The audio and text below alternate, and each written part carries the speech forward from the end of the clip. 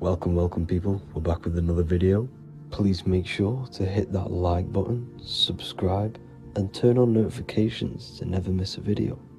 The Earth is a giant torus field consisting of a positive and a negative pole. The Sun being the cathode with a positive charge and the Moon being the anode with a negative charge. This is why the Sun rules over the day, giving you lots of energy, and the Moon taking your energy from you, making you go to sleep. Now, the plane that we live on is called the plane of inertia, and at the center of this plane of inertia is the North Pole. This is where the two electromagnetical energies meet. Now, this is where the most electromagnetic energy is stored. This is why all compasses will point north, because it's the most magnetic place in this reality. So the Sun and the Moon is spinning around this center point, which is stirring the ether of this reality and making everything move in circles, meaning this is a cycle. Everything's recycling itself. It's an organic simulation. The ancients also knew about this sacred land at the center of this reality, known as the North Pole. As you can see on this map from the 1500s of the North Pole, you can see 4 islands around this center black rock. Ancient civilizations like the Mayans, the Buddhists, and ancient Chinese also depict these 4 islands. The endless symbology of these sacred lands at the center has been going on for thousands of years. These sort of secrets are now kept by the elites, but as always they have to show the truth in plain sight, and this is what they are doing with the Windows symbol and also the Wizard of Oz. Now in the Wizard of Oz, as you can see, there's something called Munchkin Land. Munchkins are these unusually short people.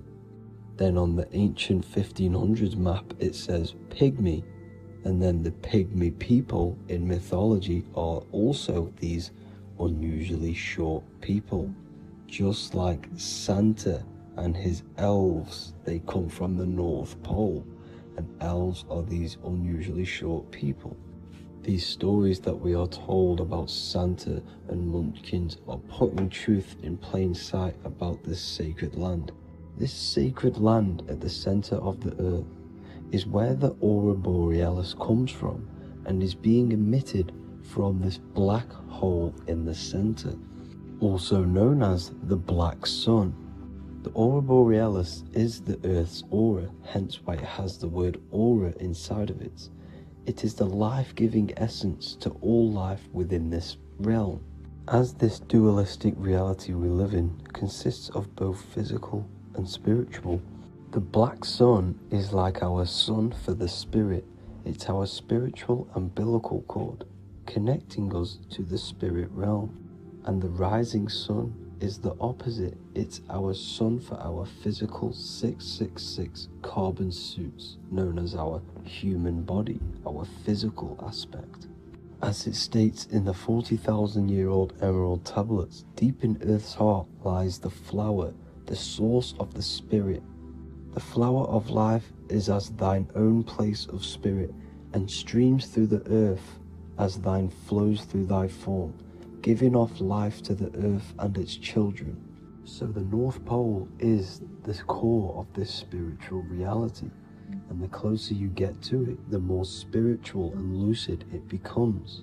So the elites have covered this up in order for us to forget the true nature of this reality. And they did this cover up by introducing the globe model. Nicholas Copernicus was around in the 1400s, and he introduced the globe model. As you can see, he is a Freemason. He depicts himself with a globe and a Masonic compass in all of his paintings and portraits. Galileo was also a Freemason, as you could see in all of his portraits with a globe and a Masonic compass. He was also a massive part of introducing the globe model after Nicholas Copernicus. So yes, the globe model was a spiritual and political move to gain more control over the masses. After the globe model was then introduced, they introduced the theory of evolution by another Freemason Charles Darwin. See how these two theories go hand in hand? They both degrade humanity and they make you confused of where we actually came from. By hiding the true form of this divine creation and hiding the true power of each and every one of us, they maintain control over the masses. Now this is order out of chaos, known to be the 33rd degree slogan of Freemasonry. Now this is the Masonic cosmology, and as you can see you have the checkered board for the duality, the 5-pointed star for the 5 elements, the 4 corners for the 4 pillars, the all-seeing eye, which is Polaris, the sun, the moon, and the 7 stars. So even Freemasons are taught the flat earth cosmology and the true form of this reality. Now the true nature of the sun, the moon, and the earth is shown and reflected through the Masonic compass. The Masonic compass is the sun, the moon, Polaris at the top, and the black sun at the bottom. It makes sense why all the scientists who introduced the globe model all used the compass and the globe together, because it's truth in plain sight. As I explained in my other video, all Freemasons have to take the oath, so it goes to show, why are we all learning these theories from Freemasons who can't talk about certain topics that they learn about? Why should we believe their theories when they're holding back the real truth about this reality? Now going on to NASA. NASA means to deceive in Hebrew, and they are also funded by the government. They are not a private company. The old owner of NASA, Werner von Braun, on his grave has the Bible verse Psalms 91. The heavens declare the glory of God, and the firmament showeth his handiwork. Now why would the owner of NASA put this on his grave? Seems a bit suspicious to me, alongside with the NASA astronauts are all Freemasons. And not to mention the countless mistakes they've made on their live videos in space stations, the moon landing, and the CGI footage of the Earth, which is obviously photoshopped. Just by tricking the masses that they live on a spinning ball, the elites gain the perception of the masses. Not only does it hide the divine creation we're inside of, it hides the divine spark within you. It hides the creator, the source.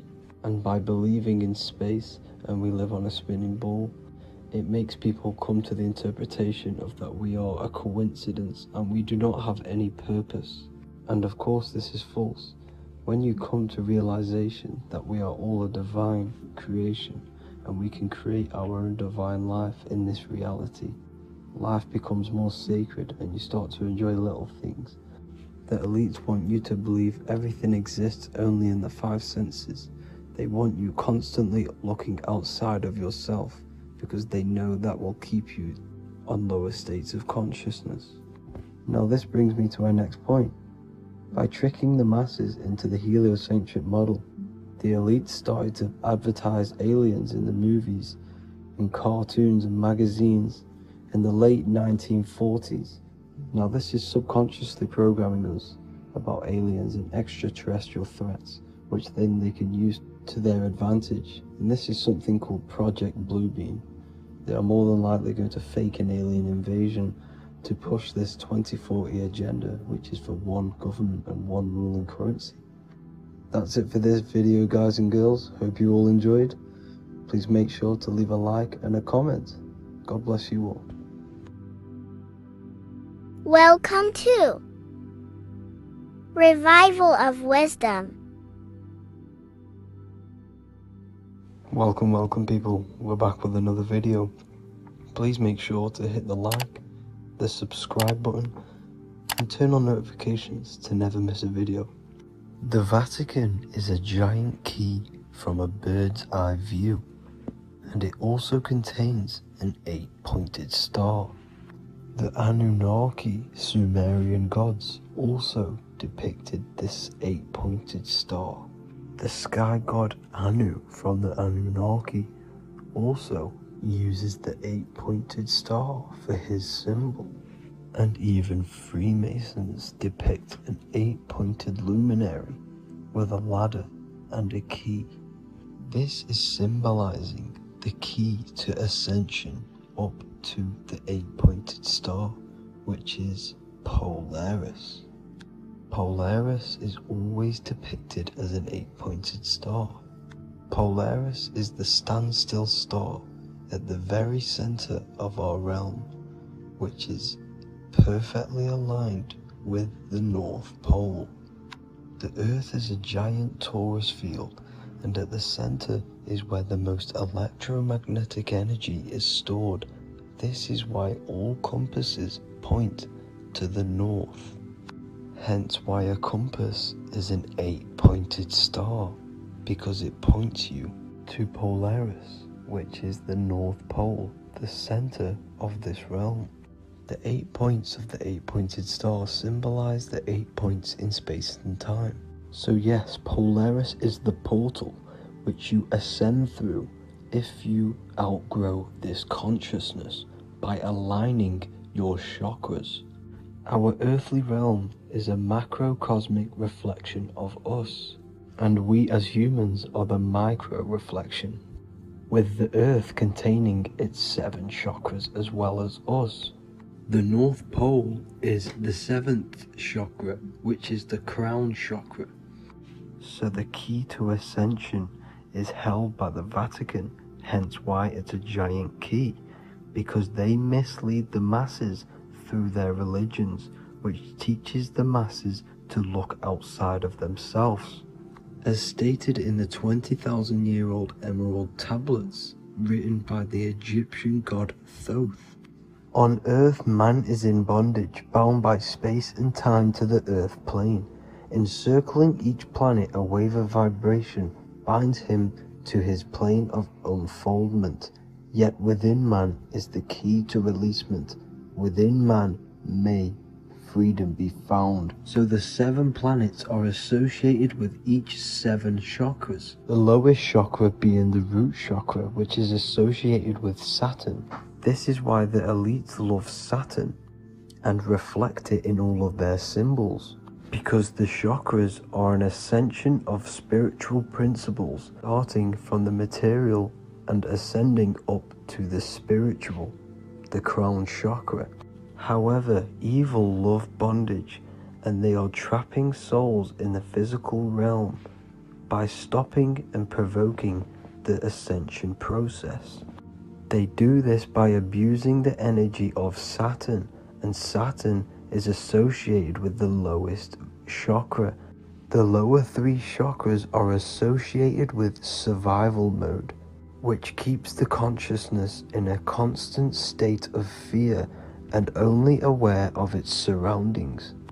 Once you start to ascend up your chakras, you become more consciously aware of spiritual deeds.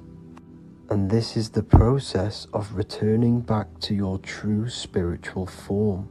Going back to Polaris and its connection to ascension, Kanye West symbolizes this on his music video 24. As you see him rise up into the sky, you see an 8-pointed shape around him, which symbolizes the 8-pointed star, as you see the beam of light. And even NASA symbolize this in their Space Delta logos, a bear holding a key with an arrow up to Polaris, the 8-pointed star. Here's another NASA logo of an arrow from the Earth to Polaris. The series Lock and Key on Netflix is all about portals and doorways, and they have the Kundalini energy as one of their keys. Kundalini energy is the energy which rises up the spine, the 33 vertebrae, and activates the third eye. The third eye is the spiritual gland, which connects humans to other spiritual realms. We are not the body. Our spirit, our soul inhabits the body. We exist physically, spiritually, and mentally. Therefore, we are multidimensional. The intellectual and spiritual inhabit the body. Therefore, this is just an avatar within this timeline.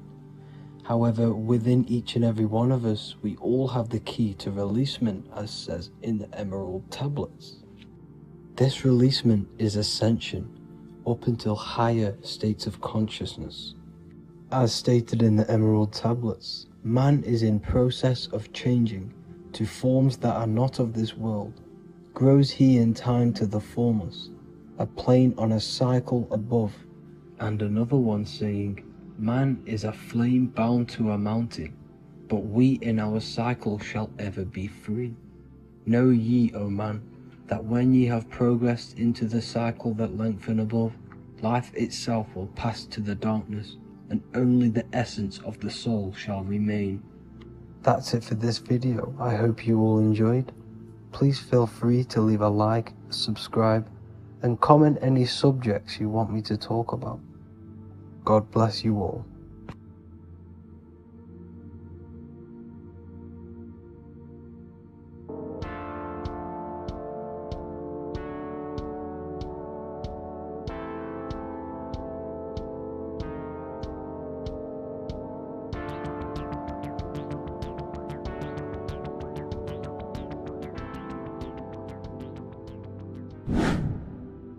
Hello and welcome to another video, people. Before we start, please like, comment and subscribe if you wish to see more content. Today we're going to be talking about the mental universe and how everything is mental. This is the #1 law on the Kabbalion. If you've never read that book, it's called The Kabbalion. A very good book. It's the first law because this is the most important thing you need to understand. Is how everything exists within the mind. Behind every single one of these eyes is the same consciousness expressed in different bodies. The mind is what gives perception to what you're experiencing. Behind every single one of these eyes is the exact same consciousness, but the brain that they inhabit is giving them a different perception, a different being, a different body. Now, this is the difference between humans and animals. Humans possess a advanced consciousness, an advanced mind that gives us the ability to be aware of ourselves mentally, physically, and spiritually. We can reflect on ourselves. When a dog looks in the mirror or an animal looks in the mirror, it doesn't know what it's looking at. It doesn't realize it has a consciousness. It can't reflect on itself. It can't say, I want to improve in this area. It doesn't have that consciousness. We have a divine consciousness.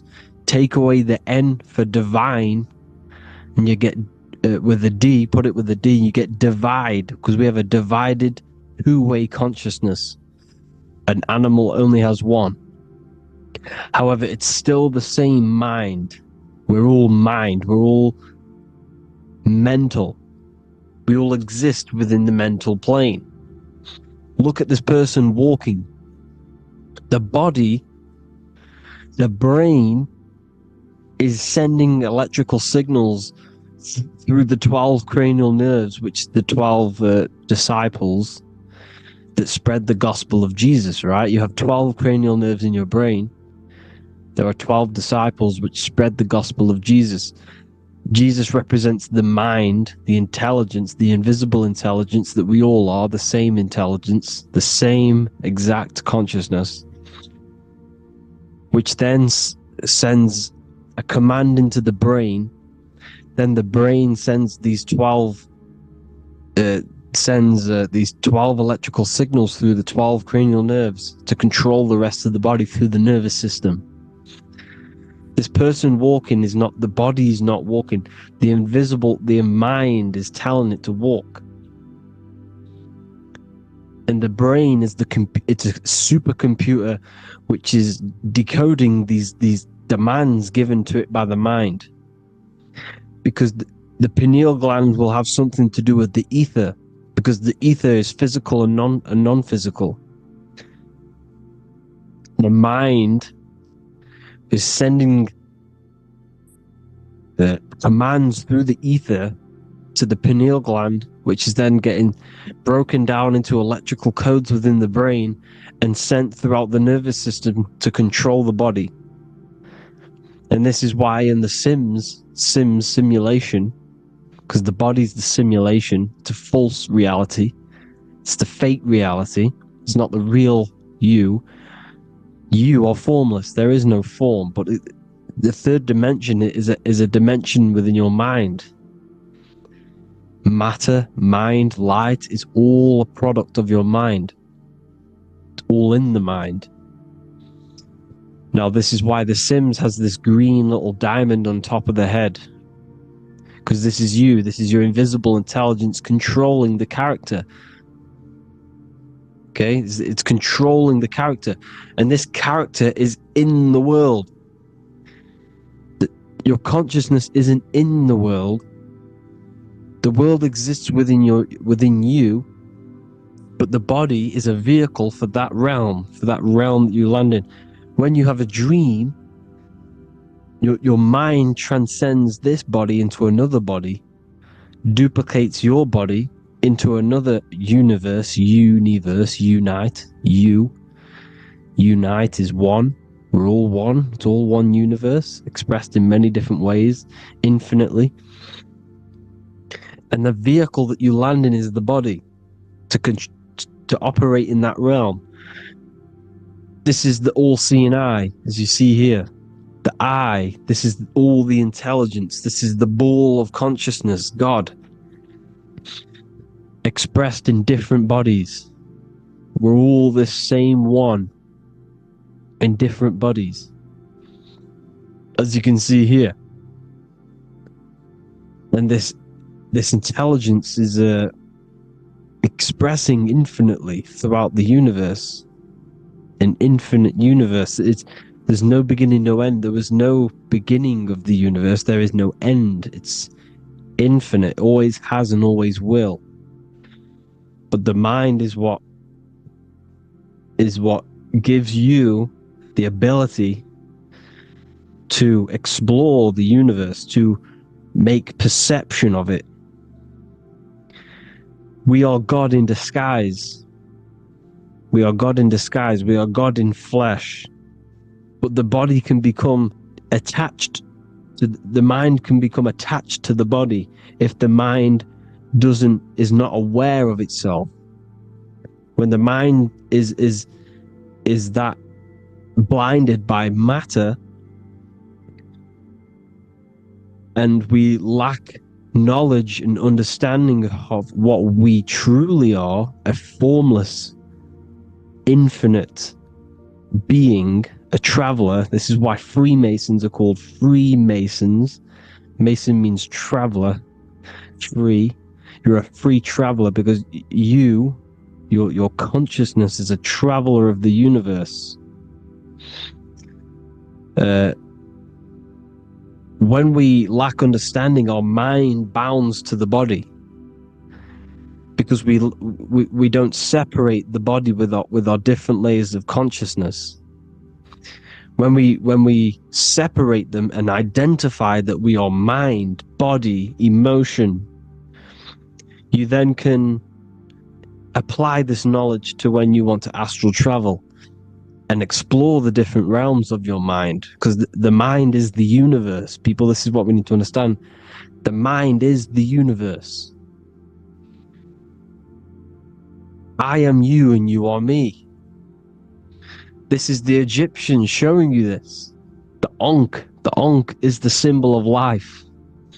This is the one ball of consciousness, mind, giving it the Ankh life to all the different life forms. The cows, the birds, the snakes, and the big Ankh given to the humans, because the humans are the most intelligent. We have the most advanced consciousness. We have the most advanced consciousness. This is why the one is giving a big onk to the humans here. Here you see again, this is not the sun.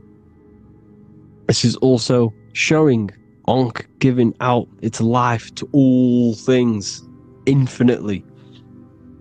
And this is the Most High. We are the Most High in disguise. When we strip off the body, we strip off the desires for the physical world, we strip off all of these fake identities that the mind gets attached to. That is God, the universe. You are the universe experiencing itself.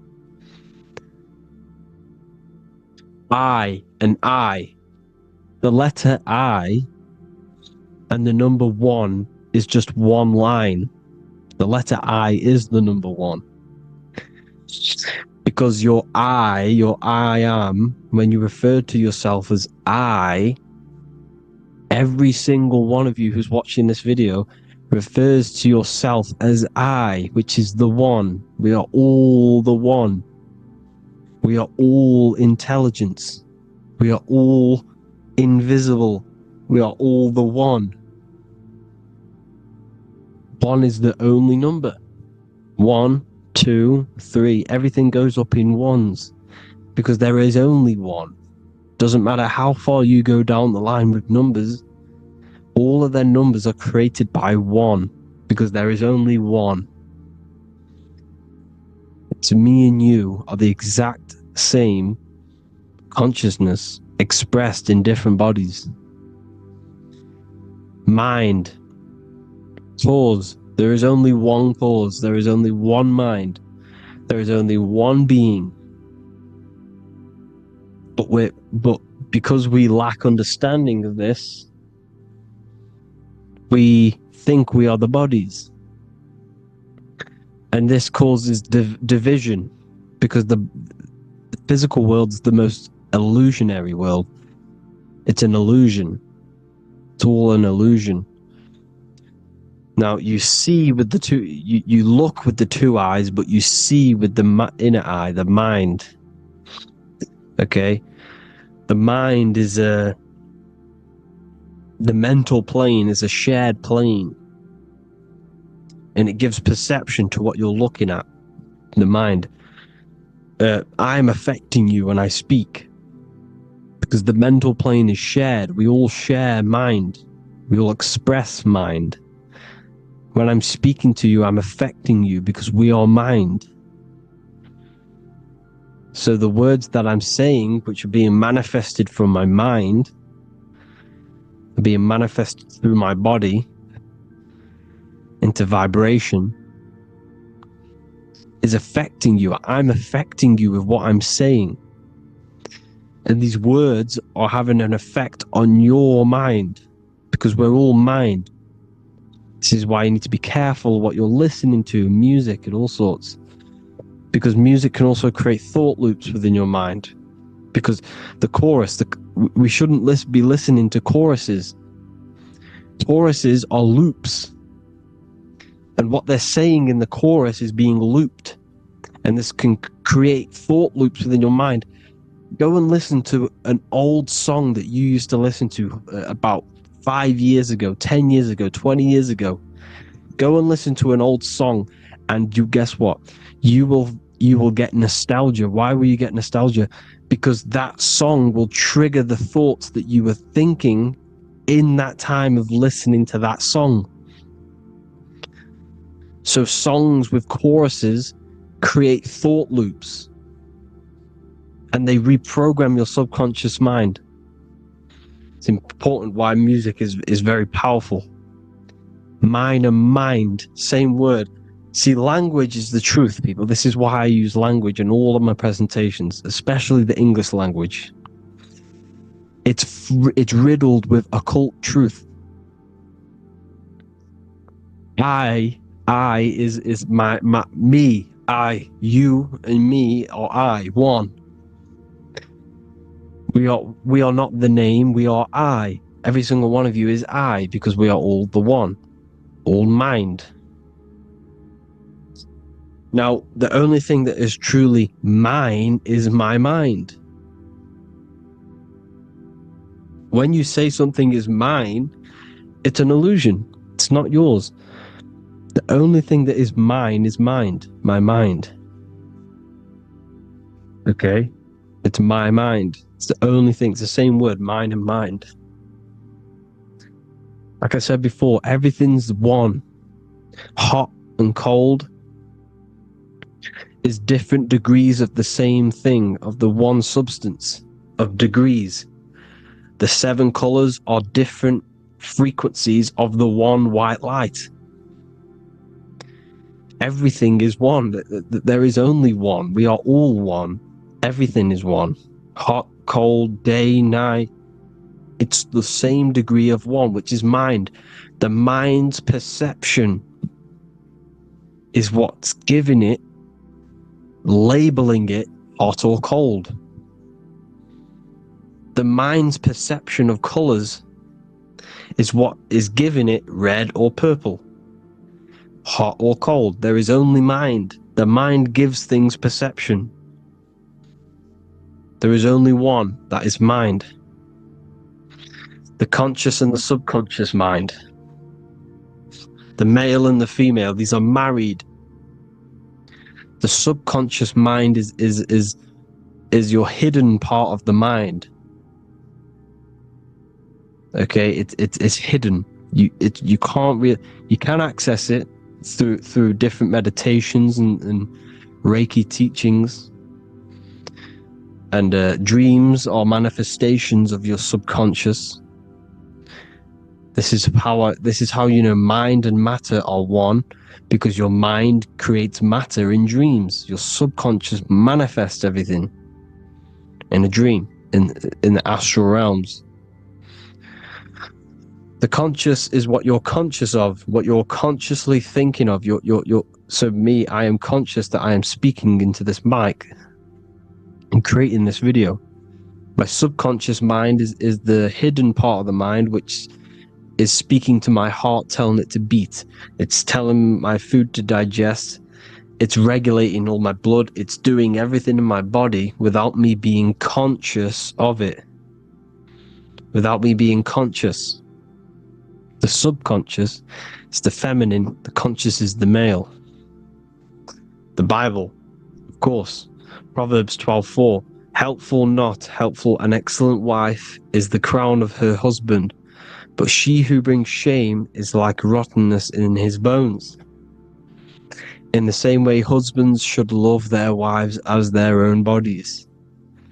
He who loves his wife loves himself. You can take that physically, you can take that literally, or you can take it metaphysically. See, the Bible's written in such a way where you can take it as your level of realization. He who loves his wife loves himself. If you love your subconscious, if you love yourself, you speak good about yourself, because your subconscious takes everything literally. If you say, I hate you to someone, your subconscious does not know the difference between me and someone else. It only thinks me, me, me. Why? Because mind is the only thing that exists. You are mind, I am mind. If I say, I hate you, you're saying that to yourself. Your subconscious picks that up and says, I hate myself. And that's telling your subconscious that's what you want. Because your subconscious manifests 90% of your behavior. The programs within your subconscious, tying your shoelace is a program. You don't need to be conscious of it. You can just do it because it's a program. It's deeply interwoven in the subconscious. Driving your car, texting on your phone. You don't have to think about what letter. You just do it because you know where the letters are. It's a program. Therefore, if you look after your subconscious, they are a married couple. It's your wife. Your subconscious is your wife.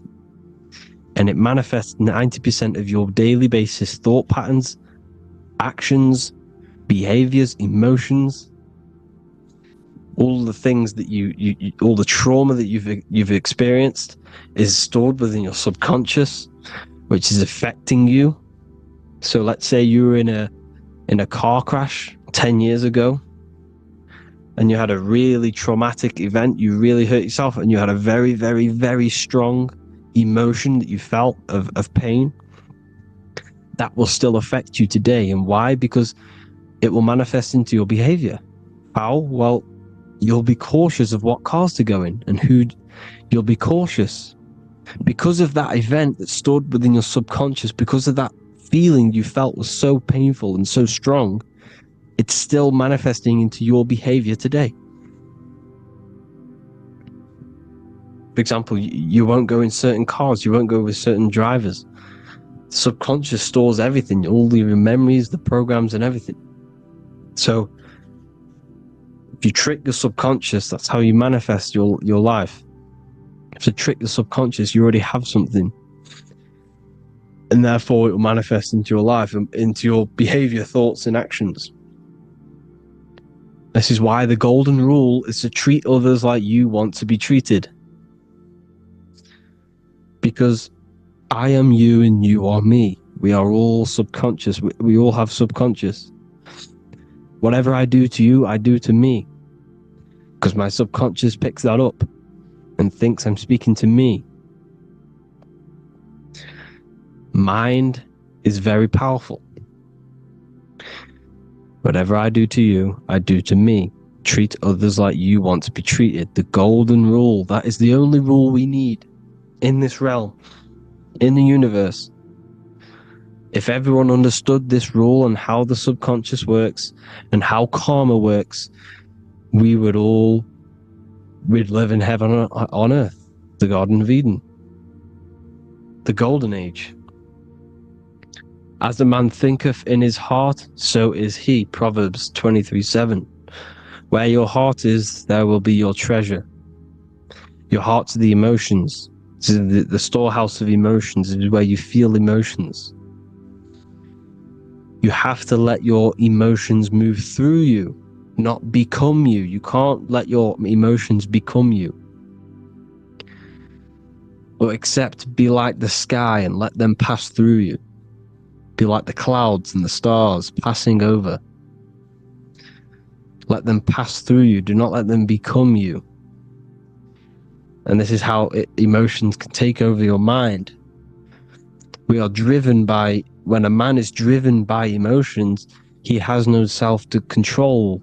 You must control the mind, because the mind can be corrupted. Because your thoughts are electrical in the brain. Your thoughts come from the mental plane. So how the mind works is that you place your attentions on something in the mind, and infinite information just flows in. Think about it.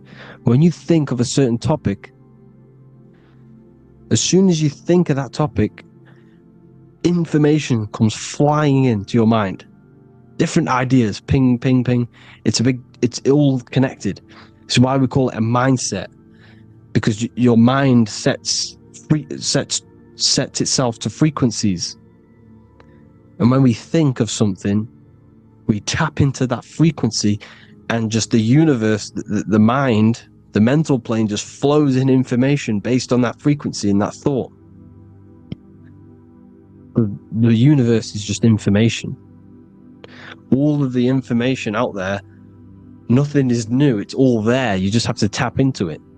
You can tap into these different thoughts, and it's all there. Everything already exists within the mental plane. You don't think anything, you receive thoughts. We all share the mental plane. We affect each other. I'm affecting you. Speaking, listening to me is affecting your mental plane, your mind. The physical plane is the lowest plane. It's the world of effect. Everything you see in the physical plane is the effect of mind. Like I said, the person walking is the effect of their mind telling the body to walk. The physical plane is the lowest dimension of your mind. Mother Earth, we are in a mother, we're in the womb still. The earth is feminine.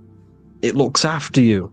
It provides you with food for free. It grows on trees with water. It's Mother Earth. It's the womb. The dome above your head is your mother's belly. Okay? Is your mother's belly. You're in the womb still. You're forever in the womb because your mind's constantly expanding. Because when the baby's mind figures out that there is a reality outside of its mother, starts to hear the people on outside of its mother, what does it do? It figures a way out of the mother, and it becomes born again in the water, in a hospital, into the other world. It's the same with our minds.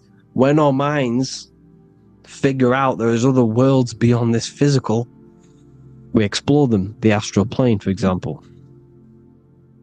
You figure a way out of the body. Because when you're the firmament, look at the word firmament, meant at the end. Firm is firm, something strong, something like a rock is firm. If your mind is firm like a rock, you will be stuck under the firmament. So, for example, people who are very programmed and can't think outside the box, they have a firm mind and they'll be stuck under the firmament because your mind is the only thing that's keeping you under the firmament. It's the only thing. When you're doomed, doom is dome. This is the dome, which is your head. Your head is the dome. Above your head, above the earth is the dome, the ethereal barrier. But that's just an external manifestation of your head. You don't leave the earth, you leave your body to leave the earth, because your body is the earth. It's a dimension within your mind. So when you're doomed, you're domed. Your reality is your level of realization. You realize something, or when you have an idea, the mind, and the EYE or I, same thing, mind, it's all mind. Reality is your level of realization. You realize there's other worlds, that's your reality. Your perception's your reality. Mind in Latin is mens. Jesus was known as the fisher of men, which is the fisher of minds. He was fishing minds worthy of knowing the higher truth, the deeper occult knowledge. Jesus figured out that we are all God. And he got killed for it, because in that age they were trying to suppress this information. Jesus figured out he was God, because we are all God, every single one of you, and they killed him. Because we're all mind. We are not the body. We're the invisible intelligence, which is God. But you are not God if your mind is attached to this physical world, to the worldly pleasures. If you master your mind and travel the depths of your mind, that is God. Mental and men. Look at the word mental. It has men in it. Men in the Bible means mind. Here you see Masonic. The Masonic symbol with the eye, the mind. Looking over, everything is the one. Everything comes from the one. Look at all the lines coming off it, giving its life to all of the life forms. Down here on the bottom, you have duality, black and white. Up here, you have singularity. One and the two. Unification and division. The lower self is divided into the left and the right. So the Bible even says, I forgot what verse it is, but it says, It's better to go through life with one eye than to have two and be cast into the fiery abyss of hell. I'm not sure what verse it is, but you can research it yourself. It's better to go through life with one eye, to be unified consciousness, dimension. No-brainer. The language tells you the truth, people. Dimension. The dimensions are in your mind. Entertainment. Entertain the mind. Disappointment. It's all in the mind. Environment. The environment that you are in is a product of your mind. Within, rearranged spells high twin. Within is your mind, and your external world is mirrored from the decisions you make in your mind. Advertisement, commitment, it's all mind, everything is mind. Everything. So, this is important. The collective thoughts and collective beliefs. The collective, because we all share the mental plane. And because of this is why we are in a weakened state of consciousness at the moment. Because the collective thoughts and the collective minds overall are asleep. And they don't believe in anything. You see, everything is true within the mind. You think of something, it is there instantly. You think of a chair, it's there in your mind. You think of anything, it's there instantly. So everything's true within the mind. Anything can happen in the mind.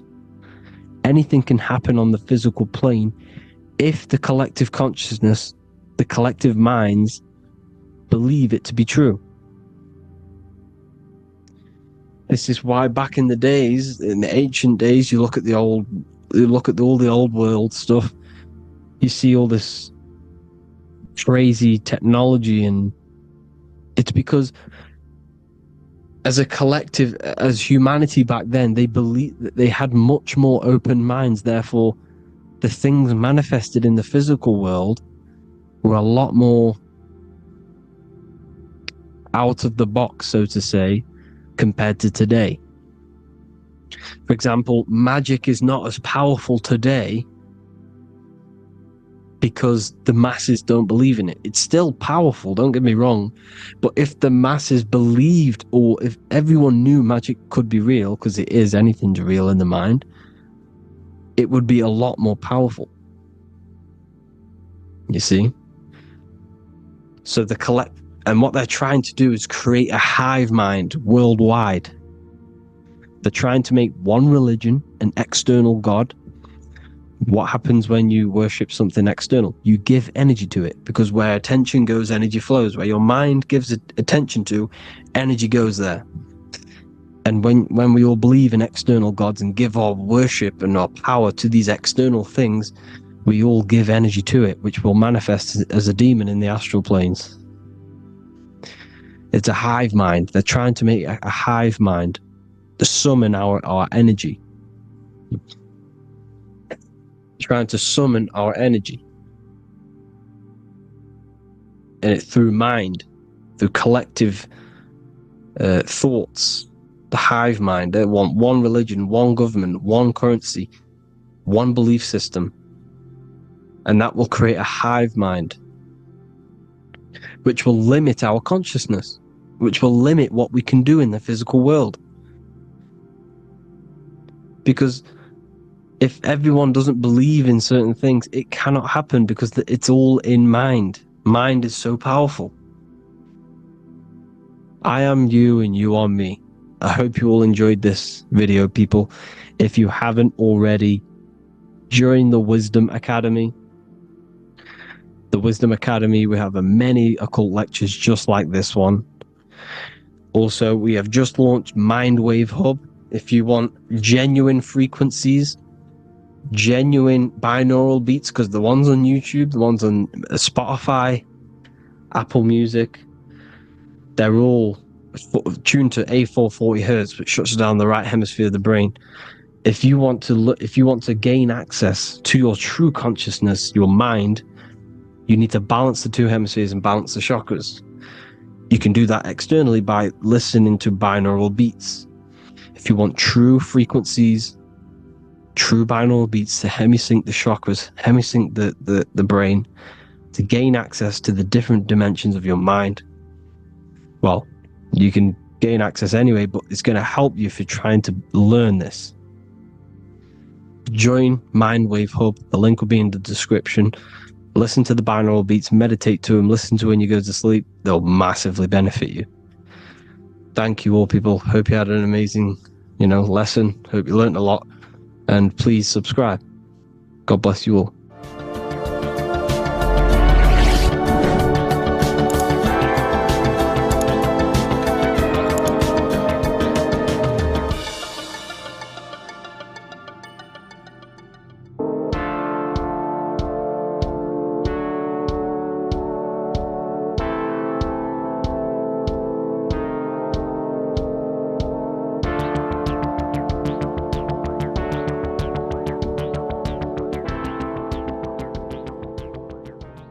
Welcome back everyone to another video.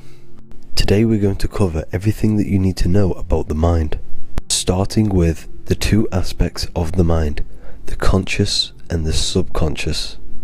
The male aspect of your mind is the conscious. This is the 10% of your mind. The conscious part of your mind is only aware of everything around you, your vision, your sight, your smell, your taste, your hearing, and your current state of emotion and thought. Every thought that you consciously think about has an emotion directly attached to it. That emotion is then impressed onto the subconscious part of the mind. The subconscious part of the mind is the female aspect of your mind. It is also a whopping 90% of your mind.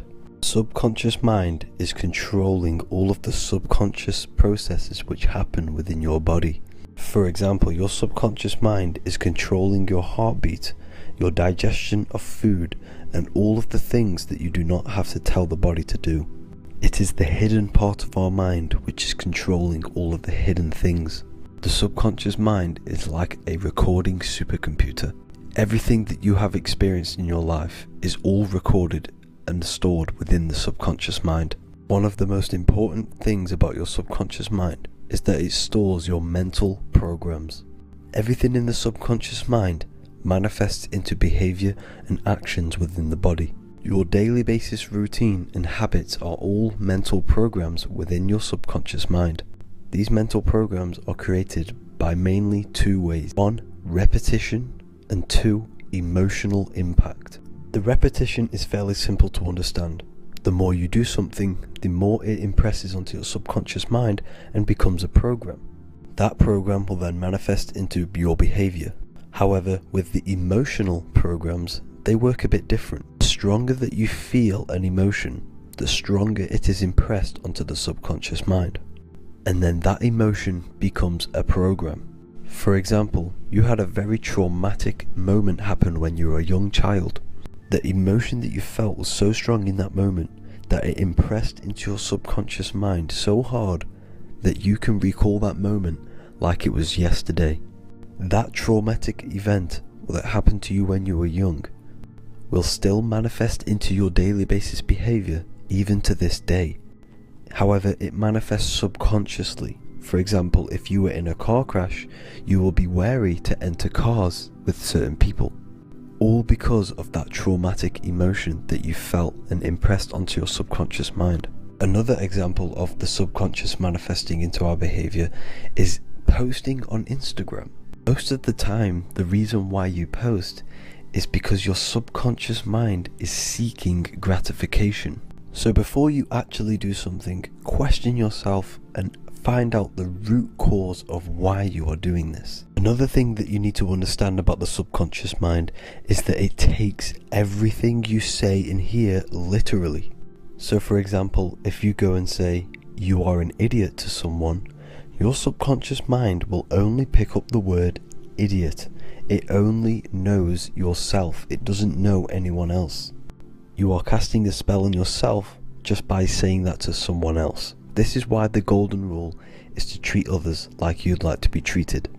Now, you can rewrite these programs which are already in your subconscious mind. However, it does take consistency. You have to change these programs which have been running for years. And by changing these programs, you change your behavior, because these programs manifest into your behavior. The best way to do this, personally, is to listen to affirmations first thing when you wake up in the morning, and do this for 10 minutes every single morning. Then at night time, you want to think and feel that you are becoming the reality that you desire. The more that you feel this reality, the more it will become a program and impress your subconscious mind. For example, you're trying to gain financial freedom. If you trick your subconscious mind into creating a program saying that you are financially free, this will manifest into your behavior. You will start doing more work. You will start looking for ways to make money. Your mind will be set on the frequency of money and financial freedom. Therefore, you will receive thoughts based around this program. If you take enough action, your life will dramatically change because of this program that you created in the mind. This is why we call it a mindset, because your mind is a frequency tuner which sets its frequency onto different thoughts, because thoughts are frequency. If you fill your mind with a specific frequency, you will gain thoughts and ideas based around that frequency. To create a stable mind, you need to master your emotions. You need to change your mindset. Everything that you experience is neutral. Based upon the mindset that you see it, you either give it a positive or negative charge. By understanding this deeply, you will then control your emotions. I hope you gained some wisdom and enjoyed this video. Please, if you can, leave a comment and a like, and subscribe to the channel if you like this content. Love and light to you all.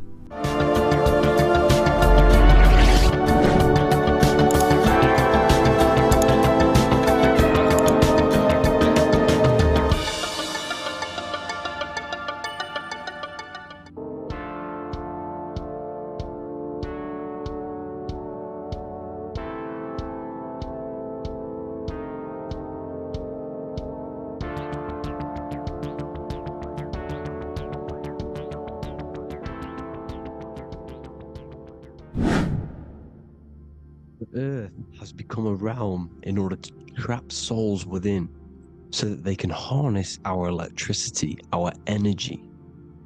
Even the Bible is talking about how this realm is controlled by the wicked one in John 5:19. We know that we are the children of God, and that the whole world is under the control of the evil one. Ephesians 6:12, for our struggle is not against flesh and blood, but against the rulers, against the authorities, against the powers of this dark world, and against the spiritual forces of evil in the heavenly realms. So the Bible is telling us that this is not the only world. There are other worlds, there are other realms that we can go to, considered as heaven. Heaven being a higher realm where there is no evil, no darkness. This is a midpoint realm where there is good and evil. Now, we're going to explain how the soul trap is how it's working, and how your soul is being harnessed for its energy, and how you are tricked to come back to this realm after death. What you need to understand is that you are the invisible intelligence behind the physical body. You are the mind and soul.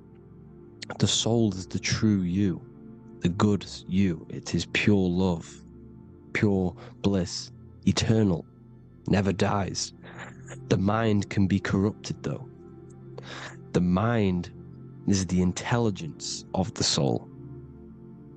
It is invisible. It has no true form.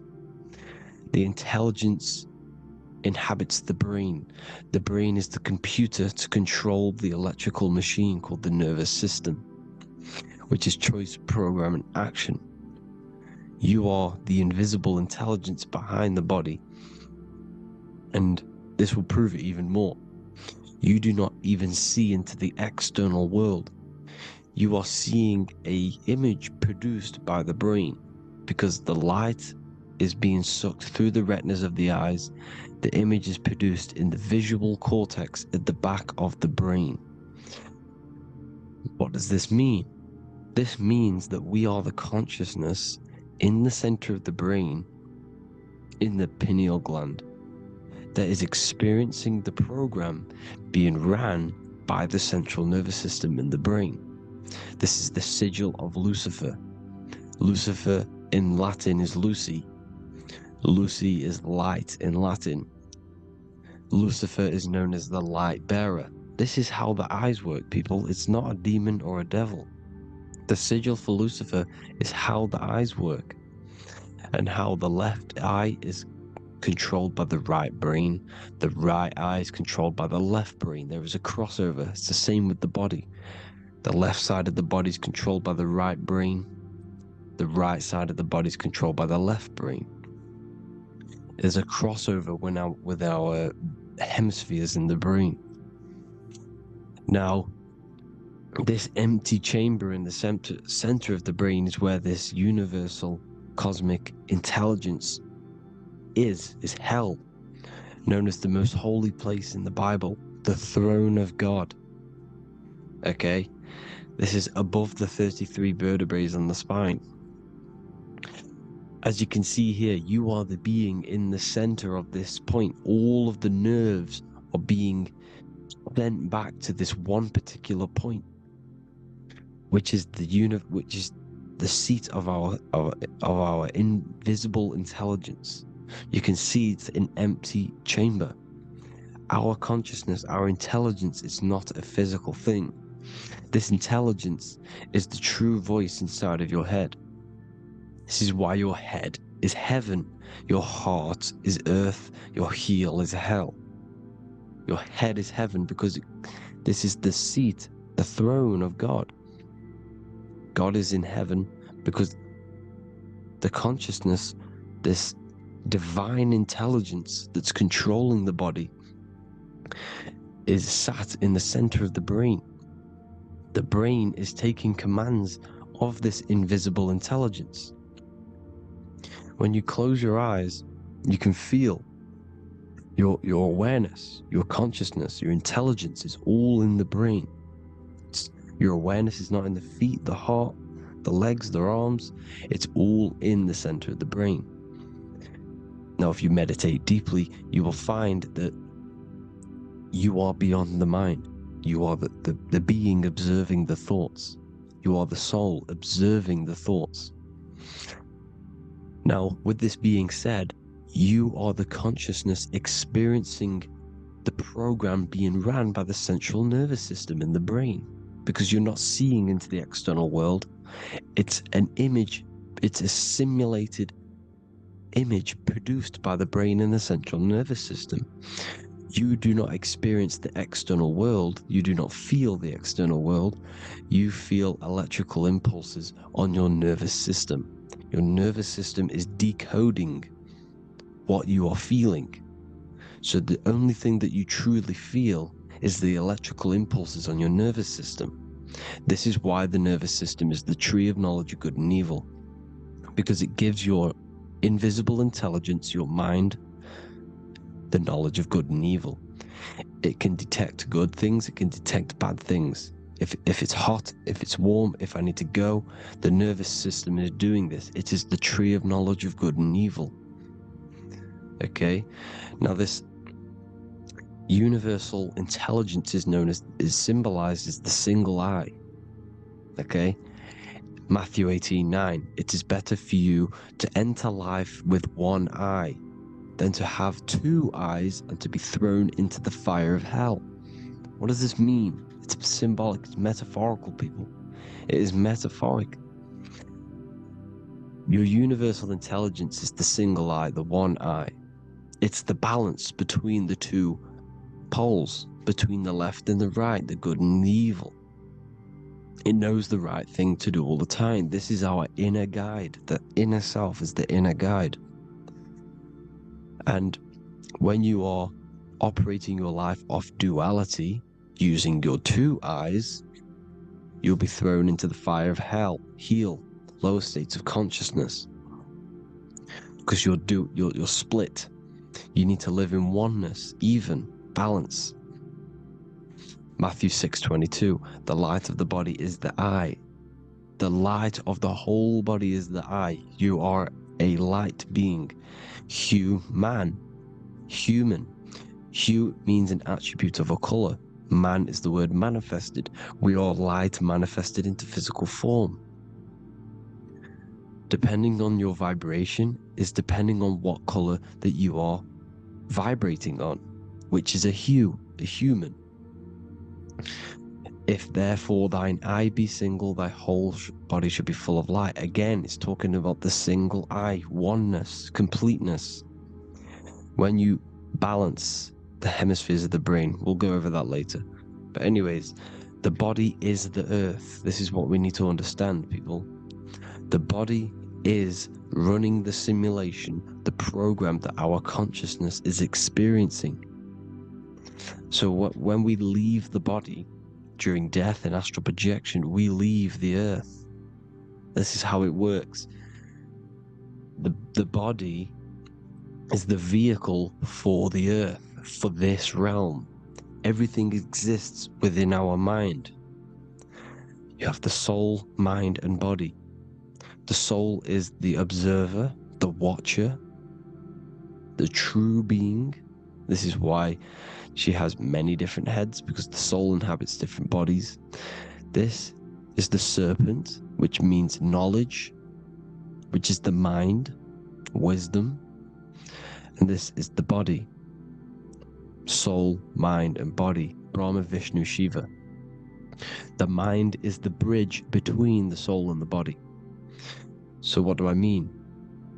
When you astral project, you are using your mind to project your awareness, your observing consciousness outside of the physical body.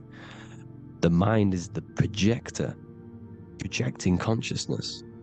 By using your mind, you can project your consciousness outside of the body, which is known as the astral realms, which is known as walking on water. Jesus was never walking on physical water, people.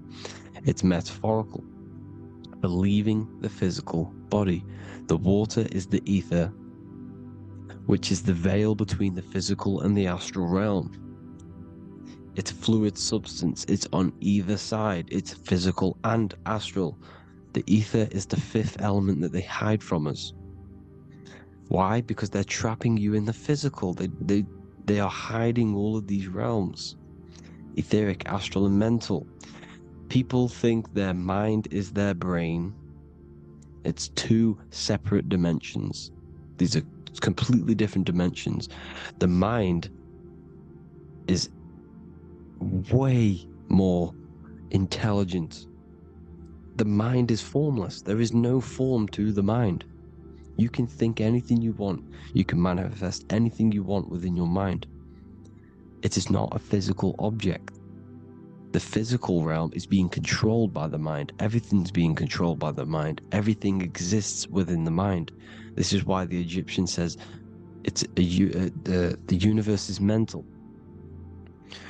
So when we project our consciousness outside of the physical, we go to the astral. The ether is the water that Jesus is walking on.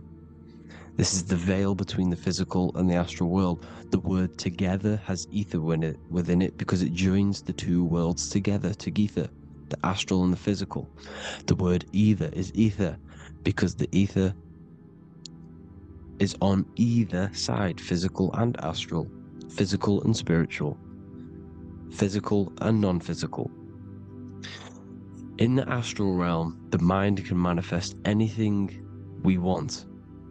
We incarnate to restrict our minds. This is why Saturn, if you go and watch my video on Saturn, how Saturn is this simulation, okay? Our minds can manifest anything we want in the astral plane in the click of a finger. However, when we incarnate in matter, we now have to labor for our manifestations. This is why Saturn's known as the great teacher in astrology, because he teaches you a lesson. When your mind incarnates into matter, it's teaching your mind a lesson, the knowledge of good and evil. This is why the Bible says you shall be gods and know the knowledge of good and evil. When you incarnate here, you have to know the knowledge. You need to know the knowledge of good and evil to become a god. Okay? Now, the square is the physical plane. The triangle's the ethereal plane. The circle's the eternal plane. The circle has no beginning, no end. It's eternal. The physical plane is the square. It's limited. The square is limited. The cube is the geometric shape which gives rise to matter. Now, the term think outside the box has truth in plain sight. You have to think outside the box to project your consciousness, use your mind to project your consciousness outside of the box, the physical plane, into the astrals. The astral realm is the realm of the stars. Above us is the stars. Through the stars is the astral plane. This is why astral has the word star within it. The devil is the de-veil. When you sell your soul to the devil, quote unquote, it's metaphorical. The devil exists in the physical plane. It's the lowest state of consciousness. The de-veil, you de-veil yourself into the physical when you are the devil.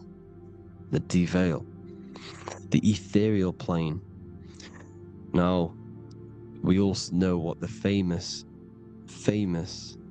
symbol of the all-seeing eye, right? The all-seeing eye with the eye in the triangle. Look at the Masonic artwork showing you the triangle above in the sky. This is symbolizing the ethereal planes. The eye in the triangle symbolizes your invisible intelligence, your mind, which has the ability to see on either side. Because the triangle's the ethereal plane, the eye is your consciousness, your intelligence, and this intelligence has the ability to see in the physical plane and to see in the ethereal planes, in the astral planes.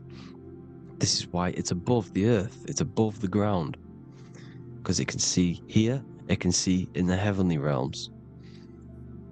Now, the stars are, well, this is known as heaven, the realms of the astral planes. This is some quotes from the Emerald Tablets of Thoth. Out of the darkness ye must rise upwards, one with the light and one with the stars. Man is in process of changing to forms that are not of this world. Grows he in time to the formless, a plane on the cycle above. So there's other worlds. The Bible's telling you there's other worlds, there's other realms. Know ye must become formless before ye are one with the light, the astral light above, which shining through the stars. Not of the earth are ye, earthy, but a child of the infinite cosmic light.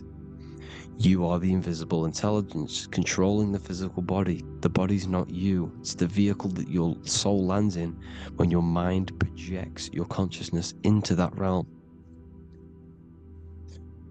Free from the body, I flashed through the night. Unlocked at last for me was the star space. Wow, that's powerful. The star space, the astral planes. This is what it's talking about. We are all a star. We descended from the astrals, which is the star. We are all a star.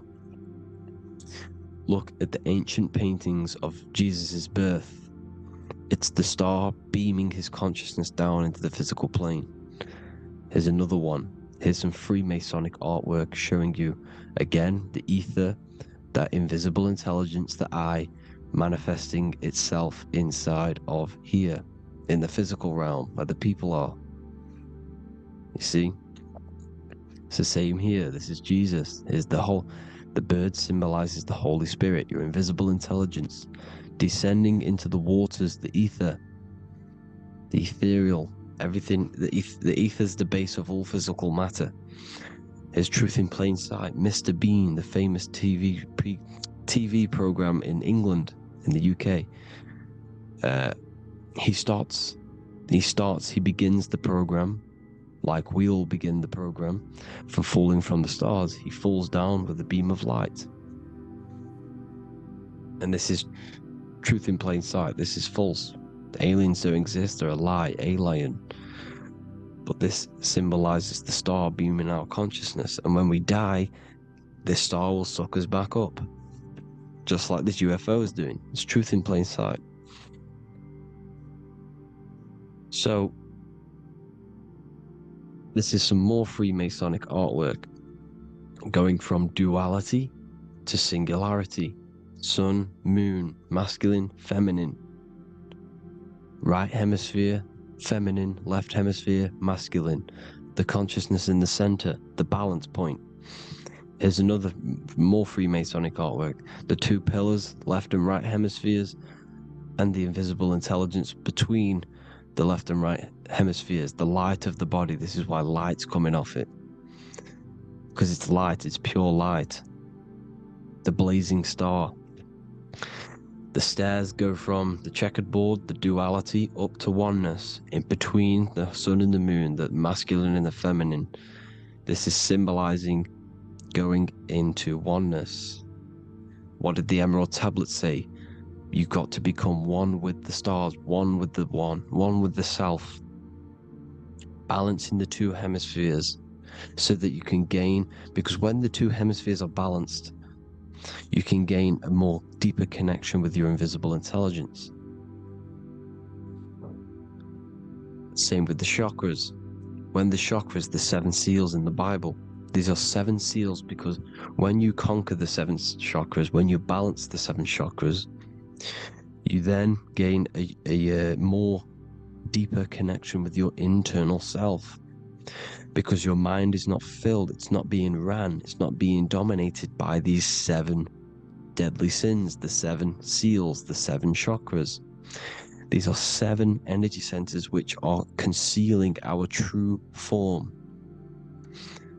Balance makes us have a stronger connection with our true cosmic intelligence. Heaven is even. This is why Jesus is pointing at the heart. The even point is the heart. You got to balance the chakras and live from the heart, because the heart is the earth. You're in good and evil. The body manifests the lower and the higher self. The higher self is in the higher parts of the body. Wisdom, intuition, expression. The lower self is in the lower parts of the body. Sex, food, and power. This is how they are trapping your soul, people. Like I said, the mind is the bridge between the soul and the body. So by tricking the mind, not giving it the right knowledge, and keeping the mind stuck in the lower 3 centers, thinking about power, food, and sex, this is low vibrating energy. It's going to keep your mind addicted to the physical realms. Okay? This is why you need to go even, balance, heaven. Okay? I will explain the soul trap in a second, how it fully works. But I'm telling you all the science behind it so you can understand. When you are doomed, you are domed. This is the dome, the firmament, the firmament, the mind. Ment is mind, firm is firm. A firmament is doomed under the firmament. You must have a loose mind, an open mind to expand your consciousness beyond the stars, beyond the ethereal barrier. You have to vibrate higher than this world. Your consciousness must be expanded more than the physical plane. You need to learn how to astral project. You need to learn how to leave the body, how to operate outside of the body, so that when you do leave the body, you will have recognition, you will have knowledge, you will have practice. But this is as above, so below. The woman's belly is the earth. It's as above, so below. It's a microcosm of the macrocosm. We are the children in the womb. We are the people in the earth being ready to be born into the heavenly realms. As above, so below. It's a microcosm, macrocosm. Everything is in everything on a bigger and a smaller and a larger scale. Now, when the baby figures out that there is a world beyond its mother, what happens?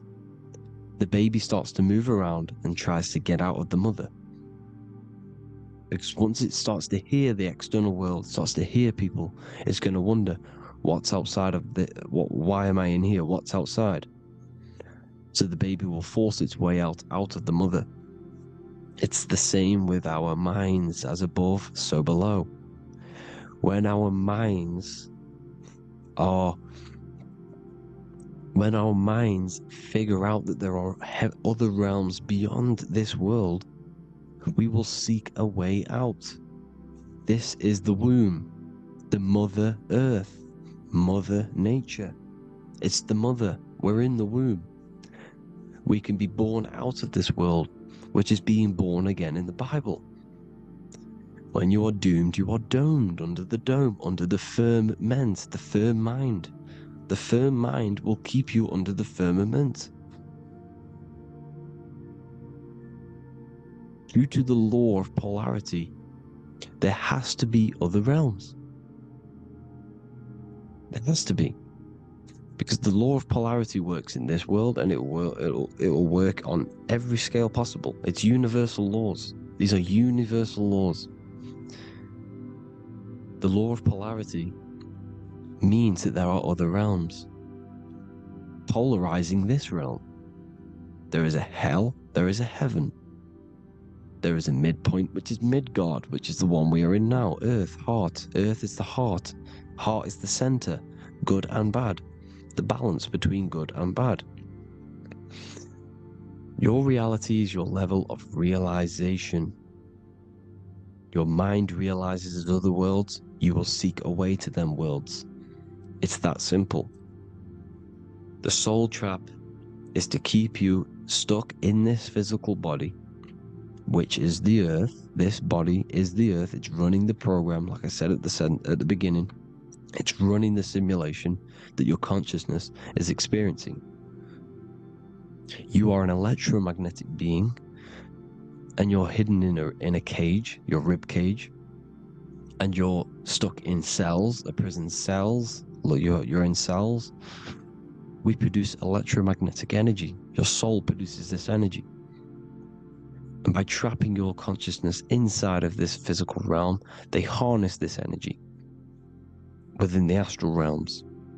They're using you to manifest demons, because your mind creates demons through emotions and mental thought energy, which is a whole nother video. I can make a video on that.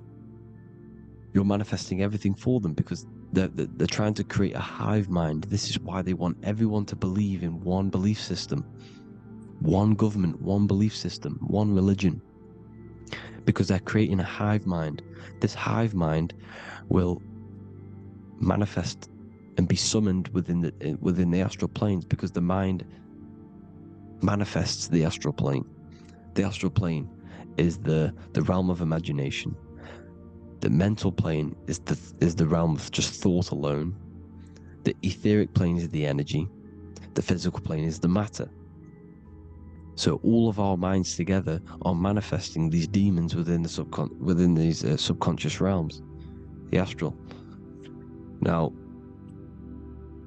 how are they keeping you stuck to this realm? Well, when you die and you're stuck in your lower three chakras, okay, when your mind and soul detaches from the body, which is the earth, when you leave the earth, you're still going to have these mental addictions to the food, the sex, the materialism, the phone, the cigarettes, everything. This is why they get you addicted to everything possible. The TikTok, the YouTube, they get you addicted to as many things possible. Because when your mind is addicted to these things, and when this mind leaves the physical body, you're still gonna have these addictions. okay? It's still going to have these thoughts. And you will be manifested into the lower astral realms because you're thinking materialistic, you're thinking negative, because your level of realization was your reality. You were manifesting hell on the earth. When you leave the body, you're going to manifest hell in the astral planes, which means you'll be vibrating on the very low, which will put you in the lower astral realms. So guess what? You're going to come back. You're going to come back into materialism. You're going to reincarnate. Because you haven't prepared for life after death. You must detach from the external world. Okay? Moon is mind. The sun is the soul, the earth is the body, the moon is the mind. This is why we say lunatic. In your mind you have a specific mood. Moon. Money, M-O-N, is the moon. Money exists in the mind. They get you addicted to the money. The Bible's telling you this. Do not conform to the pattern of this world, but be transformed by the renewing of your mind. It's telling you. Of this world, but be transformed by the renewing of your mind. Who knew that the Bible was this deep? Matthew 16:26, what good will it be for someone to gain the whole world yet forfeit their soul? James 4:4, don't you know that friendship with this world means enmity against God? Therefore, anyone who chooses to be a friend of this world, of the world, becomes an enemy of God. John 4:4, dear children are from God and have overcome them, because the one who is in you is greater than the one who is in the world. It's talking about the invisible intelligence. It's greater than the physical world. John 2:15, do not love this world, nor the things it offers you. Because this world will create you to, if your mind has attachments to what this world offers, sex, money, and power, pretty much, you will reincarnate here. You will come back here. Because when you leave the body, your mind will still have these addictions. Do not love the world, nor the things it has to offer you. All of this is in my newly published book. The paperback versions are now available. Finally, for all the people who have been waiting, the Book of Wisdom. All of this knowledge is inside of the Book of Wisdom. The paperbacks are available. There's worldwide shipping. You can get it anywhere, pretty much, any country. My new website, it's amazing. There's going to be some amazing products coming on the new website. But I thank you all for the support. Before I leave, I need to explain what is going on with the soul trap. Like I said at the beginning, the mind's the bridge between the soul and the body. The body's the realm. By tricking your mind with false knowledge, they are keeping your soul stuck to this realm. They get you addicted to all the physical things, and that is it. As soon as you're addicted and you die, you're going to come back. So by tricking your mind, which is the bridge between the realms, they keep your mind stuck within this body. They keep you in physicality. They deveil you, the devil, the deveil. Thank you all for the support, people. If you do want to join the Academy, all the links will be posted below this video for the book, The Academy. Thank you all for the support, and have an amazing day.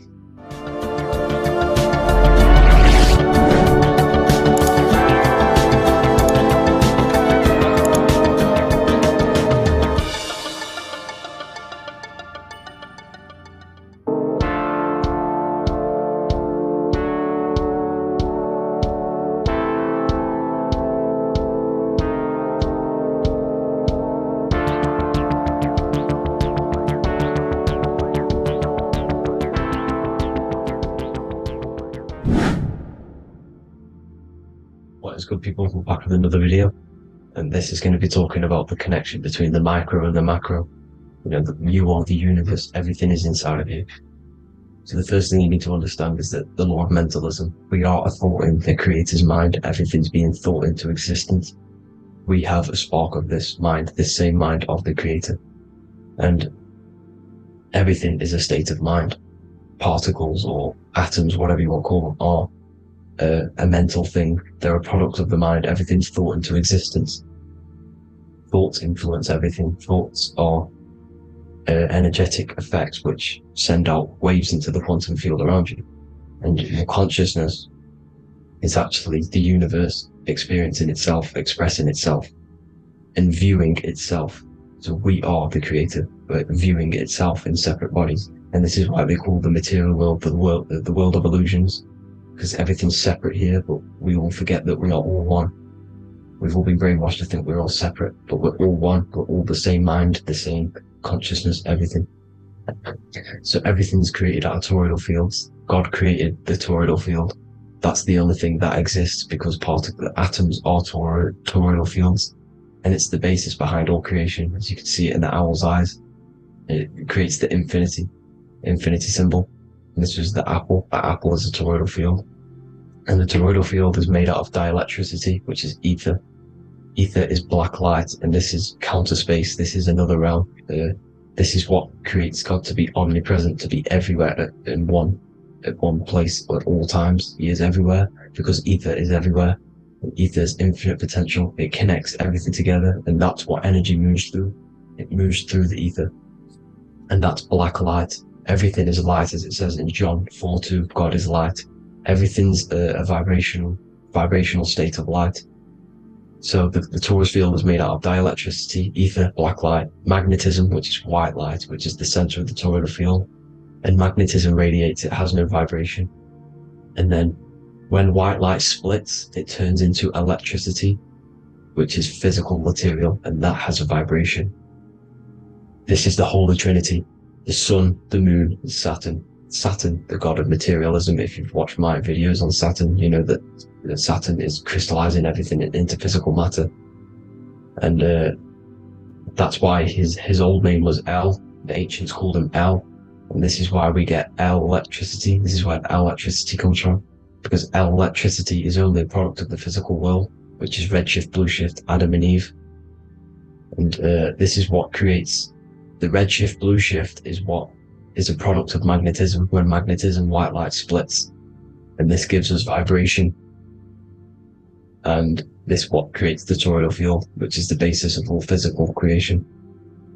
The sine wave is created out of the magnetic wave and the electric wave. The electric wave is the blue wave, and the magnetic wave is the straight wave, which is radiation. This is vibration, frequency.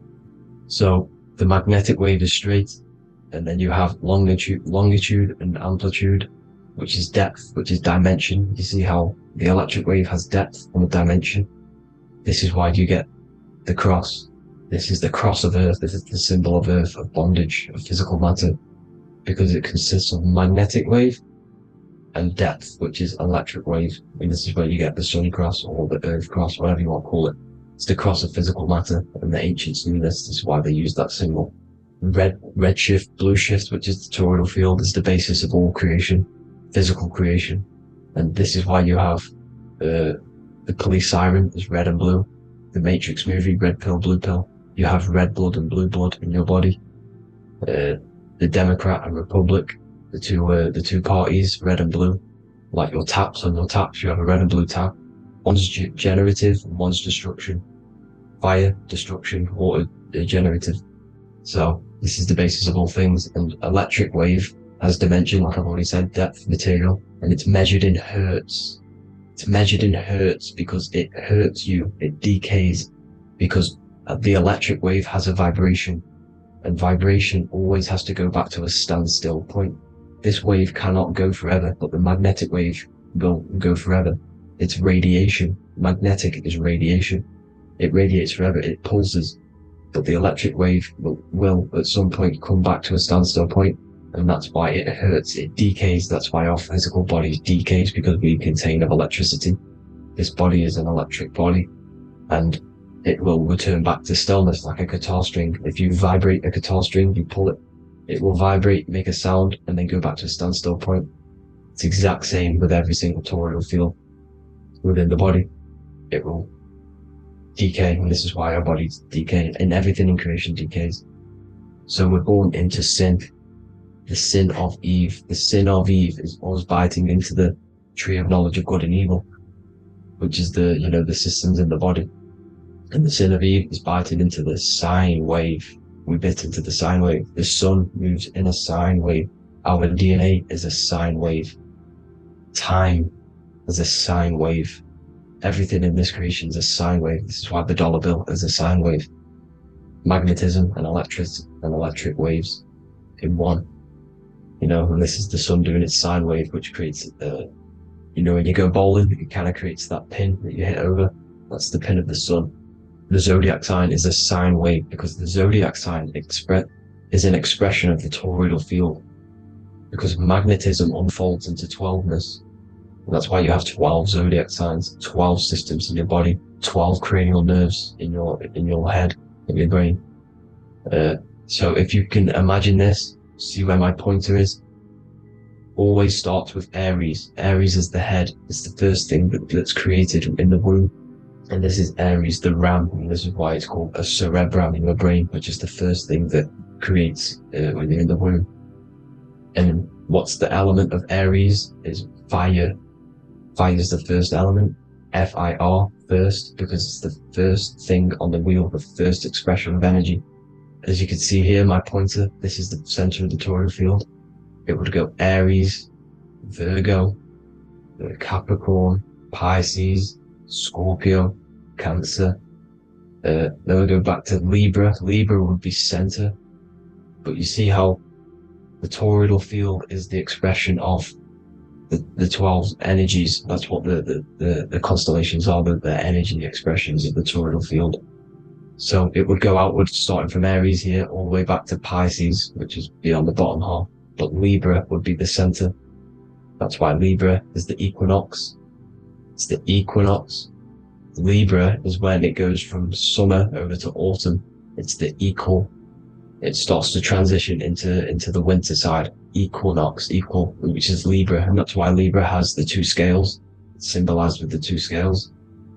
That's because of, you know, the sun moving over. It's being judged. It's equal now, but then it's going to tip over into the winter. That's why Libra is here, the center of the sine wave.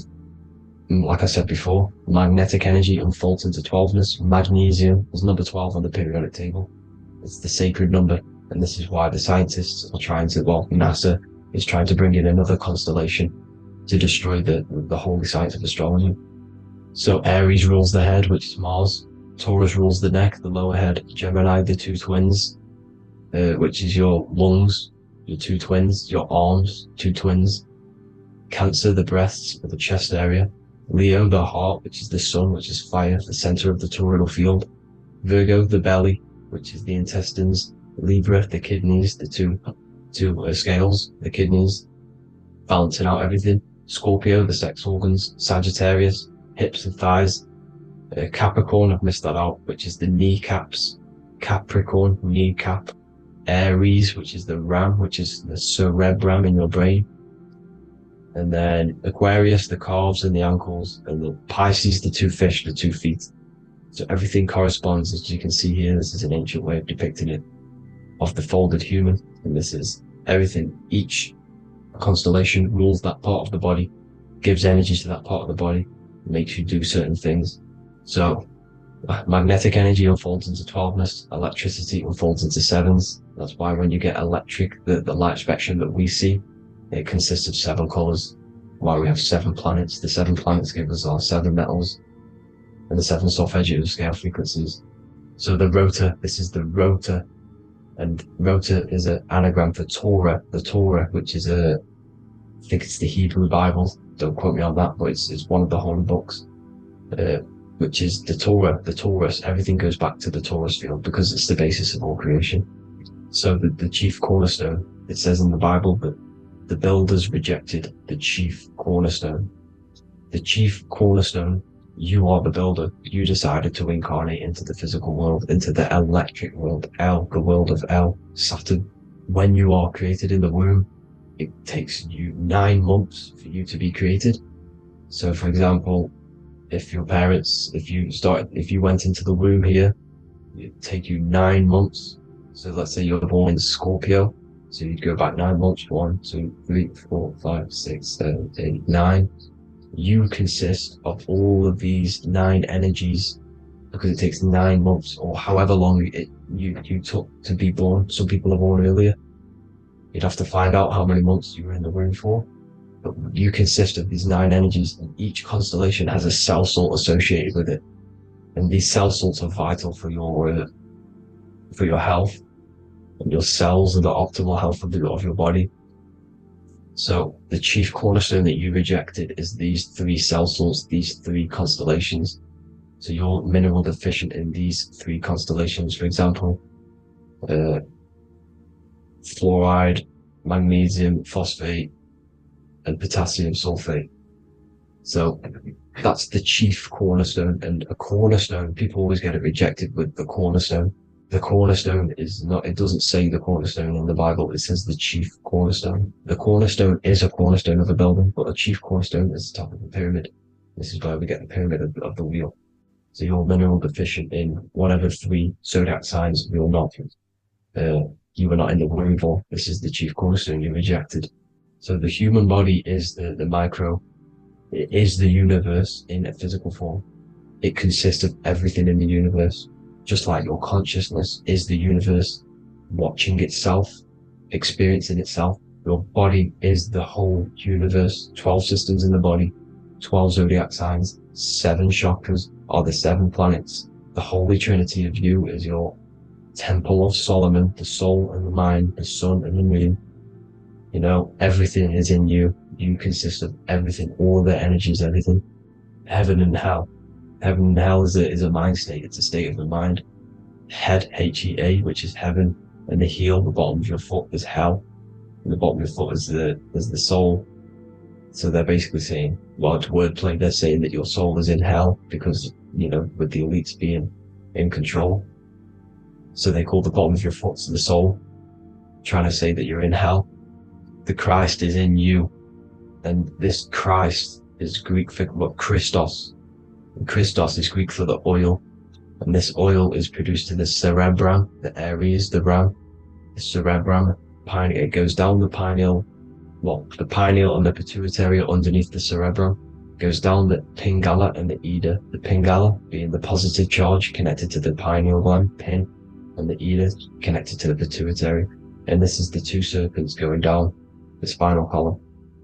And this is why Jesus goes from Nazareth to Bethlehem, and then Joseph and Mary are waiting for Jesus in Nazareth.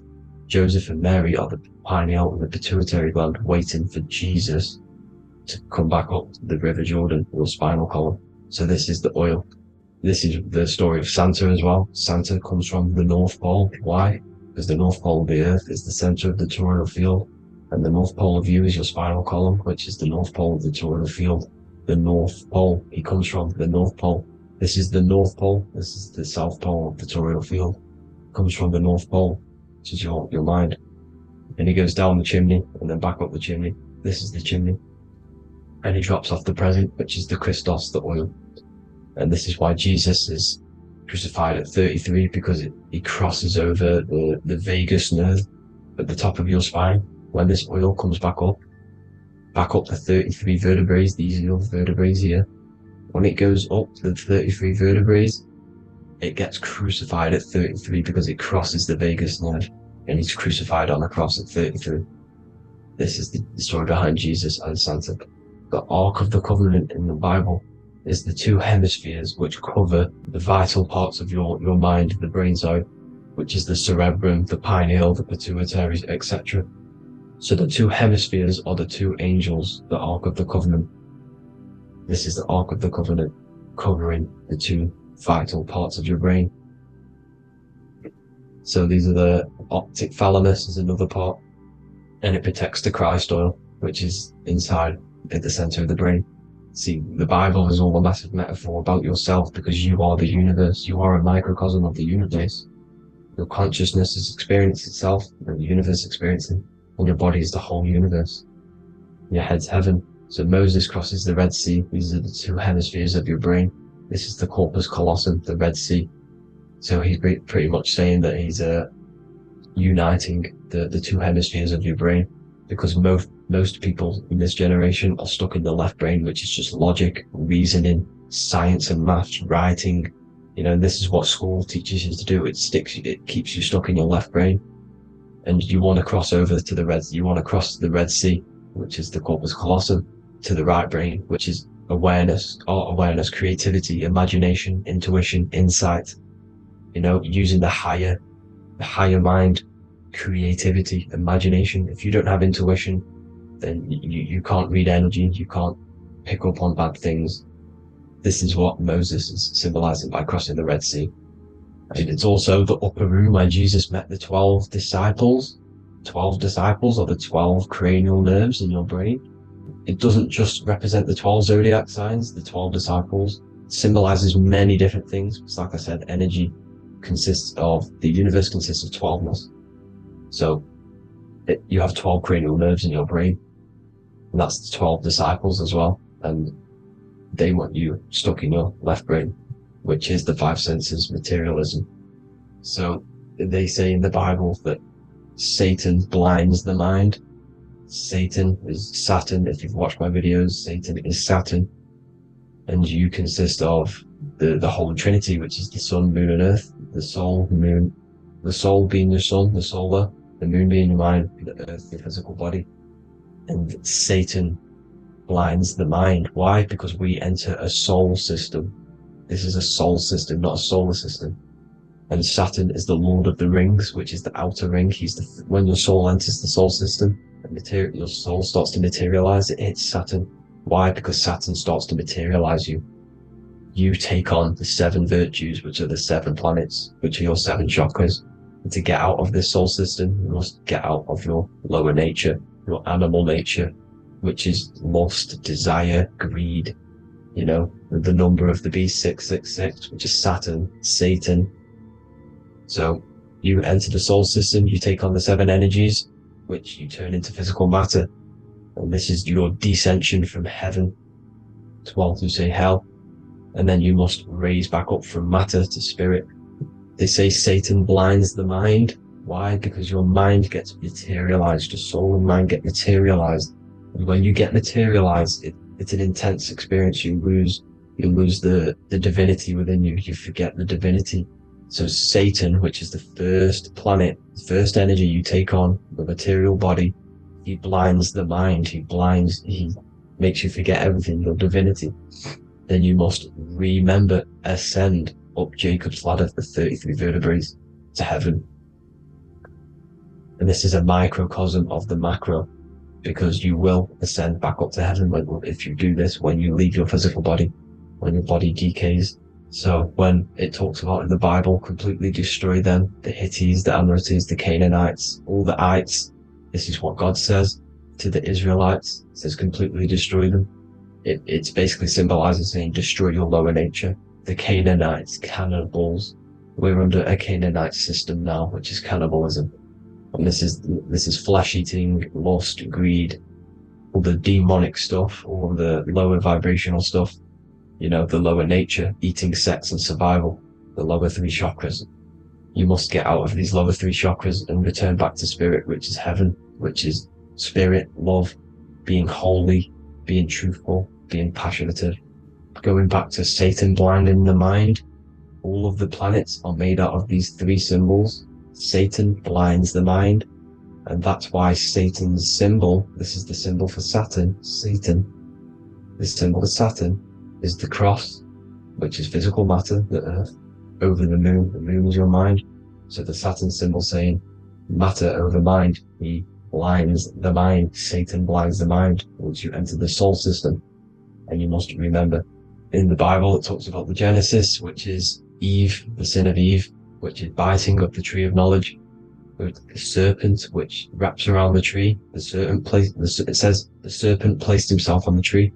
Well, the serpent is the spinal column. It's the serpent telling you eat from the tree of knowledge of good and evil, which is your nervous system. And eating from the tree of knowledge of good and evil is doing bad things. For example, over-sexualized, overeating, eating the wrong food. That's eating from your nervous system. It's decaying you, and it's preventing you from achieving the God self, the God consciousness. This is the symbolism of, the tree on the serpent, telling you to eat from the left brain, with the left brain being the sinister. Sinister is Latin for left. That's sin. Sin is left. And left is lefty Lucy, Lucifer, right, righteousness, right, God, godly. The tree of knowledge of good and evil, which is your nervous system, because it determines good or bad. And, that's the only thing you experience in this world is your nervous system. And then the tree of life is the cardiovascular system, and the Garden of Eden is your body. So that's it for this video, people. Hope you've got a greater understanding of how you are the universe and everything is inside of you. Just keep in mind you are the universe experience in itself, and your body is a reflection of everything. The 12 constellations, the 7 planets, everything's inside of you.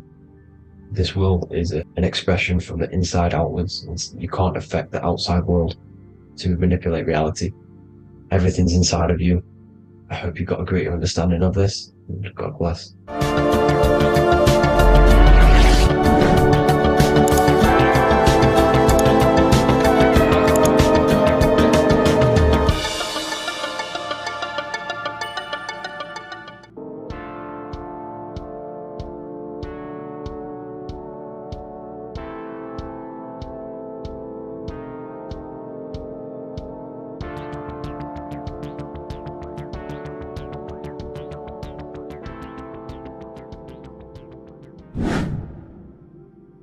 How are we all doing, people? It's Revival of Wisdom from the Wisdom Academy. Today we're going to be breaking down God, consciousness, and the higher and the lower self, and how to overcome the lower self. Now, the first thing you need to understand is that you are the invisible intelligence within the brain, within the body. This invisible intelligence is known as the mind. But you are not the mind, you are the observer of the mind, which is the soul, the invisible entity. The mind is your intellect, your intelligence. Now, the mind is, it's hard to put this in words, but the mind is something that gives you the ability to explore the universe. And this inner self is the I am. It's the quiet, the inner self, the voice you see in you hear in your head. This is why within spells high twin, inside, internal. The I is also the number 1, which is one line. Because the one and only, is the inner self, which is the I am. This is why you say, my name is Harry. You are not Harry, you are the I, the inner self, the intelligence. Okay, this is why Jesus in French is I am. You look with the 2 eyes and you see with the inner eye. I and I, the same thing. Okay, because the I inside is what gives you the perception of what you're looking at. So when someone's trying to explain something and then you catch on saying, I see now, it's because you're seeing with your inner eye, the one that gives you perception, gives you intelligence, gives you the ability to understand things. This is the internal eye, the invisible self, which the physical body is nowhere near as complicated as this inner self. It's in infinite potential. God, G-O-D, generator, operator, destroyer, soul, mind, and body. Brahma, Vishnu, Shiva, the Father, the Holy Spirit, and the Son. They're all the reason why you see God is always a triad is because it represents yourself. Your invisible intelligence is God. Me and you are the same invisible intelligence. We are the invisible intelligence experiencing the program being run by the central nervous system and the brain. I always say this in my videos, but I have to, in order for you to understand the things that I'm going to say later on in the video, you need to understand this concept. is that you are the consciousness experiencing the nervous system, the tree of knowledge of good and evil, which is you here. You would be in this invisible intelligence right here in the center of the brain. Now, this is why the ancient Christians show God is in the brain. This is the brain stem. This is the brain. This is also the brain stem and the brain. The brain stem and the brain. It's all depictions of the brain, because the brain's the computer, the electromagnetic computer, which decodes the demands created by the invisible intelligence, the I, the inner self, you, your true self.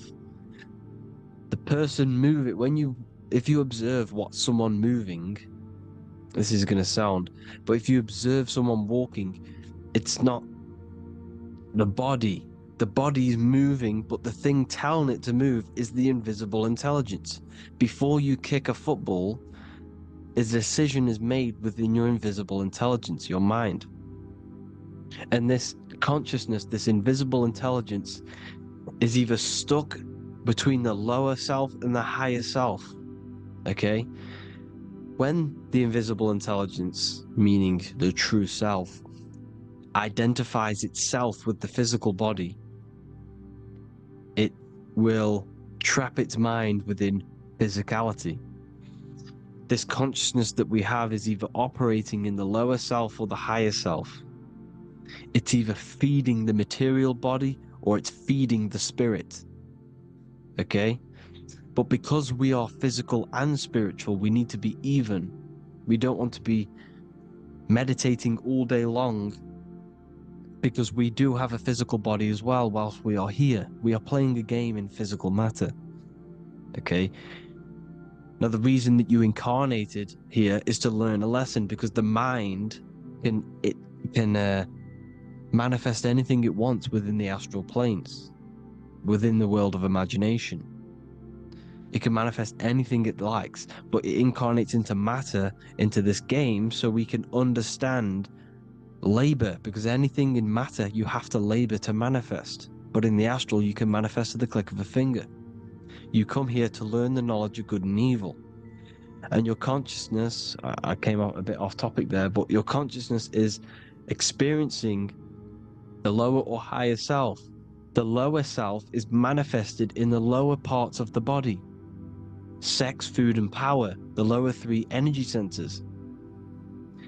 These centers are like mini brains. You are literally thinking with these centers. And when your mind is stuck within these lower centers, you'll think, have you ever heard the term of thinking with your penis, or thinking with your, you know what, as a man? Even females maybe, but mainly this is a boy saying, you're thinking with your penis. This is a truth, it's truth in plain sight. You think with these energy centers. When you're living off the lower three centers, all you care about is sex, food, and power. Eating, sleeping, and greed. Power's kind of like greed. Now, when we move up to the higher parts of the body, when we live our life within the higher parts of the body, this is considered heaven. Love, expression, intuition, and wisdom. This is what we need to be aiming to do, moving out of the lower half of the body and living our life within the higher self, the higher parts of the body, thinking with the higher energy centers, thinking with love, expression, intuition, and wisdom, spreading love, expression, intuition, and wisdom to others. Heaven is even. This is why Jesus is pointing at the heart chakra, always pointing at the heart. Earth rearranged his heart, because in earth you're manifested as a physical being.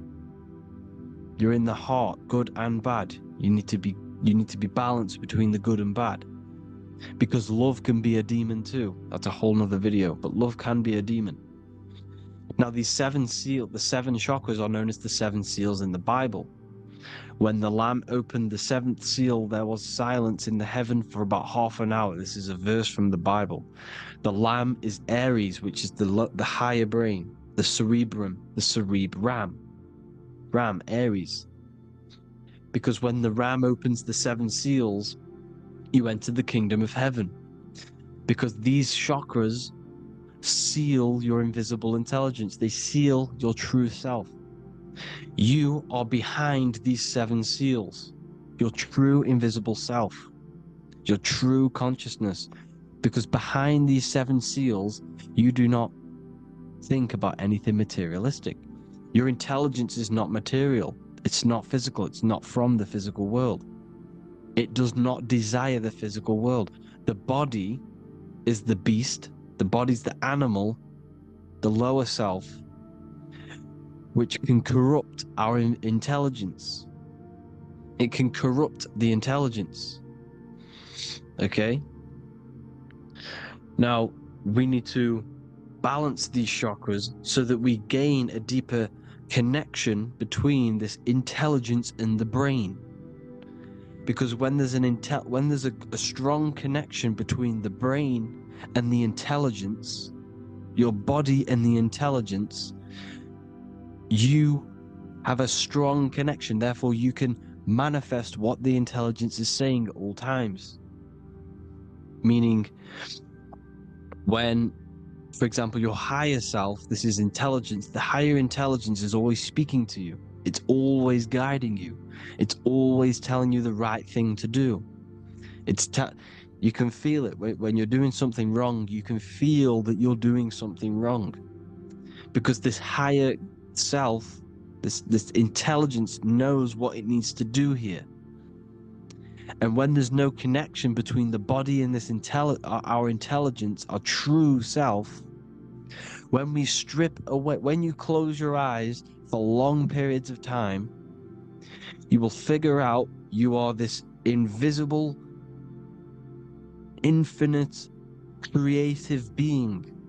There's no words that I can't describe what it is, but it's the voice inside of your head that you can feel when you close your eyes. You are this being inside of the heaven, because this is heaven, this intelligence.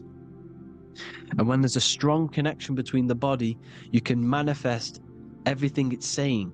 When everything is balanced, when you're no longer thinking with the lower centers, when they're all balanced, you're not thinking in particular with every center, you balance them all, you can manifest everything it says. Your body will act out what the intelligence is always saying. This is God in the brain, the intelligence, trying to touch Adam, representing the lower self. This is why they're not touching. Notice how Adam is resting, but the intelligence is always reaching out, stretching, symbolizing metaphorically saying it's guiding. I'm always reaching out. The intelligence, your intelligence is always guiding you. It's always reaching out to you. But Adam is ignorant of it. The lower self is ignorant of it. And that's why he's so relaxed and God is so stretching out. Because at our highest self, that when you think of when you want to better your life, that highest true version of yourself is God.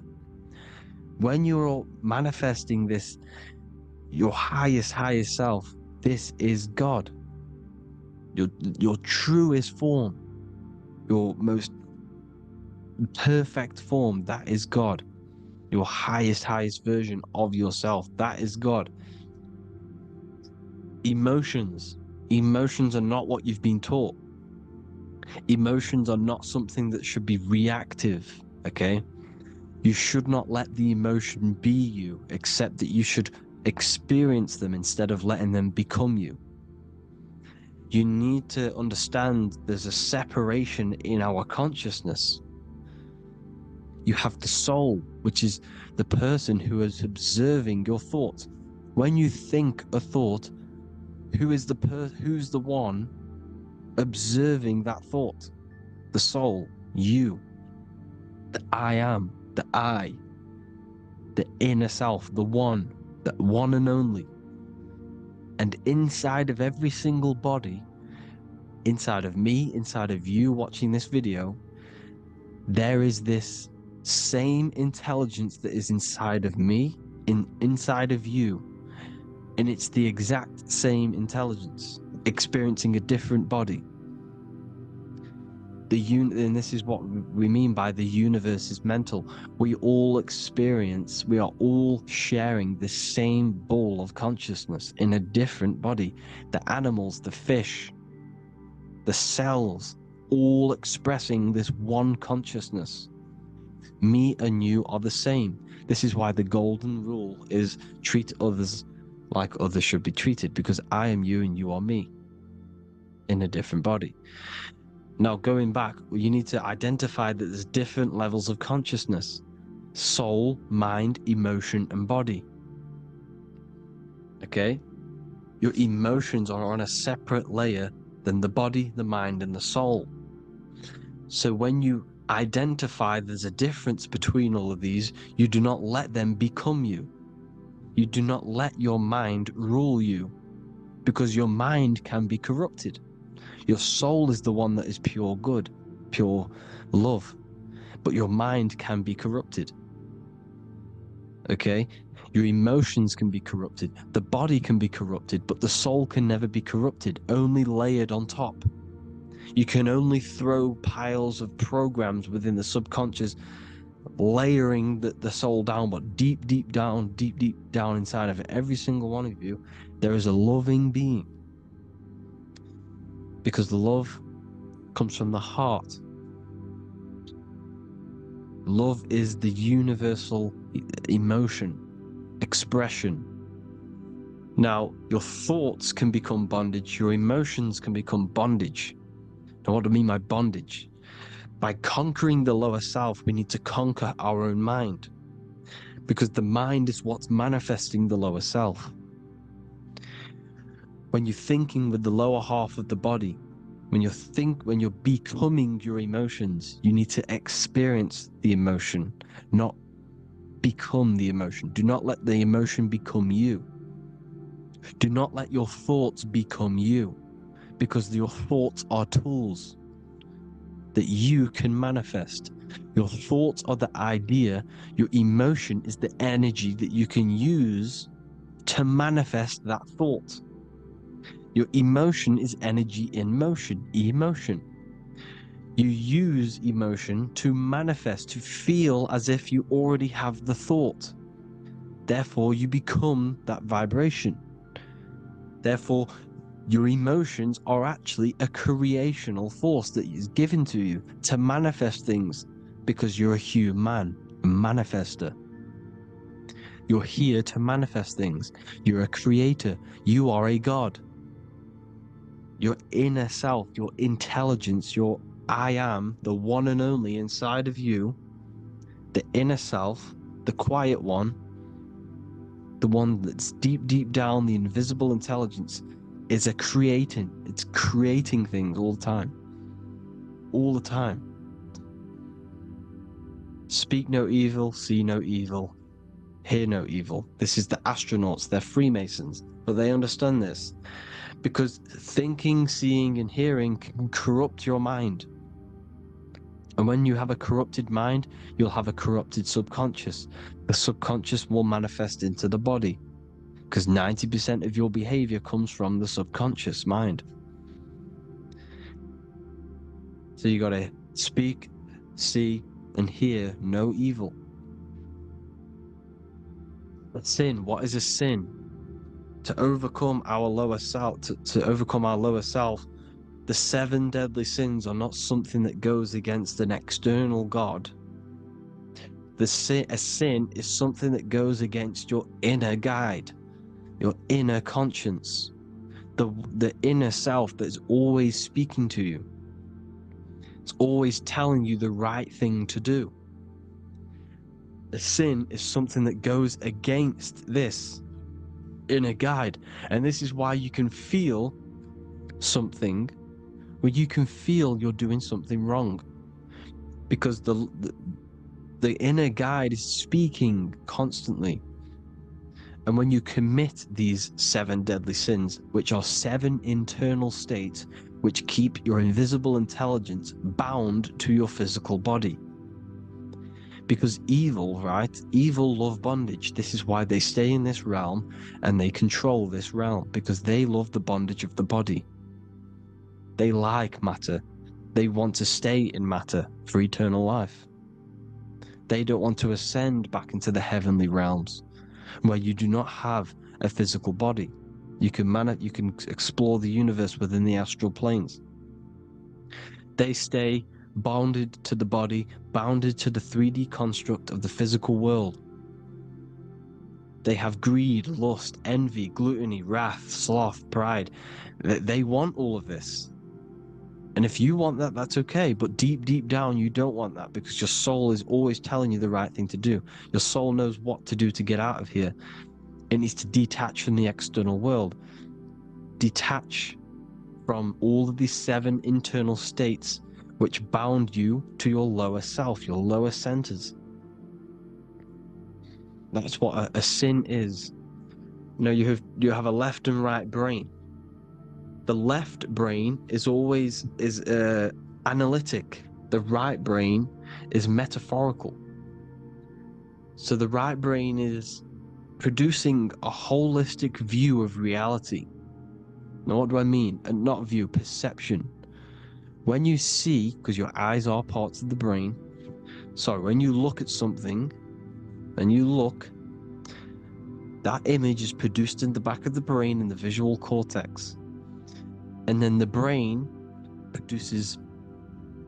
right brain produces a perception, a holistic, it breaks down what you're seeing into a holistic image, a holistic perception. So for example, if you're in a woods, the right brain sees the whole woods as one big woods. The left brain is breaking that perception down into individual trees, branches, and leaves. So the left brain's to do with duality, the right brain's to do with wholeness, unified. The left brain's dualistic, analytic. This is necessary so that we can pick things up and manipulate them and break things down. We need the left brain, we need the right brain. I'm not saying any of them's bad, but the left brain, sinister in Latin, means left. Because when you're left-brained, you see everything in dualistic. You see everything is dual, when everything's actually one. We need to be focusing and strengthening our right hemisphere. I'm not saying sit in the right hemisphere all the time, but we need to be strengthening our right hemisphere. And this is why left is sin and right is right. Because when you focus on the right hemisphere, you see the holistic perception of creation. The right hemisphere sees humanity as one unified consciousness. The left hemisphere sees everyone as individual persons and egos. Because the left hemisphere is dualistic. And this is why the Bible says, cast the net onto the right side of the ship and ye shall find. John 21:6. What does that mean? Cast your energy, cast your perception into the right hemisphere of the brain, and ye shall find unified consciousness. You shall find your higher self, the one and only. If then you have been raised with Christ, seek the things that are above, where Christ is seated at the right hand of God. Wow. Powerful. What does this mean? Seek the things that are above, where the Christ is seated at the right hand of God. God is your consciousness, your invisible intelligence between the 2 hemispheres. The right hand of God is the right hemisphere. Seek the things that are above the heart. Love, intuition, expression, and wisdom. Seek the things that are above the heart, the higher self, the higher part of the body. Because when you seek the things of love, expression, intuition, and wisdom, you create a strong aura. You attract the same frequency. And this frequency is heaven, God. This is the Sumerian artwork showing the lamb This is a step, symbolizing stepping upwards, raising up. He's stepping over the lamb up to the bird. His hand is going to the bird. The lamb symbolizes the lower self. Okay? The bird with the wings is in the sky. It represents the higher self. This is why angels always have wings, because it represents the higher self in the sky. The lamb is a ground animal, symbolizing the lower self. He's stepping over the lamb to the bird, his higher self, his invisible intelligence. Horus and Set, Jesus and Satan. Look, Horus has an evil brother, Set, just like Jesus and Satan. Horus is a bird, higher self. Set is a ground animal, lower self, which is the devil and the angel on your shoulder. You see? The right and the left hemisphere. The two wings. So, the devil and angels always speaking to you. The higher and the lower self. It's the battle between the higher and the lower self. Between the invisible intelligence and the physical body, because the body's the one that wants the sugar, it wants the pleasure, it wants the sex, it wants the porn, it wants all of the materialistic things, it wants the 7 deadly things. Okay, it wants this.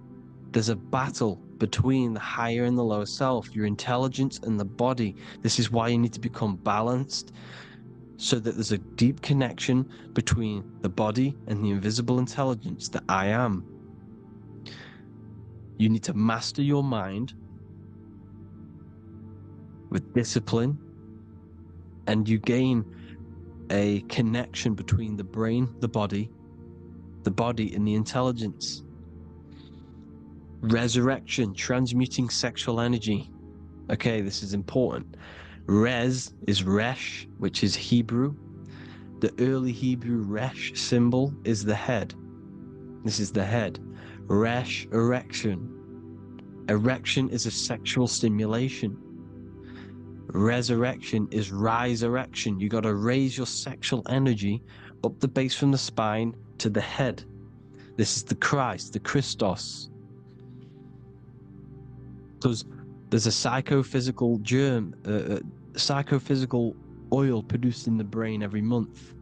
Go and watch my other video on raising the chrism. Okay? And every month there's this fluid produced in the brain, which takes 2 trips, because one's produced by the pituitary, one's produced by the pineal, magnetic female, magnetic and electric charged. And it takes 2 trips down the spine to the solar plexus, the bread of life in the Bible, or Bethlehem in the Bible, because the River Jordan's your spine. Goes down to Bethlehem. It gets born in Bethlehem, just like Jesus. Because when this oil travels to the solar plexus, it creates the seed, the seed of life, and it feeds the body. All the central nervous system, all the cells, it regulates the blood, does all sorts of good things for the body, this oil. Now, when you save your sexual energy and you raise your resurrection, you awake the Christ, you raise it from the solar plexus or the sacrum bone up to the brain, you activate 100% of the brain, and this is the true resurrection of Christ. Instead of wasting the energy and giving away your sexual fluids, because behind the fluids is the energy. So when you release that fluid, the energy is out there. You've released the energy. Your sexual energy is the most potent emotional force a human could possibly feel. Same with any animal or anything. The sexual urge, the sexual emotion is the most powerful, potent emotion that you can feel. It takes over the whole body. When you feel sexually aroused, it takes over everything because it's so potent.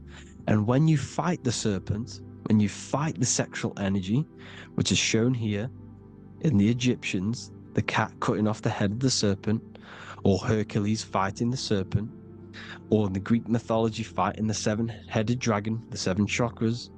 The serpent is your sexual energy because it symbolizes your kundalini. When you fight it and you transmute this energy, instead of releasing it, instead of acting sexually on it, you can transmute the energy, transfer it from the solar plexus up to the brain. You can also do this with other tasks. Instead of releasing it, instead of raising it from the solar plexus to the brain, you can use it for other things. So for example, you want to think critically. You can use it for critical thinking. You can use it for going to do exercise. You can transmute sexual energy into anything. But you can do this, you can raise the sexual energy, and you can use this energy to push the cerebrospinal fluid from the solar plexus up through the spine, up the 33 vertebrae to the brain, and it'll activate 100% of the brain. And this is the resurrection of Christ. Jesus was never dead. Jesus was never rose from the dead. It symbolizes the Christ, Jesus Christ. Christ is Christos, which means oil in Greek. The resurrection of the Christ, the Christos, the oil. When it activates 100% of the brain when it's raised, and it can regulate all the systems, it can regulate all the blood, it can regenerate the body. And this is the true Antichrist. They don't want us doing this process. The Antichrist is not against Jesus, it's against the fluid in our body that makes us live hundreds and hundreds of years and makes us live as gods. This is the true resurrection. And when you fight the serpent, you fight your sexual urges, your sexual emotion, the most strong emotion that you could ever feel. You can do this process. And this is the true secret of transmuting sexual energy. Because when you transmute the sexual energy, you can become a god. And this is why Hercules is fighting the serpent. Notice how the serpent is low. He's reaching down to it. It represents the lower self. Because the lower self wants the lust. It desires sex. The body desires sex. There's a fight between the higher and the lower self. But when there's balance, there's even. Heaven is even. When there's evenness between these, this is the kingdom of heaven. This is when heaven is on earth. So at our highest levels of ourselves, the highest level of our intelligence, this is God. God is something that we manifest. We need to achieve Christ consciousness by battling the body. There is no battle outside of the physical body. It's an internal battle. Jesus and Satan have been externalized. Nothing exists outside of you, because I explained in the beginning how you are the consciousness experiencing the central nervous system. Therefore, there is nothing outside of you. It's all internal. Jesus and Satan have been externalized. Why? Because it's business.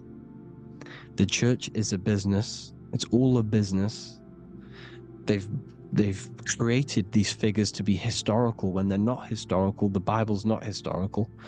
It's all externalized. It's called exoteric, when the truth is esoteric, internal teachings. So anyways, people, balance the chakras, balance the two hemispheres of the brain, balance the conscious and the subconscious. Balance is perfect, the yin and yang. You are spiritual and physical. You live in day and night. You need to be balanced. Oneness. Seek oneness. And this is the true kingdom of heaven. And when we all realize that we are all the same intelligence, the same consciousness expressed in different bodies, when we all realize this, we all realize we're all one. Doesn't matter what race you are. It doesn't matter what race you are, where you're from, your nationality, because none of you are actually from here. None of you are from the physical world. You're manipulating the physical world through the physical body. You are the I am. We all have a soul. Every single one of you has a soul.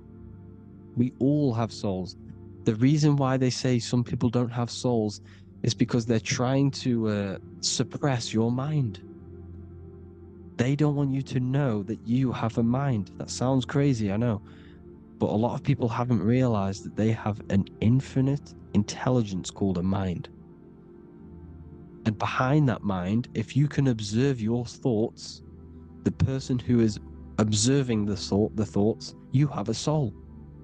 Everyone has a soul. Don't listen to all these people saying some people don't have a soul, some people do. We all have a soul. Every single one of us.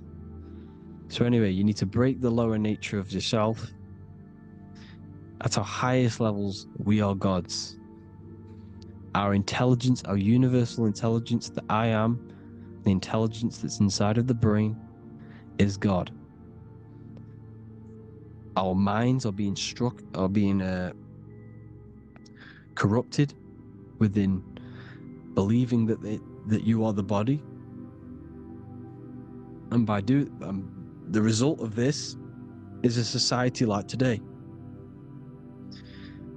because everyone thinks they're the body, and everyone's living in the lower nature of self, where everyone only cares about themselves.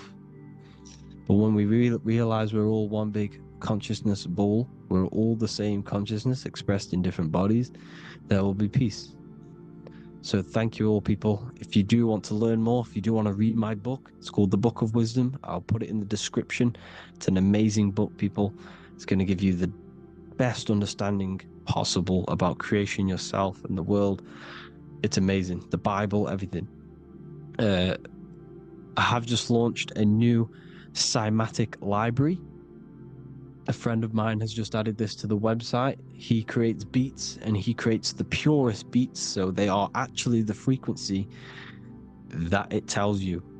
Most of the stuff on YouTube and Spotify and Apple Music it says it's a certain frequency, but we know these major platforms are all playing with the frequencies of the apps. So if you want a real binaural beats, solfeggio scale frequencies to meditate on or listen to throughout the day, join the Occult Library. You can get a 2-day free trial. I'll put the link in the description. Thank you all, people. Hope you all enjoyed this video. God bless you all.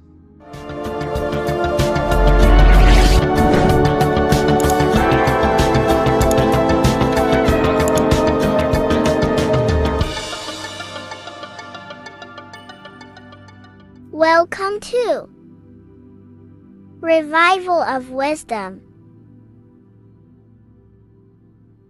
Welcome, people. We're back with another video. And this video is about Freemasonry and their connection to the Illuminati. Please, as always, to make sure to hit that like and the subscribe button and turn on the notifications to never miss a video. On May the 1st, 1776, the founder of the Illuminati, Adam Weishaupt, founded this secret organization, and this date can be found in Roman numerals underneath the all-seeing eye pyramid on the $1 bill. This $1 bill also says Anno Coptus Novus Ordo Secularum. This is Latin for announcing the birth of the New World Order. This New World Order will be headed by Lucifer, the all-seeing eye, and followed by the 13 layers of bricks for the 13 elite bloodlines. So your Orsini's, Rockefellers, Rothschilds, Soroses, and the other 9 elite families. So when Adam Weishaupt created the Illuminati, he made it consisting of high-level degree Masons, French and Latin philosophers, and many more powerful people to all become one society. So this is why you see Masons using the same symbol of the all-seeing eye inside the pyramid. But not all Freemasons are part of this Illuminati secret society. As the 33rd degree Freemason Manly P. Hall said in his book The Secret Teachings of All Ages, Freemasonry is a fraternity within a fraternity, an outer organization concealing an inner brotherhood of the elect. So what he's saying here is that Freemasons have to go up the degrees of Freemasonry, and once they hit the top, they either get elected or not into these secret societies like the Illuminati, Skull and Bones, and Knights Templar. So when you see celebrities doing this one-eye symbolism, either covering one eye, doing the triangle, or doing 666 over one eye, this is showing and reflecting the symbolism of Freemasonry. They have taken the oath to never speak on anything they learn about Freemasonry. Duncan's Ritual of Freemasonry book states the oath they have to take. Quote, I ... of my own free will and accord, that I will hail, ever conceal, or never reveal any of the secrets, arts, points of Master Mason's degree to any person whomsoever. All this most solemnly, sincerely promise and swear. Now, this is what happens when they break the oath, stated in this book. Quote, myself severed in two, my bowels taken from thence, and burnt to ashes. So this states that Freemasonry comes first, before any law of the land. It has the right to kill you if you break your oath. This is the hand gesture they have to do every time they enter the ritual room inside the Masonic lodge. This is the cutthroat symbol, showing you and reminding you of the oath and what will happen if you break it. Now in this book, Richardson's Monitor of Freemasonry, it states, if you break your oath, binding myself under no less penalty than to have my throat cut across, my tongue torn out by the roots, and my body buried in the rough sands of the sea. If they do not decide to kill you, this book states this by pointing him out to the world as an unworthy vagabond, by opposing his interest, by dearranging his business. In other words, they have the power to frame you and destroy your reputation to the world and destroy your business if you break this oath. So yes, they do kill to keep this truth hidden, because this truth of this reality is what keeps them in power. They have the ability to manipulate people, because people do not know what manipulates them. This is why they call themselves the government. They govern the ment, which is the mentality, because the mind is the root cause of reality. They control what you perceive to control what you manifest. By knowing the truth, you are set free, and you no longer need no controller above you. So this is why they are willing to kill and do whatever it takes to keep the truth concealed within these high-level degrees of masonry and these secret societies. However, going back to Manly P. Hall's book, it states, part of the symbols are displayed here to the initiate, but he is intentionally misled by false interpretations. So this is saying even Freemasons are intentionally misled and told lies to conceal the truth, to make sure the truth is hidden in the high degrees of masonry. So that's it for this video, guys. Thank you all for tapping in. Please leave a like and a subscribe. God bless.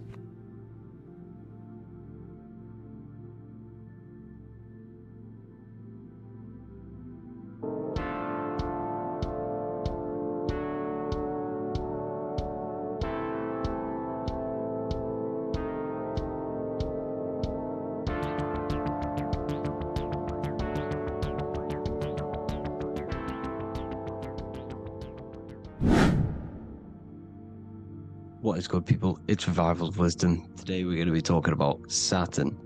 I've done this video in the past, however, this video is going to contain a lot more in-depth explanation of Saturn. So the 33rd degree Mason, Manly P. Hall, said, Saturn is the key to crystallization, physical matter. Light is matter, matter is light. They are interchangeable. Low vibrating light turns into matter, high vibrating matter turns into light. And Saturn is the god of this world, this physical world. He crystallizes light into matter.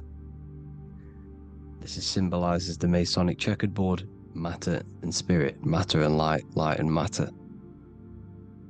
He's also the god of time, destruction, justice. He creates and destroys, because all things in time die. He creates and destroys you. So,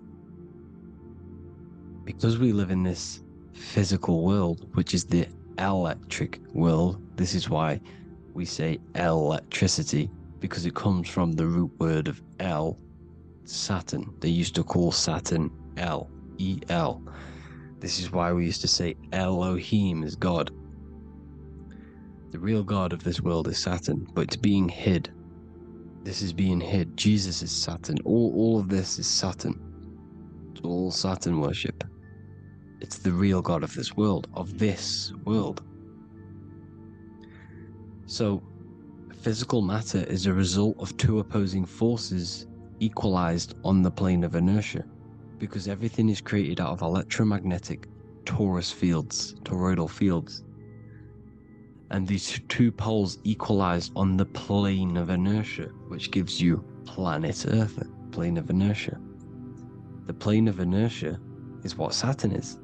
It's the ring around the center of the plane of inertia. Thank you to Walter Russell saying, physical matter is a result of two opposing forces on the plane of inertia. This is what Walter Russell says, so please check out his work. He's got many books, many books on light and electromagnetism and stuff like that, so I advise you to check him out. So the torus field gives you the binary code 0 and 1, the female vagina and the male phallus. This is the code for this world. Saturn crystallizes physical matter. Now Saturn is the most outermost layer of the 7 layers of heaven, where it says in the Quran, it says, Allah, it is He who created the 7 layers of heaven. Saturn is the outermost layer. He's the top. He's the most high. So when we say the most high, we're referring to Saturn. He's the most high before the firmament, before the stars. So Saturn is the god of this world. He's the Lord of the Rings. He wears the crown. The crown is the rings. Crown, Kronos. So the planets are luminaries, they are lights, they are beings, they are energy, conscious energy. And we're in the heart of the solar system. Saturn is the outermost layer. He is the one of this world. He's the god of this world. Now, on the north pole of Saturn, you have the hexagon. Add up all the sides, it creates the 6-pointed star. Or it can be created as a cube. The cube is very important. The 6-pointed star is very important. 6 points, 6 triangles, 6 side, 6, 6, 6. Black cube adds up to 6 in gematria. Now, what did I say in the beginning? Saturn crystallizes the physical world. He creates physical things out of light. You are a light being. This is why we say human. Hue means the light spectrum. Hue, man, we are light manifested into physical forms. Human. And we are incarnated through Saturn. Satan, same thing.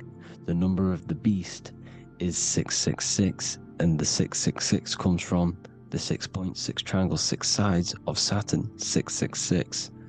We are all known as carbon-based life forms. Carbon, the atomic structure of carbon, is 666, 6 protons, 6 electrons, 6 neutrons. We are materialized into our physical bodies through Saturn, through the number of the beast.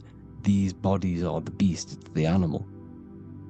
The divine, the Christ, is the consciousness within, because you are a physical, spiritual being combined into one, hexed into one. Hexagram. This is a hexagram. You're hexed into physical matter, spirit and matter, light and dark, combined into one. Now you contain of the mark of the beast, the mark of your body's the beast. It says in the Bible, Satan, who is the god of this world. There are many different worlds, but this world is run by Satan, and it says that in the Bible. Saturn is Satan. It's the same thing. And look at the crown of thorns are wrapped around the heart. The soul is in the heart. The mind is in the brain. The soul is wrapped around the rings of Saturn. You're wrapped in physical matter. This is what it's showing you. This is symbolizing the rings of Saturn wrapping you. And the cross on top is the cross of the cube. The cube, the black cube of Saturn, unfolds into a cross. So Satan, who is the god of this world, Corinthians 4:4 in the Bible, Satan, who is the god of this world, has blinded the minds of those who don't believe. Saturn blinds your mind because the god of this world materializes you, and he blinds your mind when you incarnate into physical matter. When you enter this soul system, not the solar system, you hit Saturn first. He materializes you. And look at the symbol for Saturn. This is the symbol for Saturn. All of the planet symbols are created out of the Holy Trinity. The Earth, Moon, and Sun. Body, mind, and soul. The Sun is your soul, the Moon is your mind, the Earth is your body. Your body's made out of the 5 elements. The Sun is your soul because the Sun is life force. Gives life to everything. Your Sun is a soul. Your soul is the sun of your body. The moon is the mind. The moon is the moon of your body, the mind of your body. Intelligence. So all of the symbol of the planets are created out of these. The Saturn symbol is created out of the Earth cross, matter, and the moon crescent, moon, mind, matter over mind. This is why Satan, who is the god of this world, has blinded the minds of those who don't believe. He blinds your mind. Look at the symbol, it's showing you. The Saturn symbol is matter over mind when it should be mind over matter. So we descend into a soul system, into our 666 Saturn carbon suit bodies, and we are matter over mind. Then we have to move up the spine to go back up to spirit, to mind over matter, where you manipulate your own reality. Now look at this, it creates the number 5. 5 is the number of change. You're moving from this side of the number sequence over to the right side. You're moving from the spiritual into the physical world. You're incarnating into the 5 elements, the 5 senses. So the cube, the black cube of Saturn, is another major symbol. Very important symbol. Here you see the cube, and the color black is associated with Saturn because Saturn is associated with death. He creates and destroys. Light and dark. Death is associated with black, spirit, because you can't see spirit, which is blackness. So the black cube is black because Saturn rules the nighttime, which is dark, blackness. And he rules the winter, which is death, blackness. So Saturn is the black cube. Cubes have 6 sides. Up, down, right, left, back, and forward. Cubes are 6-sided. Everything is 6-sided inside of this creation. Because you're incarnating, you're materializing, crystallizing into the cube. The world of the cube. Everything's a cube. Everything's got 6 sides. Here's Leonardo da Vinci showing you that. You're in the cube. Leonardo da Vinci did this famous painting. You're in the cube, you're hexed into physical matter. Where you're incarnated into the 3rd dimension, the 3-dimensional world, which is a cube, 3D. And black cube adds up to 6 sides of the black cube. The Kabbalah means cube god in Arabic. And look at what they do. They worship the cube, the black cube, and they stand in rings like the rings of Saturn. Australia, Denmark, Manhattan, Santana all have these black cubes. You go to New York, you will see the black cube there as well. These black cubes are everywhere because it is the real God of this world. So look at the cross. The cross unfolds into the cube. Xbox, Nintendo GameCube, Sega Saturn, anything to do with a simulated gaming reality, they put Saturn in it because we're in the simulation of Saturn. This is a simulation. And this is why they reflect this through the Xbox, GameCube, Sega Saturn, anything to do with gaming, simulations, is all Saturn. Because we're in the cube of Saturn, the black cube. We're in the GameCube, the Xbox, the Sega Saturn. As above, so below. So they reflect it through the simulations that they create inside of this simulation. Cubes have 8 points for the 8 points of time and space. 8 is the number of time. Everything's cycling, infinity. So, look at the cube. The cube is symbolized as in Judaism. The Judees have the black cube. They wrap themselves in a black band and they cover their eyes into blackness. The black cube, for the black cube of Saturn, they use the star of Saturn, and they worship their god on Saturn Day because it's all Saturn worship. And look how the Saturn god is wrapped around with these thorns or leaves, just like Jesus is wrapped around his heart. And Jesus on the cross is us on the cross. We are in the cross. We are in the cube. The cross is the cube. And the cross is even in the Saturn symbol. This is another symbol for Saturn. There's two symbols.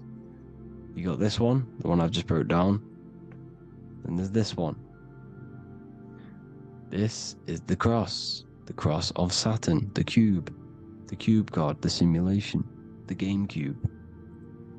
Now, Chronos is another word for Saturn. Chronos means time. When you clock into work, you go to the Chronos machine. Well, I did anyway. And I tap my card on the Chronos, because Chronos is time. Anything to do with time is Saturn. He creates and destroys. Look at the artwork of Saturn with the sand, the time. Look at this, how he's cutting off the baby's wings. He's crystallizing the spirit into matter. He's cutting off your wings. Satan, in the Bible, he falls from heaven into earth and he loses his wings. He becomes a serpent. See, it's all symbolic for us. We are the fallen angels, fallen angles of light.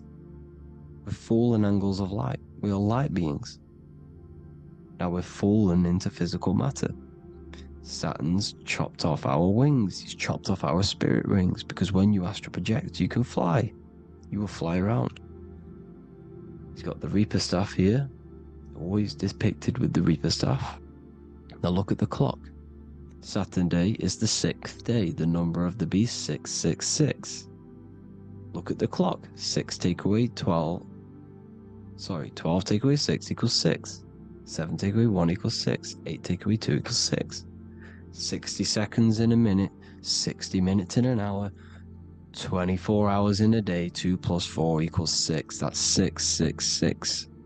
Everything's 666 because it's time. Saturn. All goes to Saturn. He's the god of time. We're in time now. We're in time. We're in the time, which is God. The god of this world.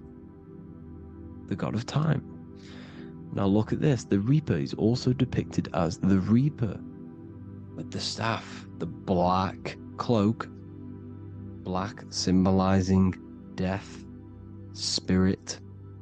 Judges wear black because Saturn is the law. He's the god of this world. He's the law.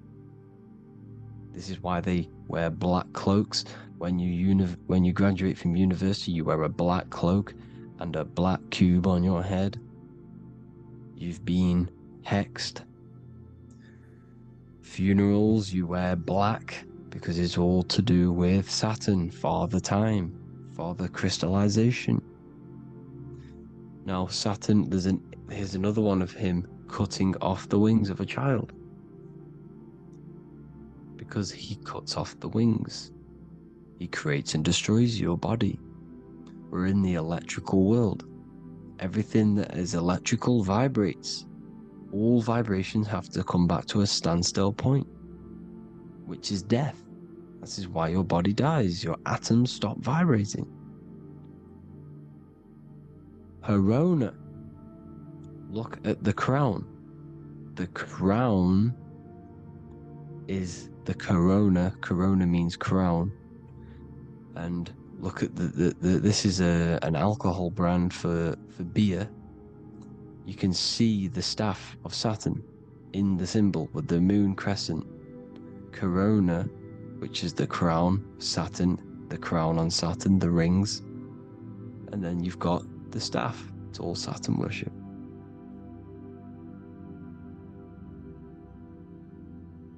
There's the black cubes of 9/11. 2 black cubes. This was a ritual for Saturn. It's all ritualistic. And look at the Star of David, the Star of Saturn. It's not the Star of David. It creates IXXI, the sigil of Saturn. IXXI means 9/11 in Roman numerals. 9/11. It's all a ritual for Saturn, and they have the 2 black cubes of Saturn. Now look, XX, there's more symbolism of Saturn now. We're going deeper. XX is more symbolism for Saturn.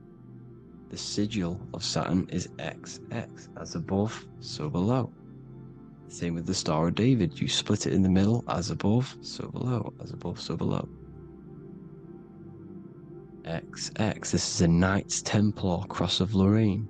XX, Knights Templar, High Order of Masonry. They all worship Saturn. Well, Saturn's the real god of this world. X Eon with the XX, XXL magazines, which is all to do with famous rappers and stuff like that. When you die, you put XX on the eyes because it's Saturn. He's the Reaper. Is Jesus with the XX crown with the thorns around his heart, around his soul, with the cube on the top, the cross cube. Le Lucifer with the XX Cross of Lorraine. Jay-Z with his alcohol brand, XX Cross of Lorraine. The X Factor with the rings of Saturn. All Saturn worship. The seal of Melchizedek is also Saturn. This is the cube. This symbolizes the cube with the 8 points for the 8 points of space and time. And this is the cube. It's another ancient symbol for Saturn. Here you see the Star of Saturn with the Melchizedek symbol around it, which is all to do with Saturn. Here you see an altar, the Holy Grail, the Melchizedek symbol on it, and they're worshipping it. This is why we wear rings, wedding rings for the rings of Saturn. It all goes back to Saturn. Earrings. The 8-pointed star of the ancient Sumerians is all Saturn. It's all Saturn.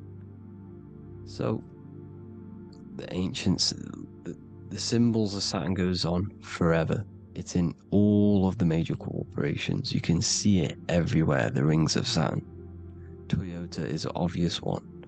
Internet, Nike, Target, Sega, Saturn. It's all Saturn worship. All Saturn worship. Because he is the real god of this world. Here's Kanye West's album with a Saturn here. Here's Michael Jackson's album saying X, escape. There's the X again. The X, escape. You have to escape this reality. Maybe that's what he's pointing at. Here you see it on the dollar bill. The Star of Saturn. Here you see it again on the dollar bill. So that is it for today's people. I hope you all gained some insight on Saturn. Please like, comment, and share if you can. Subscribe if you like the channel. Please have an amazing day. God bless.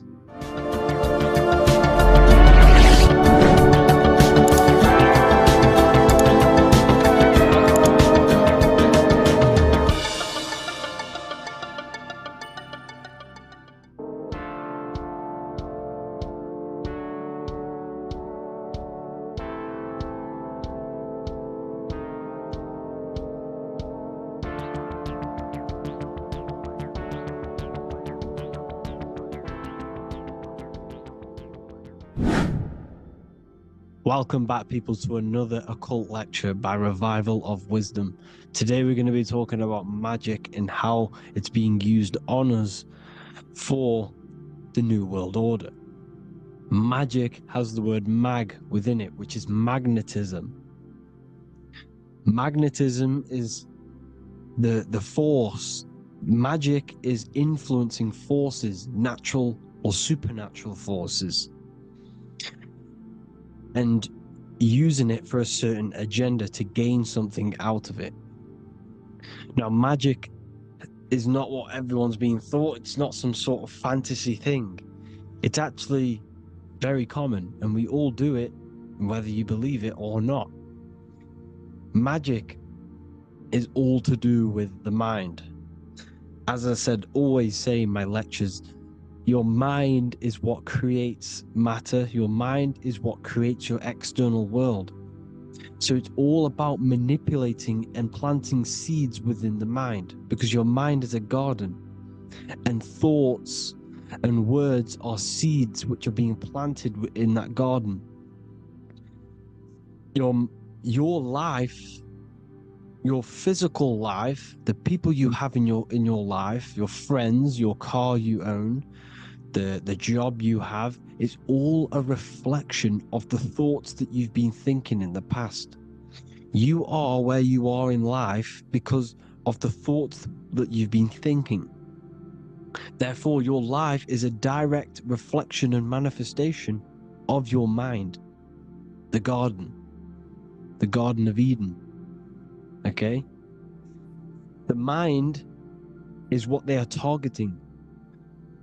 What you see, say, and hear has a direct effect on your mind. Me talking to you is influencing you. The words I'm saying is planting seeds within your mind. Now it's up to you to consciously act on these thoughts or these words, or to maintain these words. As above, so below. As within, so without. What's inside of me is outside of me. What comes into the storehouse comes out of the storehouse. You have the left, you have the right, you have the up and you have the down. As above, so below. Whatever is in your mind will be expressed in some sort of way, consciously or subconsciously, spiritually or physically. The mind is what manifests everything. And this is what we need to understand. We need to understand is that the mind is not physical. All things spiritual manifest physical. All things seen come from the unseen. The words you're thinking, that everything you have is coming from the unseen. The actions that you do come from the unseen mind. Another expression for as above, so below is you are the universe itself. You are a universe, a mini universe. But just because you are mini does not mean you are the whole thing. If I take a little piece of infinite, let's say there's an infinite light source. Let's say I take a little chunk of that infinite light source. That little chunk I took is still infinite because it's been taken from infinite. You are the universe. Your awareness, your mind is the universe. It's information. You are the universe experiencing itself. This is why we say we are all God. As above, so below. What is in me is outside of me. The sun, the physical manifestation of the sun, is your soul. The 12 constellations are manifested in the physical body. The 5 elements are manifested in the physical body. They're manifested in the 5 fingers you have. As above, so below. This is manifested, well, this is a symbol symbolized in Freemasonry and secret societies as the 2 pillars. The mirroring reflection, the reflection of reality, the mirror, as above, so below. What happens in the mind, what happens in the astral, happens in the physical.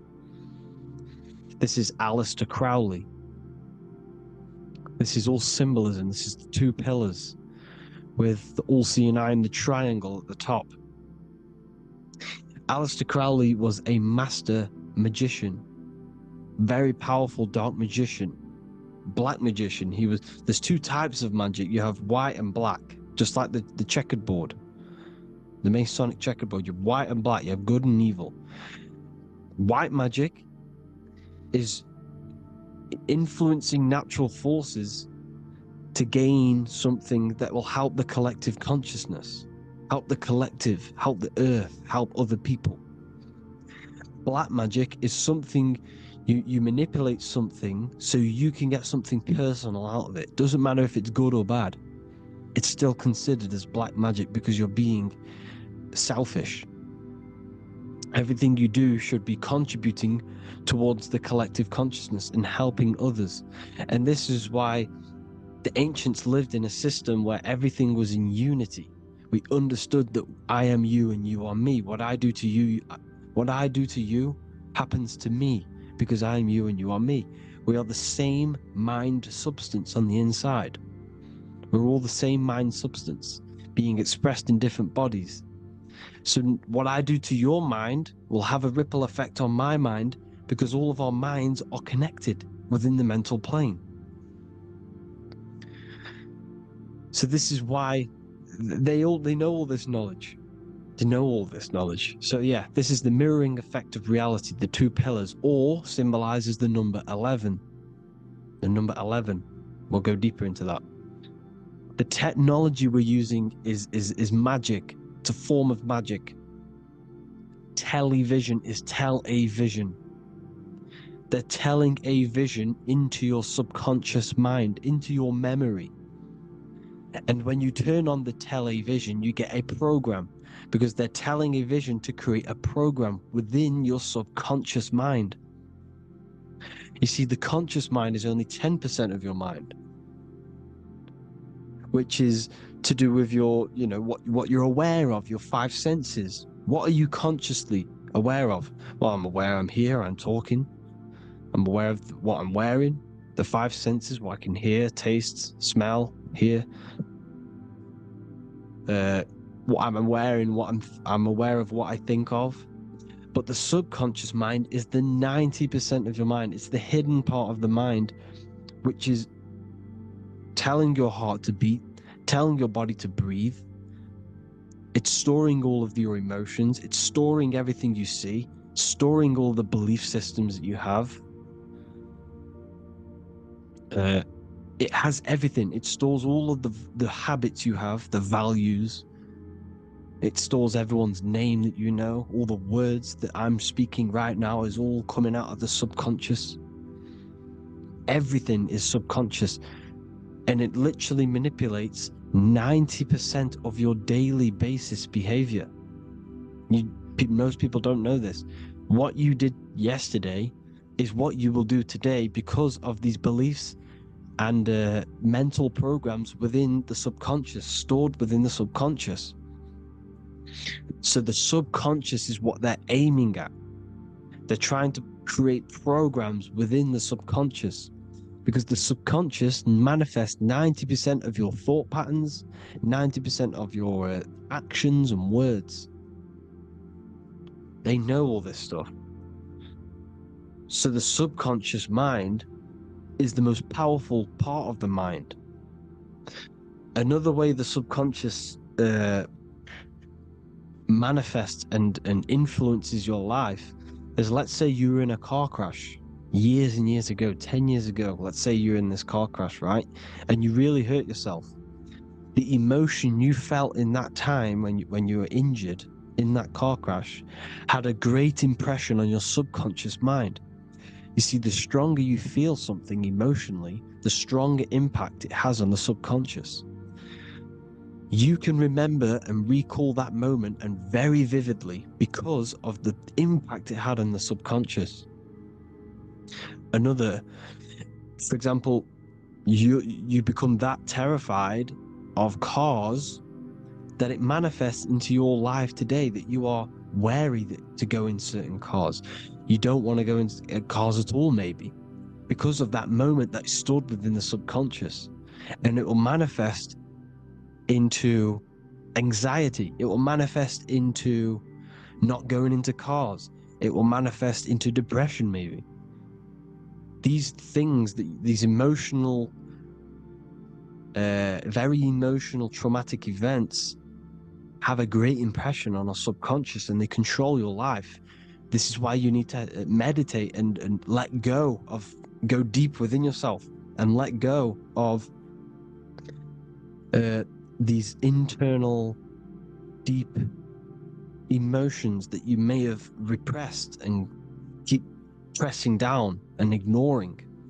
But you need to address it and let go of these subconscious impressions you have, which are controlling your life, like anxiety, depression. All of these things are stemming from things that are stored within your subconscious years and years ago, more than likely.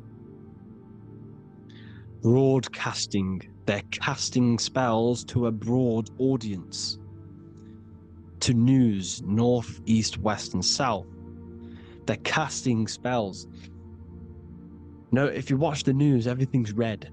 Breaking news in red writing or the red background, everything's red. Why? Because red's the root chakra, which is all to do with survival. They want to stimulate this root chakra because they want you down there in survival mode. They want you in survival mode because you're easier to control. They control out of fear. And not only they're casting these spells as if, because most of the things they cast in the news hasn't already happened. They're constantly bombarding you with, there might be a war breaking out, war this, war that, kill here, kill there, murders. It's impressing, it's casting spells on your subconscious mind.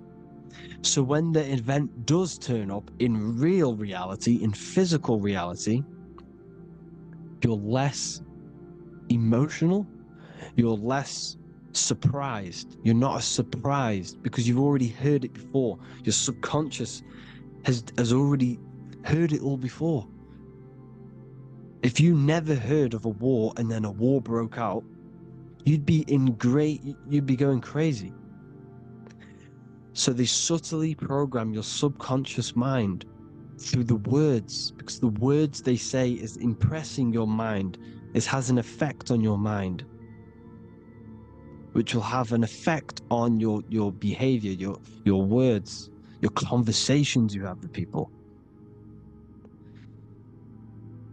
They're casting spells to north, east, west, and south on the television. They're telling a vision by broadcasting, by saying spells. This is why we call it spelling. Even the words we say cast spells. Bless. Oh, bless you. That's be less. The subconscious mind only picks up literal things. You see, when I say bless you, your conscious mind picks that up as, oh, thank you, you're blessing me. But your subconscious picks up as be less. You see? Because the subconscious it has no filter. It's just, it is what it is. Everything is factual in the subconscious. Therefore, if I call you an idiot, your subconscious, my subconscious will think I'm talking to myself. I'm calling myself an idiot, and it will take that as true. That is truth. Everything is truth within the subconscious. And the subconscious manifests your behavior. The devices this is the biggest one. Black scrying mirrors. device, the devil's vice, the device. Okay? Black scrying mirrors, black screen is scrying. Black scrying mirrors were used to communicate with spirits within the astral plane in the medieval times. They're still being used now by black obsidian mirrors. And look at your phone, it's a black mirror. And there's some sort of, I'm not saying this is facts, but personally I believe these are portals for spirits and ethereal entities to come into your life, to come into your surroundings. So this is the next big thing: the TVs, your iPhone, your iPod, all black mirrors. And mirrors are very, very powerful. Even just a normal mirror. Mirrors have an effect. Whatever you say into a mirror, what you say is energy. And when you say something into a mirror, you're saying it into yourself. It's an infinite cycle of words of energy, because it's being reflected infinite times. When you say something into a mirror, it has a massive effect. You're saying it directly into your eyes, into your mind. So what you say in a mirror should be said with precaution. Never say anything negative into a mirror, because mirrors are very, very powerful ways for you to reprogram your subconscious mind for the good. You can say very positive things into mirrors and it will reprogram your subconscious mind. Okay? Manifesting is all magic. It's all magic. Everything is magic. But consciously doing it is what they're doing. They hid this knowledge. Your phone is magic. It manipulates your mind. The iPhone. Okay? See, magic isn't all of this with wands. See, Harry Potter, okay, that was created to give you this perception of a mystical and amazing form of magic with magic wands and all sorts of stuff like that. Yes, that stuff was true when the collective conscious minds were on a higher level and our belief systems believed in these things, because the universal mind, all of our minds contribute to reality. If the masses don't believe in magic, if the masses don't believe in a certain thing, it's going to have an effect on physical reality. So when the collective minds are higher and have more open minds, things like Harry Potter can come true. See, it's all in the mind. The iPhone, the eye is the symbol for the mind, the invisible intelligence. The triangle is the ethereal plane. Okay? So the eye in the triangle is the eye that sees into beyond the ethereal planes. The square is the physical plane. So the iPhone, your phone, is a black box, just like the Saturn black cube. It's a black mirror. It's taking photos of you every 2 seconds. And it's your mind. Your mind is in that phone. Everything you like, everything you text, everything you type in Google, everything you say to someone, every conversation is all recorded on the phone. Therefore, it is a direct reflection of your mind. Your mind is imprinted into your phone, because your mind, everything you think in your mind, you're manifesting into typing, saying, taking pictures into the phone, and it's collecting it and storing it. And what they're doing, and this is for all forms of magic, it's manipulating the mind. It's all manipulating the mind. Reels, Instagram, TikTok, this is all dopamine. It's all controlling the mind. Every like you get, every follow you get, every share that you get is dopamine within your brain. They're literally targeting your brain and mind. It's all manipulating, because what they're pushing through the phones, through the media, through the news, through the televisions is visions and programs. You are the one manifesting the New World Order. They're not manifesting the New World Order.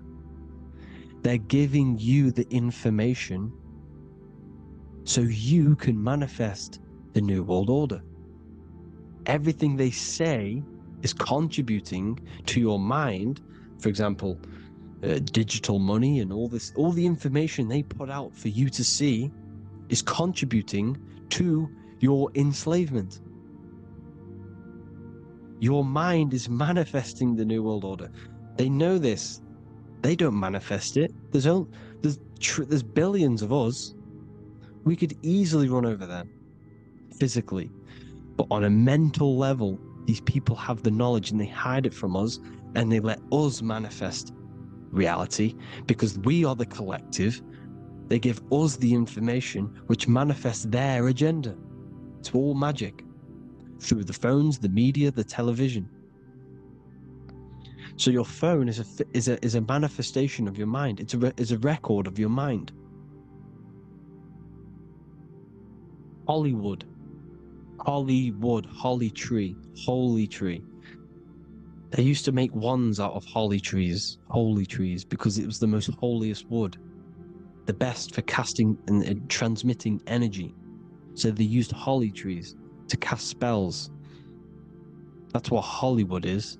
And in Hollywood, they have the red tear, the blood drop next to the Hollywood sign, because it's all satanic. They're all black magicians. They use Hollywood to cast the spells through the music, through the films.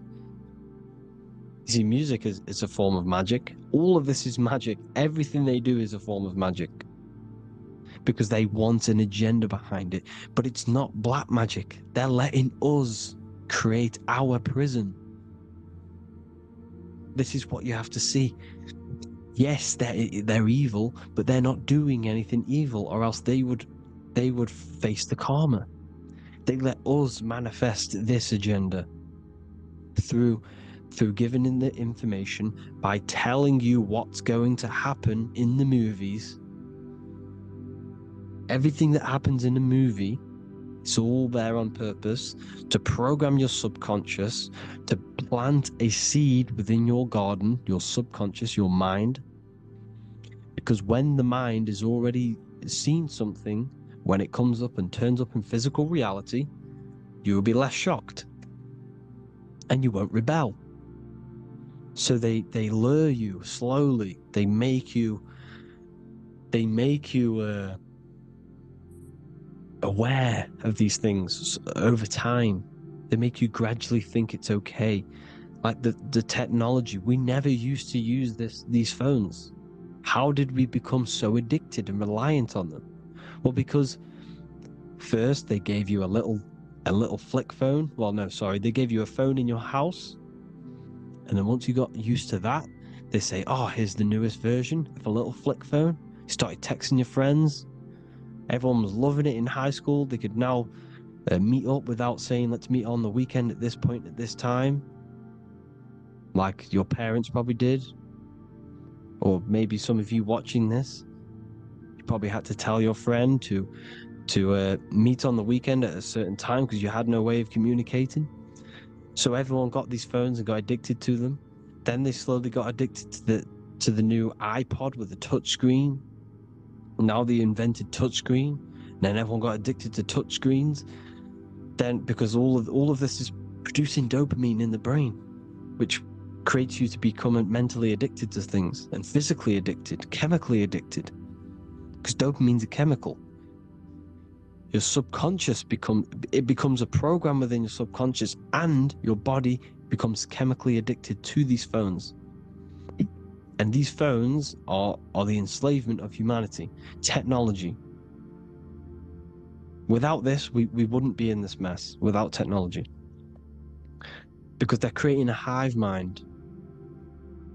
We're creating a hive mind. So back on track anyways,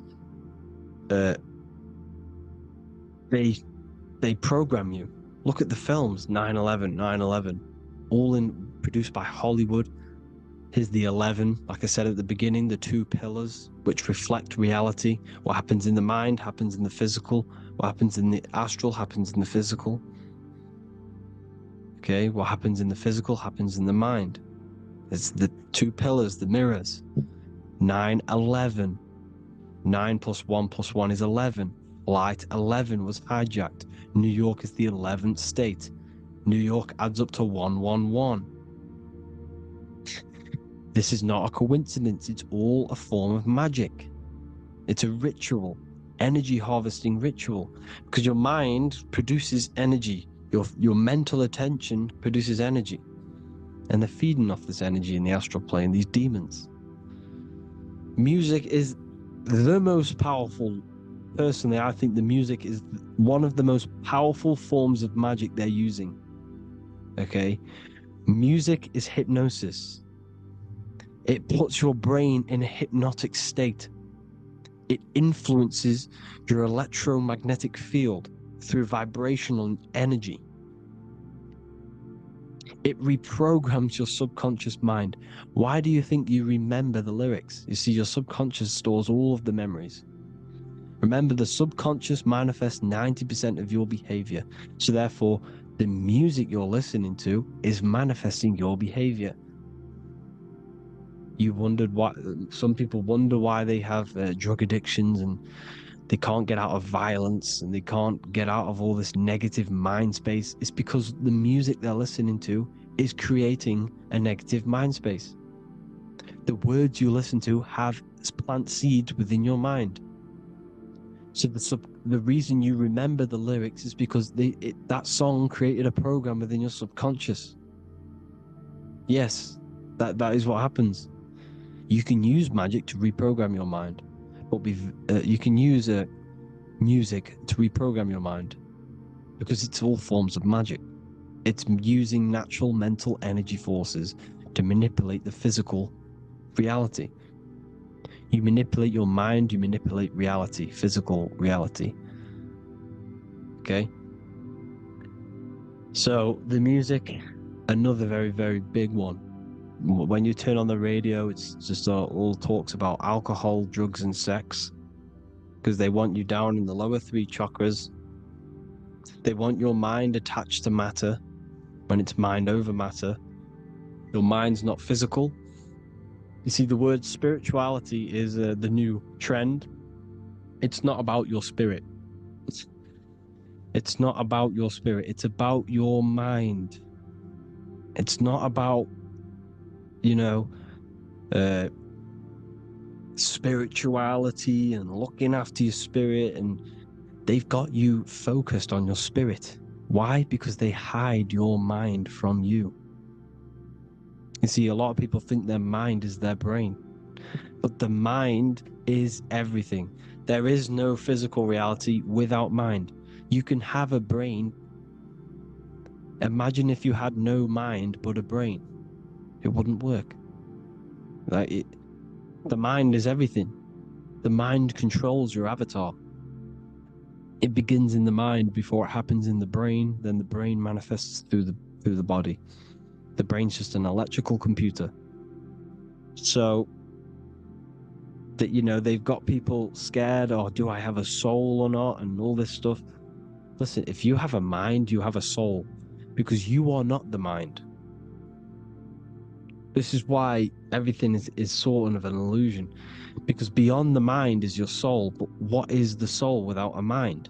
You can't have a soul without the mind. But if the mind didn't exist, the soul doesn't exist. You are the person listening to your mind.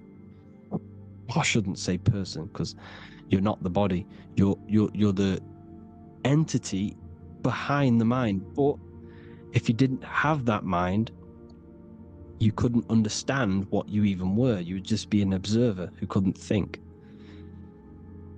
So yes, we all have a soul. If you have a mind, you have a soul. Everything is mind. Everything has mind. Mind creates everything. God is mind. and they're manipulating your mind through TV, your phone, every little thing. The school, it's all about the mind, people. Control your mind, you control your reality. Just the last thing, here you go. Aleister Crowley, the dark magician, Kanye West doing the exact same thing because they're implementing magic in the music. Here's the Beatles with Aleister Crowley in the background. Bet you never noticed that. Aleister Crowley was influencing music and placing magic within the music to influence the subconscious. This is what Baal worship was. This is why they kill children. They sacrifice these children. Why?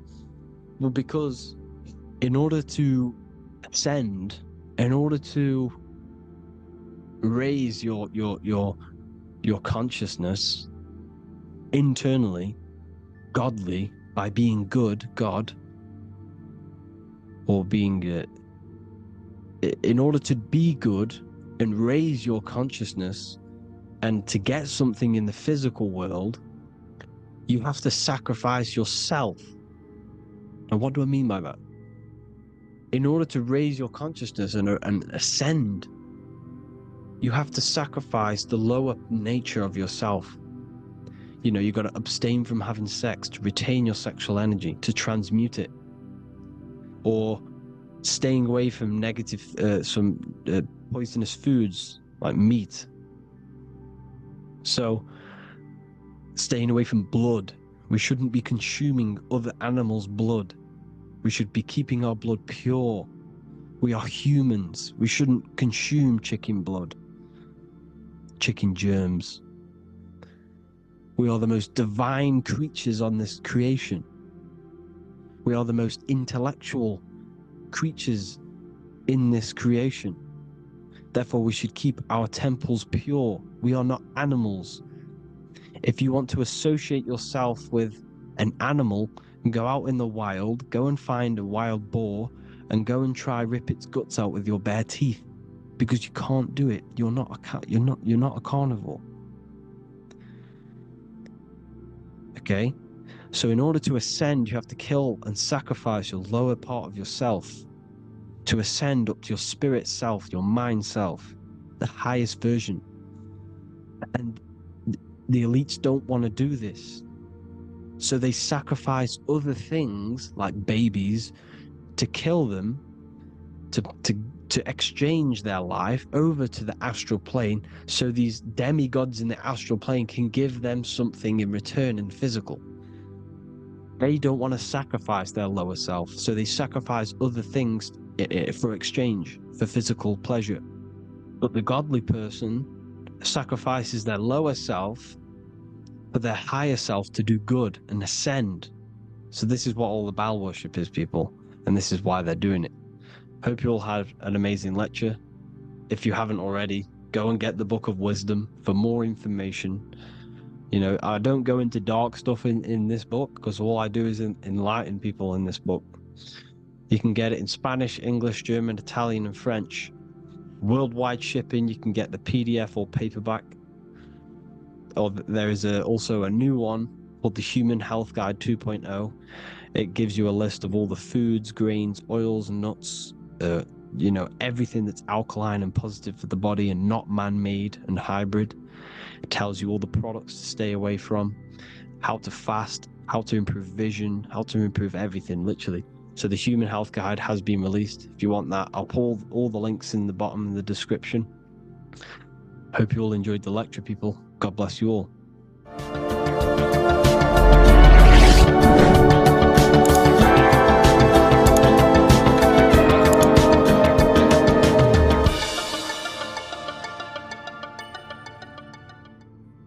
You are not breathing correctly. 98% of people only use a third of their lungs capacity, which is shallow breathing, which ages you, lowers your brain capacity, and also lowers your state of consciousness.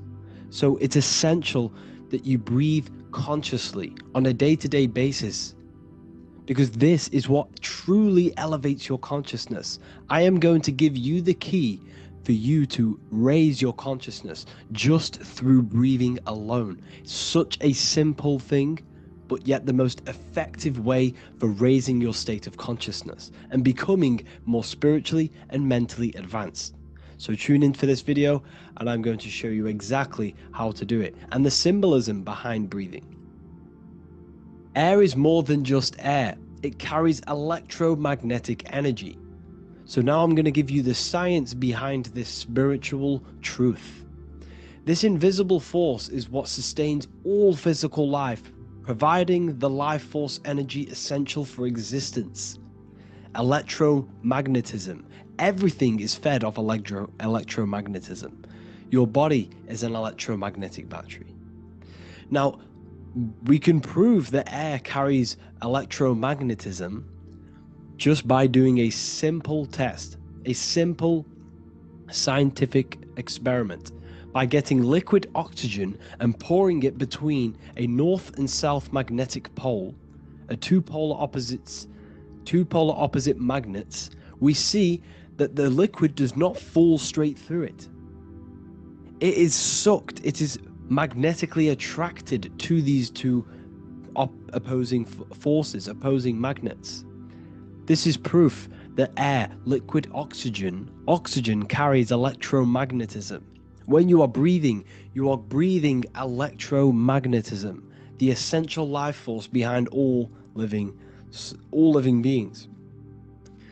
This is known as energy or prana, chi, ether or spirit. This is all the same thing. Air is not just empty space, it is energy, it is prana, it is life force, it is spirit, it is ether, chi, prana. You are an electromagnetic being. Your consciousness is in direct correlation with your electromagnetic aura or biofield around your body. Your state of consciousness is mirrored within this field around your body. Now your breath, when you breathe in, you're breathing electromagnetism or life force. Breath is the vital link between the physical and the spiritual, bridging the body with the soul. Through breath, we connect with both tangible world and deeper, the unseen realms of energy and consciousness. Breathing deeply and properly elevates our consciousness, enhancing the brain's functions, heightening the sensitivity of our five senses. It also brings a profound calmness to the mind, creating a state of clarity and inner peace. Like I said earlier, breathing properly is the fastest way to elevate your consciousness. It is the fastest way because breathing, when you stop breathing, what happens? You lose physical consciousness. Your body will shut down if you do not breathe in this vital electromagnetic energy in the oxygen. If your body does not get this for 5 minutes or however you can last without breathing, this makes you lose physical consciousness. Your body will not survive without this essential life force energy. Therefore, air is one of the most overlooked things. This is why we see the symbolism of Buddha having a big belly. Why does he have a big belly? Because it's symbolizing breath work, proper spiritual breath work, the certain teachings of breath work, of when you breathe in through the nose, you have to breathe in through the nose. You don't want to breathe in through the mouth because the nose acts as a filter which catches dust particles and filters out the air before it enters the lungs. The mouth does not do that. The nose is for breathing inward. We breathe in through the nose, and when we breathe in, we breathe into our belly, not our lungs. When we breathe into our belly and our belly expands outwards, we are then moving this energy down from the nose down the spinal column. And when we breathe back out, the belly goes in, which is raising the energy up the spinal column, back out through the mouth. This is the true way of breathing, because when we breathe, we are moving energy. We are moving electromagnetic energy. When we breathe in through the nose, the energy travels down the spinal column, And when we breathe out, we are raising this energy back up the spine, some of it going out the mouth and some of it reaching the brain, activating dormant brain cells in the brain. But when we breathe, we need to make sure we are using 100% of our lungs' capacity, because the lungs is what transforms this special energy into consciousness, physical consciousness. So this is why Buddha has a big belly. It's not because he was fat. It's not because he was overweight. It's symbolism. It's symbolism of breath work. So try this.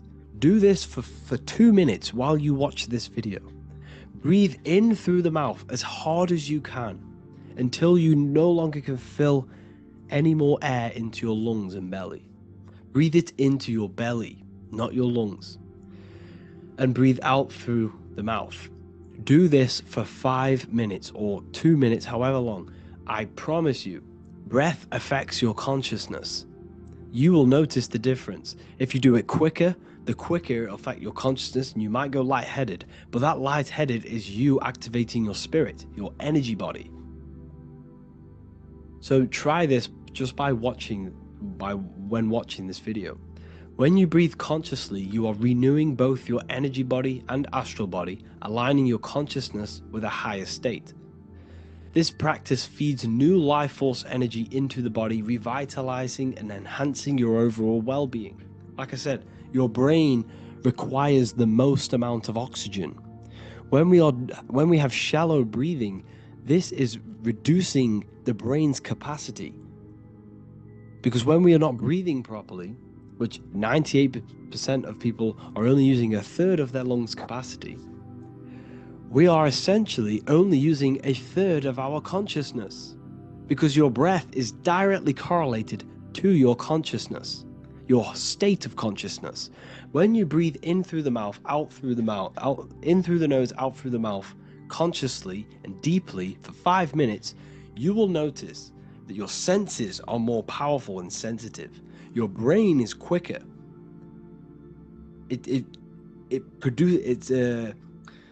What's the word? It processes information quicker. You become quicker. You become a superhuman, and you feel more spiritual because it activates your spirit, your astral and energy body. So when we meditate, it's definitely important to breathe in through the nose and out through the mouth as deeply as possible to align with a higher state of consciousness. And this is the easiest way to separate your consciousness from the body. When you breathe in deeply for long periods of time, while meditating, while taking no thought, when no thought is present and you gain a rhythm of deep breathing, this is the gateway. This is the gateway to opening your consciousness. Because when you stop thinking, other aspects of your consciousness can open up. All of our lives we've been thinking, which is blocked off the higher states of consciousness. So breathing is very, very important. It affects our overall well-being. And this is Yahweh, the in and the out of breathing. When we breathe in, this is Yah. You can hear it. It sounds like Yah. And when we breathe out, that is Way. This is the name of God, apparently. But God is within you. You can connect with God. You can connect with source consciousness within you by breathing, by raising your state of consciousness through breathing and meditation. This is why the Bible tells you the Spirit of God has made me, and the breath of the Almighty gives me life. You are consciousness. You are God. You are an extension of God's consciousness. Job 27:3. As long as my breath is in me and the Spirit of God is in my nostrils. The Spirit of God is through breath. John 20:22. And when he said this, he breathed on them and said to them, receive the Holy Spirit. The word spirit means breath. In Greek, Hebrew, Latin, it all means breath or wind or air. The Holy Spirit is a certain way of breathing, a breathing technique that elevates your consciousness, that syncs you up to a holy consciousness, an elevated state. That is the Holy Spirit. That's why it tells you in the Bible, when he said this, he breathed onto them. He breathed onto them and said, receive the Holy Spirit. You must breathe to receive the Holy Spirit. When you breathe, you are renewing the body's energy. You're taking in new life force, which is regenerating your cells, regenerating your brain, nervous system, and also connecting with consciousness, pure consciousness. This is not something that we should be doing during meditation. Yes, it is. We should be doing it during meditation, but this is something that we need to apply all of the time. This is the fastest way you can raise your consciousness. I just want to say, all of this knowledge is inside of the Book of Wisdom, Volume 2. Make sure to give a like and a comment on this video to help the algorithm. And let me know what you think about the last book or this book if you have read them, to let the new people know what they're looking at with this book. This is truly life-changing. The Volume 2 and Volume 1 is truly life-changing. You can get them in a bundle also. Learn hidden knowledge inside of the Ethereal University. This is where truth seekers belong. I'm not here to try sell you this, but this is the place for truth seekers. And if you are serious about your spiritual journey and serious about gaining knowledge, which gives you the advantage over life, join Ethereal University. This will definitely help you. Thank you for watching this video. Please leave a like and comment. Make sure to give me any suggestions on videos you want me to make in the future. Thank you all. You don't just have a physical body. You have a physical, mental, spiritual, and emotional body. Each one of these aspects are a body of its own. Body does not just refer to a physical substance. You have a mental body for thinking, an emotional body for your emotions, a spiritual body for your energy in your astral form, and a physical body to encapsulate all of these. Each 4 of these aspects are essential for the human experience and essential to balance. Now, today we're going to be syncing the 4 aspects of your consciousness with the 4 seasons and the 4 elements and how this ties into the Bible. So we have 4 physical elements. We have 5 elements in total, spirit being the most important, but spirit is pure invisible. We have 4 physical elements. We have air, fire, earth, water. Earth and water are feminine. Air and fire are masculine. Air and fire are active. Water and earth are passive. The air corresponds with the mental body of consciousness. This is where your intellect, this is where your communication, this is where your thoughts, intuition all comes from. This is the mental body of consciousness that allows you to think, allows you to process, figure things out, and have intellect and gain knowledge. This is your intellectual aspect of your consciousness, located in the head region. We have a fire nature, a spiritual nature. This is our astral body. Our astral body is all to do with the subconscious realms, the higher realms of consciousness. This is the body that allows us to be free from the physical body. Our spirit is more of our energy. Water is our emotional body. This is what allows us to feel things, that allows us to gain intuitive feelings of conscience. So emotion allows us to understand what is right and what is wrong. When we feel something bad, we know that this is wrong. When we feel something good, we know that we are doing good. Emotions are a creational force that allows us to feel certain things to bring them into existence. Our emotional body is a creational force and should not be reactive, and it should be controlled. Most actions are stemmed from emotions. Actions bring thought into physical existence. Emotions are the driving power.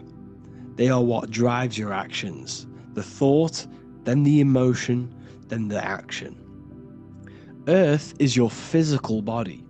This is your physical state that allows you to take mind and emotion into action, into fruition, into physical matter. This is what your physical body allows your consciousness, your soul, to interact with the physical world and bring things into physical existence. The physical body, the physical world, is an outcome and an effect of the thinking mind. All physical substance comes from the thinking mind. The pen, the phone you're holding, the microphone I'm speaking into, all began as a thought in the thinking mind, then it was brought into physical reality. Earth is the most dense. So it goes in this order: body, emotions, spirit, mind. The higher you go up, the more lucid and fluidic it becomes. The lower you go down, the more dense and dull it becomes. Air is the mind, fire is the spirit, water is the emotion, earth is the physical body. So this is why you are a microcosm. You have these four things within you. You contain of these four elements, which correspond to the four bodies of your consciousness, the four bodies of the soul. You are the soul. You are the spirit. So this is why in Theologians 4:17 it says, caught up together with them in the clouds to meet the Lord in the air. You don't meet God or the Lord in the physical air, in the clouds. This is clearly a parable. A human being cannot go up to the clouds and meet a mystical man in the clouds. This is obviously a parable, a metaphor. The air is your mind. You must raise your consciousness beyond the body, beyond the emotions, beyond the spirit, and enter in the mind during meditation, turning the mind inward to connect with the Lord. The Lord is the highest aspect of your consciousness, the one that exists beyond the physical body, beyond your emotions, beyond the thought. So you meet the Lord in the air, in the mind. The mind represents the air. This is why in America there's a saying called an airhead. You're an airhead. This means that you are stupid, or you don't think, or you have nothing in your mind. You have nothing in your head. When someone's very stupid, you call them an airhead, because air represents the mind. The air is elevated. The air is invisible. The mind is totally invisible to the human eyes. It is a metaphysical substance. In fact, it's not a substance at all. It's so fluidic, it's everywhere. The mind can be everywhere at all times. It can be anything. Nothing is impossible within the mind. Now, this is synced with the 4 seasons.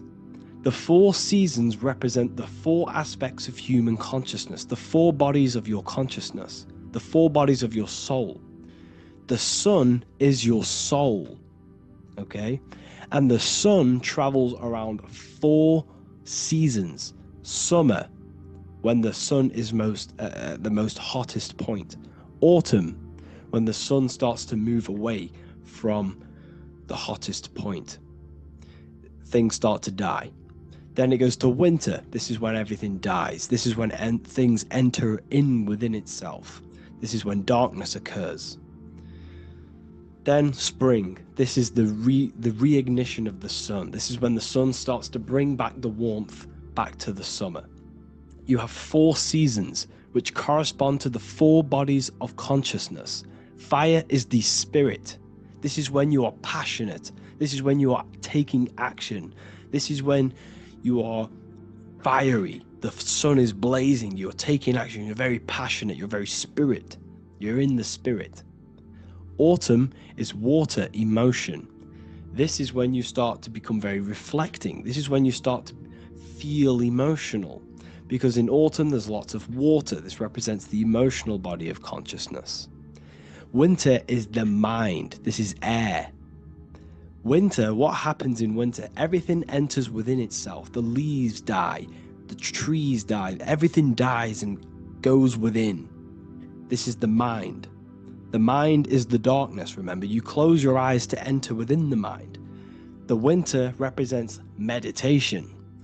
In the winter, what do people do? They stay inside of their house.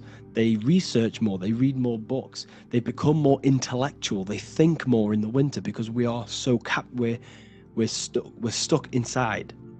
So we're more reflective. We're thinking more. We're more communicative. We're more intellectual. In the spring, this represents the earth, the body.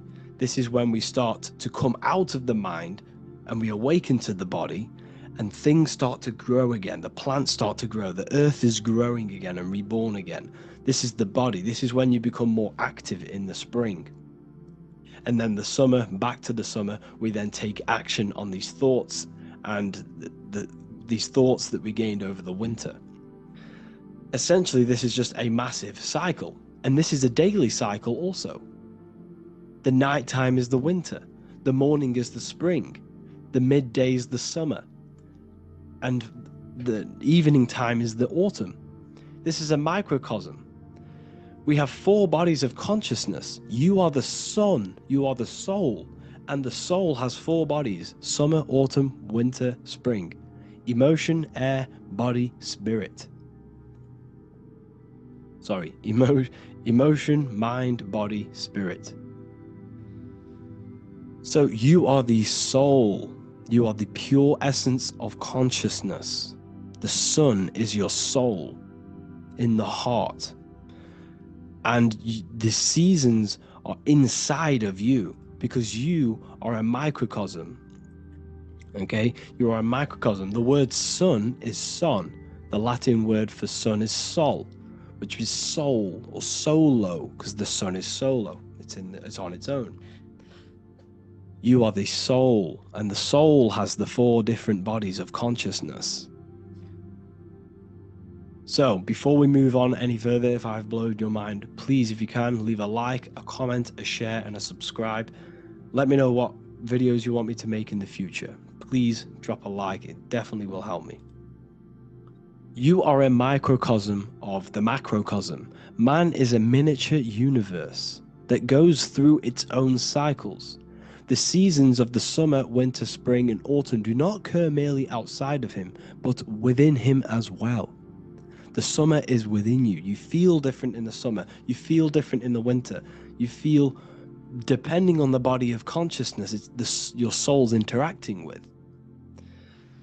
So the sun in the sky is your soul inside, and the sun goes through these cycles, which is affecting your bodies of consciousness, because the cycles represent your bodies of consciousness. Now, this ties in with the Bible. This is why we have 4 Gospels. This is why Matthew, Mark, Luke, and John are always seen with the 4 different zodiac sign animals or symbols.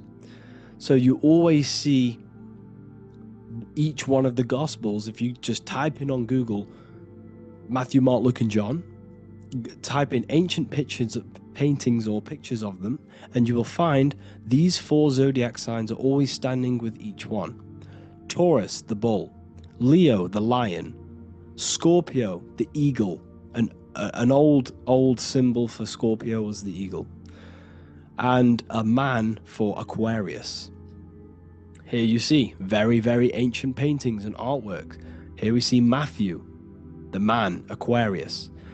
Here we see John, the Scorpio. The same here. We also see it on the tarot cards, on the world card. We see the 4 fixed zodiac signs.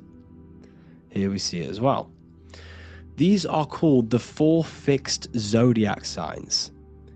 Now, when we look at the zodiac, we're no longer looking at the sky, because what you must understand is as above, so below. What is above you is inside of you. What is above is what is below. What is outside of you is within you. The zodiac is inside of you. The zodiac revolves around the sun. The sun is your soul. These are different energies of your soul. Like I said earlier, the 4 seasons are the 4 bodies of your consciousness. And in each body of consciousness, you have these different energetic energies that you can work with. Okay, so this is the true astrology. This is the true astrology, the internal esoteric astrology. You can't find much information on this at all. Very hard to find. So what we're looking at are the four bodies of consciousness. Obviously, when we look in the middle of each season, spring, the middle of spring is Taurus, the middle of winter is Aquarius, the middle of autumn is Scorpio, the middle of summer is Leo. These four signs are known as the four fixed signs. Okay, Scorpio is fixed. It's the middle of autumn. Scorpio is a water sign, emotion. Aquarius is the air sign, the mind. Taurus is an earth sign, the body. Leo is a fire sign, the spirit. This is why we see Matthew, Mark, Luke, and John with the four fixed signs of the zodiac, which represent the four bodies of consciousness. Leo, the spirit, fire. Luke, Taurus, earth, body. Matthew, Aquarius, air, mind. John, Scorpio, water, emotion. Each gospel is depicting Jesus and showing Jesus in each gospel. Each one of these gospels is showing and depicting Jesus according to the different body of consciousness. In John, this is when Jesus starts to turn water into wine. Water is emotion, wine is transmuted emotion. This is when he does miracles with his emotions, water into wine. Aquarius, which is Matthew, air, the mind. Inside of the Gospel of Matthew, this depicts Jesus as an intellectual person, a person who's communicating and using his mind, his mental body a lot inside of the Gospel of Matthew. Go and read it, and you will see this. Luke, Taurus, earth, the body. Luke shows and depicts Jesus according to the body of consciousness, the physical body. He shows Jesus as a human, being a human being, helping people physically and helping people's physical needs, like giving away food and doing all sorts of good things for other people. Leo, Mark, inside of the Gospel of Mark, this shows Jesus as a spiritual teacher, a passionate person who is taking action. Each gospel is showing Jesus according to the different body of consciousness, and Jesus represents you, the Son. That's why it's called the Son of God, the light of the world. Jesus represents your soul, and your soul has these four gospels, the four bodies of consciousness, the four fixed signs, the four elements and the four seasons. These things all correspond to your consciousness. So this is Leonardo da Vinci showing you the exact same thing. Jesus is the I am, the Son, the soul, in the middle, on his own. Luke, spring, earth, body. There are three people in each group. There are four groups and there are three people in each group. 1, 2, 3. 1, 2, 3, 1, 2, 3, 1, 2, 3. Fall, winter, summer, spring. These are according to the four bodies of consciousness. Here we see Aries, which rules the head region. He's on the head of the table. Gemini, he's holding up the two hands because Gemini rules the two hands, the two arms. Gemini is the two twins, which is the two arms and two hands, and the two lungs. Here we see the beginning of summer, which is Cancer. You see the big knife here. Cancer, him here, this grey-haired guy, holding a knife for the crab. Cancer, they pinch. You have a knife, symbolizing the crab. Leo, the middle of summer, showing dominance. The sun is very dominant. He's got his elbow on the table, showing dominance. Virgo has no Adam's apple. Cancer here is pointing at this woman's neck, saying there's no Adam's apple. This is Virgo, the virgin, the only woman. Jesus, the sun. This is Libra, the balancing. He's holding his arms out, balanced, showing the balancing of the sun, because when the sun enters Libra, the sun is balanced between winter and summer. So it's balanced. This is all astrology, but this is internal. Okay? This is Ezekiel's vision. Ezekiel had a vision in the Bible, and he saw the face of a man, the face of a lion, the face of an ox, and the face of an eagle. The eagle is Scorpio, the ox is Taurus, the lion is Leo, and the man is Aquarius. He saw the throne of God, and he saw the different bodies of consciousness. This is all symbolic for the different bodies of your soul. So when we look at the zodiac, we are actually looking at a map and the energies of our soul, and the energies of our bodies, and the energies of our consciousness. This is what we are looking at. Each zodiac is an aspect of our consciousness and an energy that we can work with and that we must purify.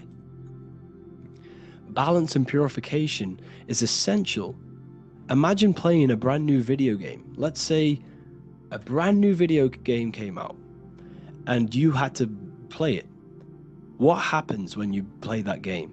You don't know the controls. You cause chaos in that game.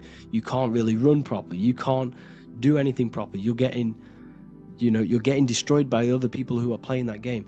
It's the same with your physical body. When you are born, you must learn how to play the game. You must learn how to balance the mind, learn how to balance the spirit, the emotions, and the physical body. We must balance and purify each body of our consciousness. We must look after our physical body with our physical health by eating physical, electrical food like fruits and veg. We must look after our minds by being conscious of what enters our eyes, enters our ears, enters everything. Whatever enters our five senses is affecting our mind, our mental health, our environment, mental. We need to look after our thoughts. Control our thoughts by purifying our thoughts, only positive thoughts. Then we must purify our emotions, feeling only gratitude and love and not feeling these negative, dull emotions. Then we must look after our spiritual body through meditation and looking after our spirit. But remember, when we look after our mind, it all begins in the mind. Each body of consciousness is interlocked with the other. If you have an unhealthy body, you have an unhealthy mind, spirit, and emotions. If you have an unhealthy mind, you have an unhealthy body, spirit, and emotions. If you have an unhealthy emotions, you have an unhealthy spirit, mind, and physical body. They're all interlocked. You must balance each one of them. Look after your physical body, look after your thoughts, look after your emotions, look after your spirit. But remember, the mind is the most powerful one. It's mind over matter. Once we look after the mind, once we start to control our minds and control every thought we think, this will then turn into discipline in our physical body. Because once we learn how to discipline the mind, we learn how to discipline what we eat, we learn how to discipline what we feel, we learn how to discipline our spirit. This is all interlocked, but work on the mind first. Work on the mind first. All of this knowledge is inside of the brand new Book of Wisdom, Volume 2. This is a revolution of human consciousness.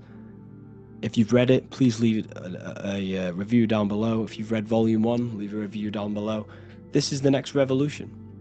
I don't see this information anywhere. This is the next revolution of human consciousness. And of course, if you are serious about this and you truly want to gain enlightenment and join an amazing community where you can connect with me on live calls, lectures, the Manifestation Mastery course, you can gain access to my library with over 45 PDFs plus my books. And if you do join the university, you can order a Volume 2 free of charge. All you have to do is to pay for shipping. If you truly take your knowledge serious and you want to take advantage of life, join the university. This is where truth seekers belong. Just want to say thank you all. Please leave a comment. Please leave a like. It's going to help me a lot spread this knowledge to the world.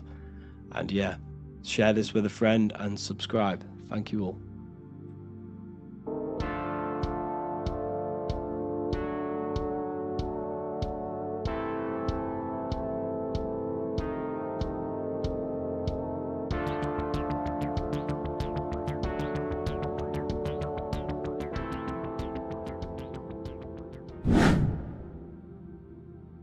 Hey people, how are you all doing? It's Revival of Wisdom, and today we're going to be talking about your birth certificates and how we are slaves to a system and how they have trapped us into this system. Okay, so the first thing you need to understand about this system is there are two types of laws. You have the law of water, which is admiralty law, and the law of the land. So the admiralty law is the law of water, and this is what money is. Money is water. This is why we say liquidity, currency, the current. A current is water, something moving through something. Cash flow. And this is why banks are called banks, because a river bank is on either side of the water and it directs the currency. You see? So money is water. And as you can see here, Ripple, the cryptocurrency, Ripple, water Ripple, and they're building a bridge over water, overseas, international banking with cryptocurrency. So money is water, and this has specific laws about water, but water is the same everywhere, you see. What the difference is with the law of the land is that you can have different laws in different lands. I can't do certain things in the UK that people can do in America, for example. You see, that's the law of the land, but the law of water is the same because water is everywhere. Now, this is very important to understand when it comes to, you know, these birth certificates. So, Pope Gregory, this is where we're going to start off. Pope Gregory in 1582 took the Orthodox Eastern sunrise calendar and changed it to his own Gregorian timeline, not a calendar, a timeline. This timeline was copyrighted by Pope Gregory under the name of the Vatican. So the Vatican owns the timeline that we are using today, 2023. They own it. They own the title of this Gregorian calendar. Okay? Therefore, anyone who is born under this copyrighted timeline, not calendar, they are subjected to Rome because Rome owns the timeline. They have a patent, a copyright for that timeline. What is on our birth certificates? That timeline. We are born underneath, we are subjected to the Vatican. This is why all birth certificates go to the Vatican. They own every single birth certificate. Okay? So when we use this timeline, we are subjecting ourselves to this timeline. Okay? Which the Vatican has a claim over. This calendar or timeline is set to sunset, not the sunrise, which is associated with death, darkness, and the moon, lunatics. You see, so this is a sunset calendar timeline. Okay, this is now, they've changed a couple things, right? They say that the new year is January the 1st. Okay, when we know this is in winter. January is winter, which is associated with darkness, death, the death of nature. So this is a death cult, people. These people are evil. They're so evil. The Vatican. And this is why we use April Fool's Day, because April is in Aries, and Aries is always the start of the zodiac. This is why Aries rules the head region. 12 zodiacs, 12 systems of the body. Each zodiac is associated with each part of the body, and this is why Aries is the head, cerebrum. But we're not going to talk about it in this video. But yes, that is what April Fool's Day is. They're putting it in your face. April Fool's Day is the real start of the year, when the sun starts to rise again, when the risen Savior is resurrected, when it's born again. This is when the Jews celebrate the Passover. This is when the Christians celebrate the resurrection of Jesus, and they eat lamb. The Jews eat lamb because we're in Aries, the new year. The sun is now born again, our risen Savior, the light of the world. So yes, this is what April Fool's Day is. It's the first day of the year, which they changed. Pope Gregory changed. So you need to understand is that you are in the womb. You are inside of a ship, because every ship, literally a ship, every ship is female. This is why they say she delivers the product, because she does deliver the product, you, the baby. Same thing with a ship, they deliver products. They are a she. And when they pull up to the bay, like you can see on this picture, they're pulling up to the bay. This is now called the birth canal. The ship is now in birth, on paper. Okay, this is law. And when they pull up, they tie up to the bay, and now they get a certificate of manifest certifying all of the products which are on the ship and what they are bringing into that nation. Okay, so you're bringing in this many of that, everything's on the certificate of manifest. And this certificate of manifest is also your birth certificate, because you are traveling through water when you are in the birth canal of your mother, because you are in water when you are in the womb, and you travel through the birth canal, and when you arrive, you get a certificate of manifest with the name, how many, the quantity, that's your birth certificate. Okay, and this is what it is. We are a we're not a corporation, but we represent a corporation, which is your name in full capital letters. That is your corporation. You cannot physically tax a body, but you can tax a corporation. This is why we get charged. This is why we get taxed, because it all goes down to the corporation which our name represents, which we are subjecting ourselves to. We are my name, I am subjecting myself to this name, and that name has a corporation which I represent, which I subject myself to. You see, this is how we are attached to this straw man, this character that they have built on paper. So it's a character which is on paper. This is what we represent. So when the woman gives birth, she delivers the baby, and then she has another substance. Now I'm going to break down how they attach this name to us, how they do it.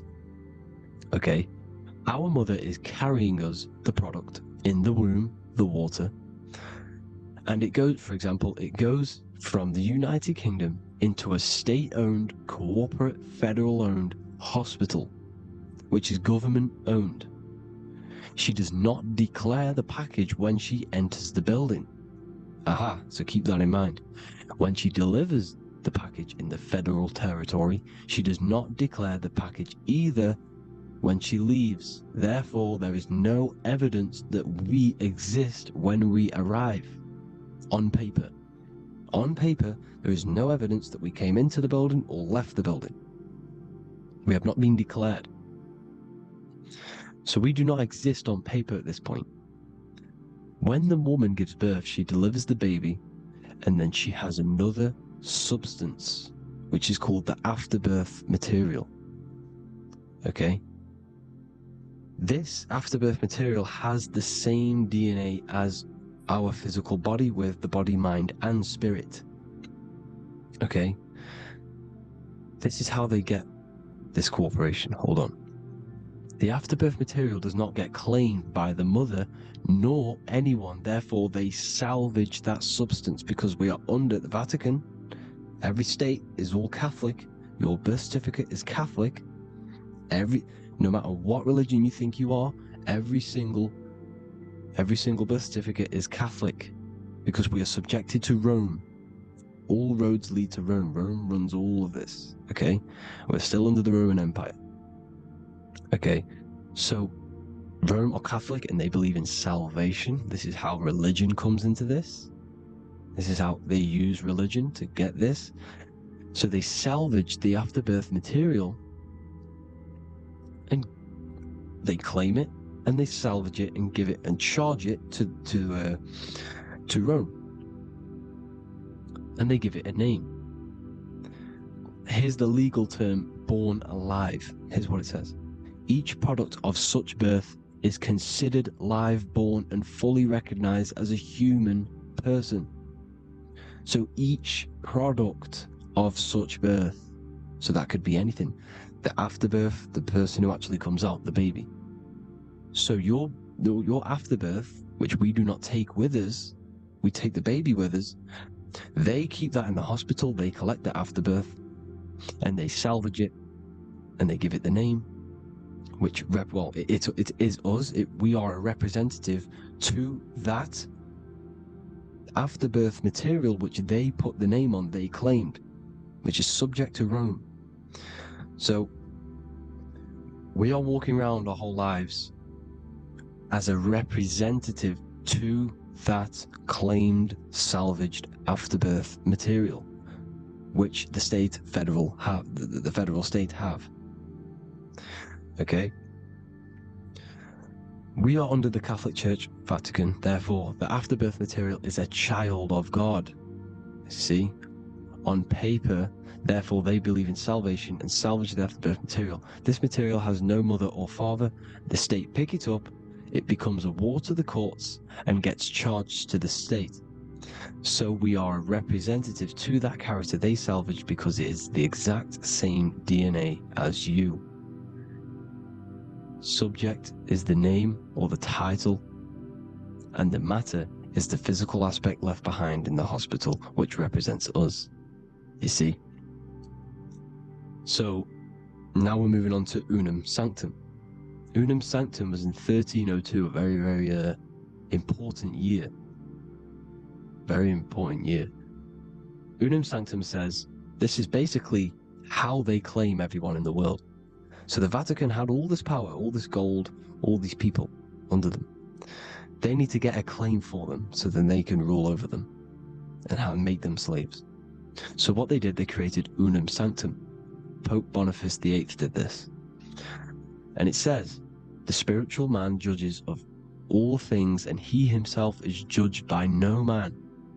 The spiritual man, keep that in mind, unless he invent like Manichaeus, two beginnings, which is false and judged by heretical, since according to the testimony of Moses, it is not in the beginnings, but in the beginning that God created heaven and earth.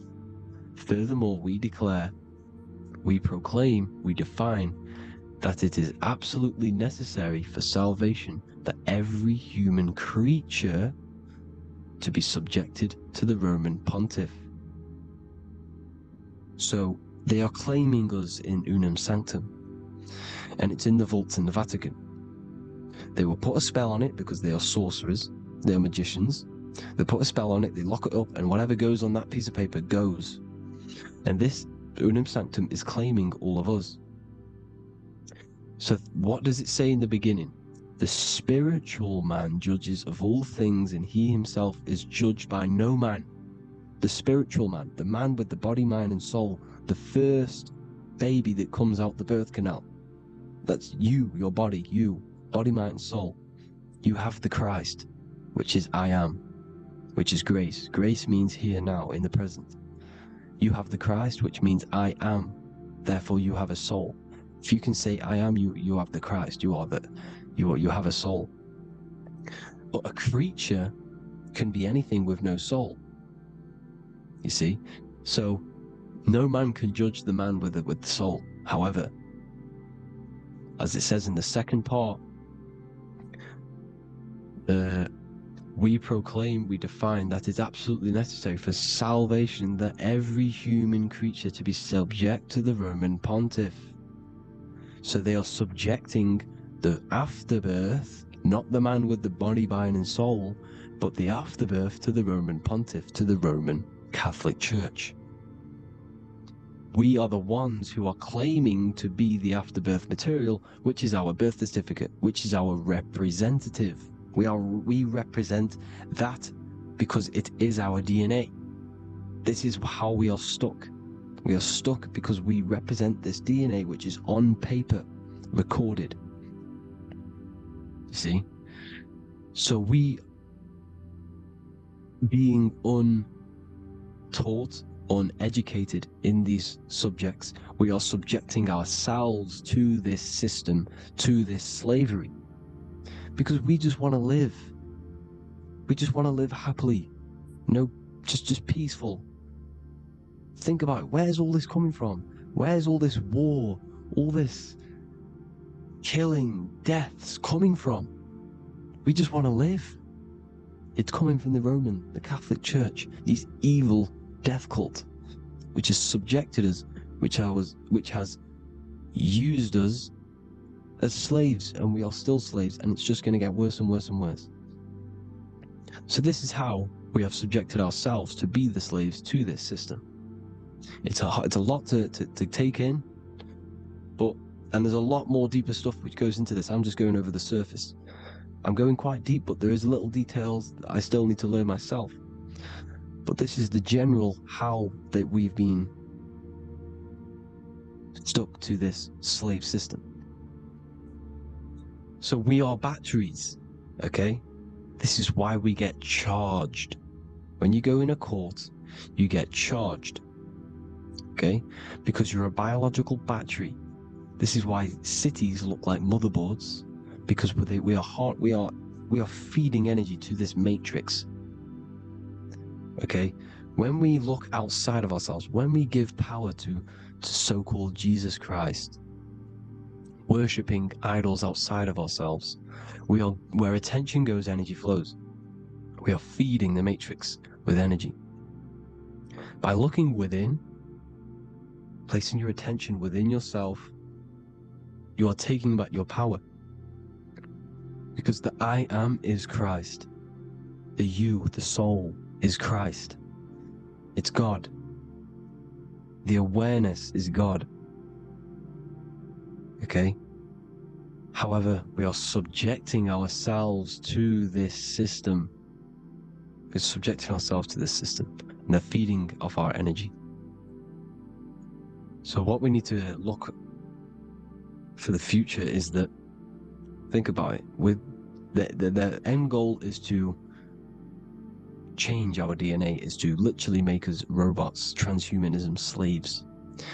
This is why we have smart cars, smartphones, smart watches, smart meters, smart cities, and all of this is going to be connected by the smart grid, which is 5G. This is why 5G is rolling out. 5G is going to connect all of these technologies to one. It's like a big net system. And you know why they're doing this? It's because all of this is going to be connected through AI, through this 5G, and that 5G is going to be controlled by the elites. So you say anything wrong, you do something wrong, you say the wrong thing online, they'll turn off your car, they'll turn off your phone, they'll turn off your smartwatch, they'll turn off your TV, because it's all going to be connected and controlled by the smart grid. And this is what the Great Reset is, people. But they're going to trap us inside of these 15-minute smart cities, so we can't leave the area, because they're going to use climate change as a tool to enslave us to not travel because of so-called climate change and the fumes that we are putting into the air, which is all BS. They're doing this to push these new cities, to push all of it. But listen, they're trying to get inside of your body. The only way they can do that is to get you addicted and using this technology. First, they got on the body with the smartphone. Well, first of all, we use the technology. We get used to it with it in our hand. The next step for them was to get on the body, which is the Apple Watch, as you see down here. They have now successfully got onto the body. The next thing is to get inside of the body. This is the brain chip. You see how they've slowly lured their way in, slowly got you addicted to this technology, got you dependent on this technology. And what they're going to do is that they're going to mold society to be dependent on the brain chip. So in order, for example, if you want to go and pay for food, you're going to have to get a chip to pay for the food, because it's all going to be digital money. And that digital money will be connected to the chip, and you'll need the chip to pay for things. You see? So This is how they're slowly transhumanizing us. These phones, these apps, these things which are all which are all using was created by Freemasons. Mason means traveler, because they travel the depths of the mind. They understand human consciousness. They understand the brain. They understand the mind. By the deepest root cause, they understand it. This is what Masonry is. It's the occult. So these technologies is designed by these people. This is why they're so addictive, because they understand how it works. They understand how to get people addicted, because they understand human consciousness, the brain, the body, and the mind. So this is the advantage Freemasons have over us. And these secret societies, which have gone through the orders of Freemasonry and progressed onto these secret societies, which are the evil side, because I'm not saying Freemasonry is evil, okay? But the societies which they go beyond Freemasonry, because you can go beyond the 33rd degree into these secret societies, and they use this knowledge for the bad, to enslave people. And this is what's going to happen. Transhumanism. So I hope you all learned some insight for today.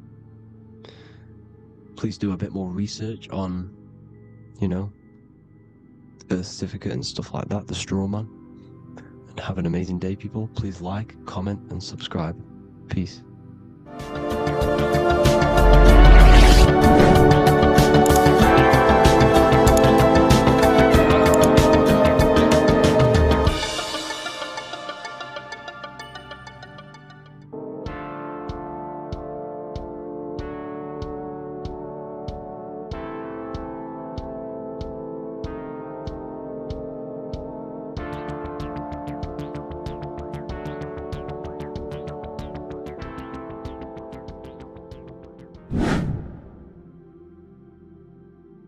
How are we all doing today, people? It's Revival of Wisdom, and today we're going to get real deep.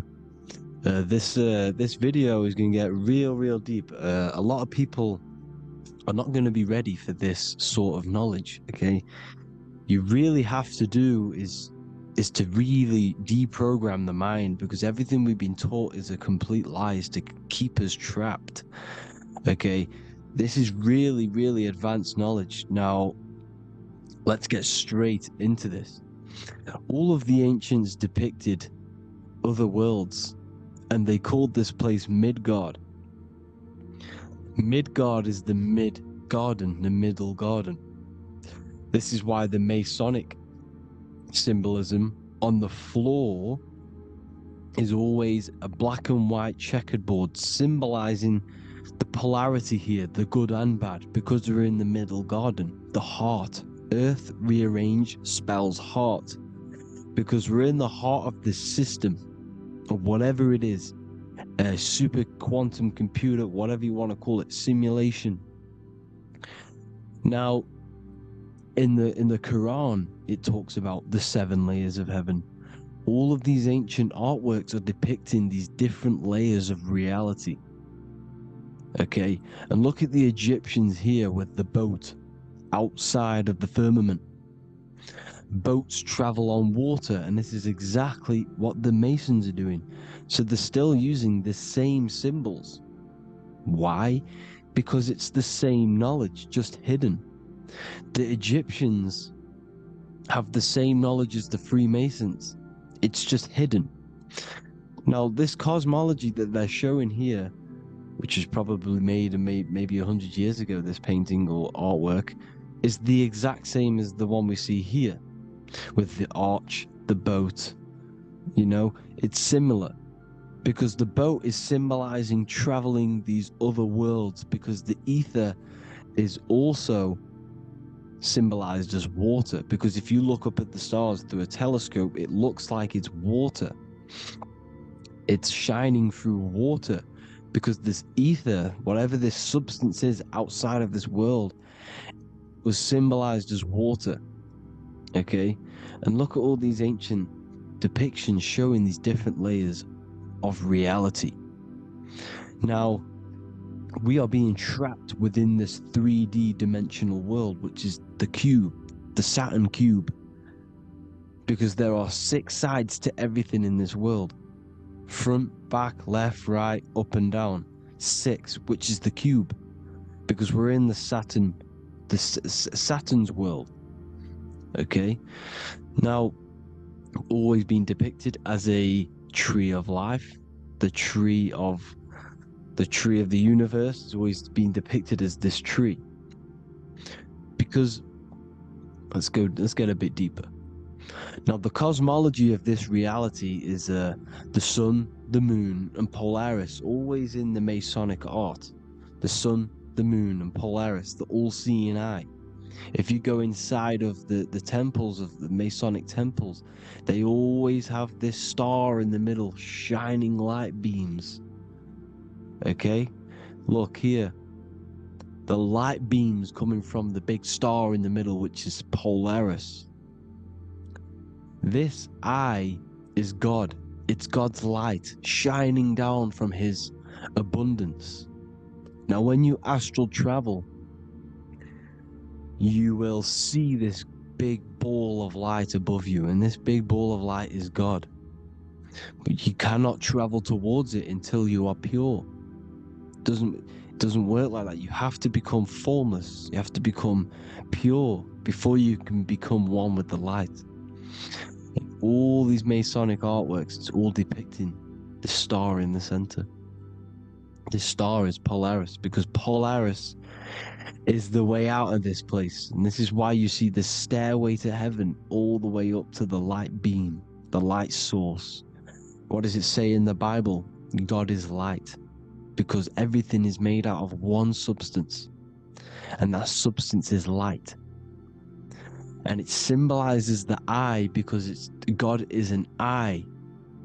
All things that are alive have an eye. And we all say, I am. We all see these realities through eyes. God is an eye. He's the all-seeing eye. He sees all things at all times. And he is projecting this light. And this light comes down to create all the different levels of the worlds. And this is what the 2 pillars symbolize the number 11. 11, the number 1, is just a vertical line. It's the 1. It's a 1 point. 11 symbolizes the mirror nature of reality. Everything's mirrored. As above, so below.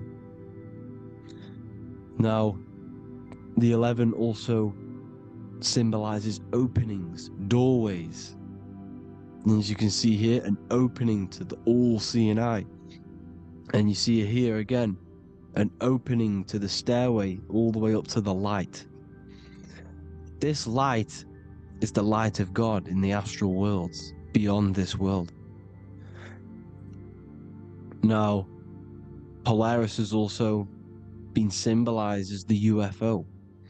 They put the truth in plain sight. So you know in the films how the UFOs suck people up. That's what Polaris is doing. If you ascend beyond this world, if you do not ascend beyond this world, you will be reincarnated in this world.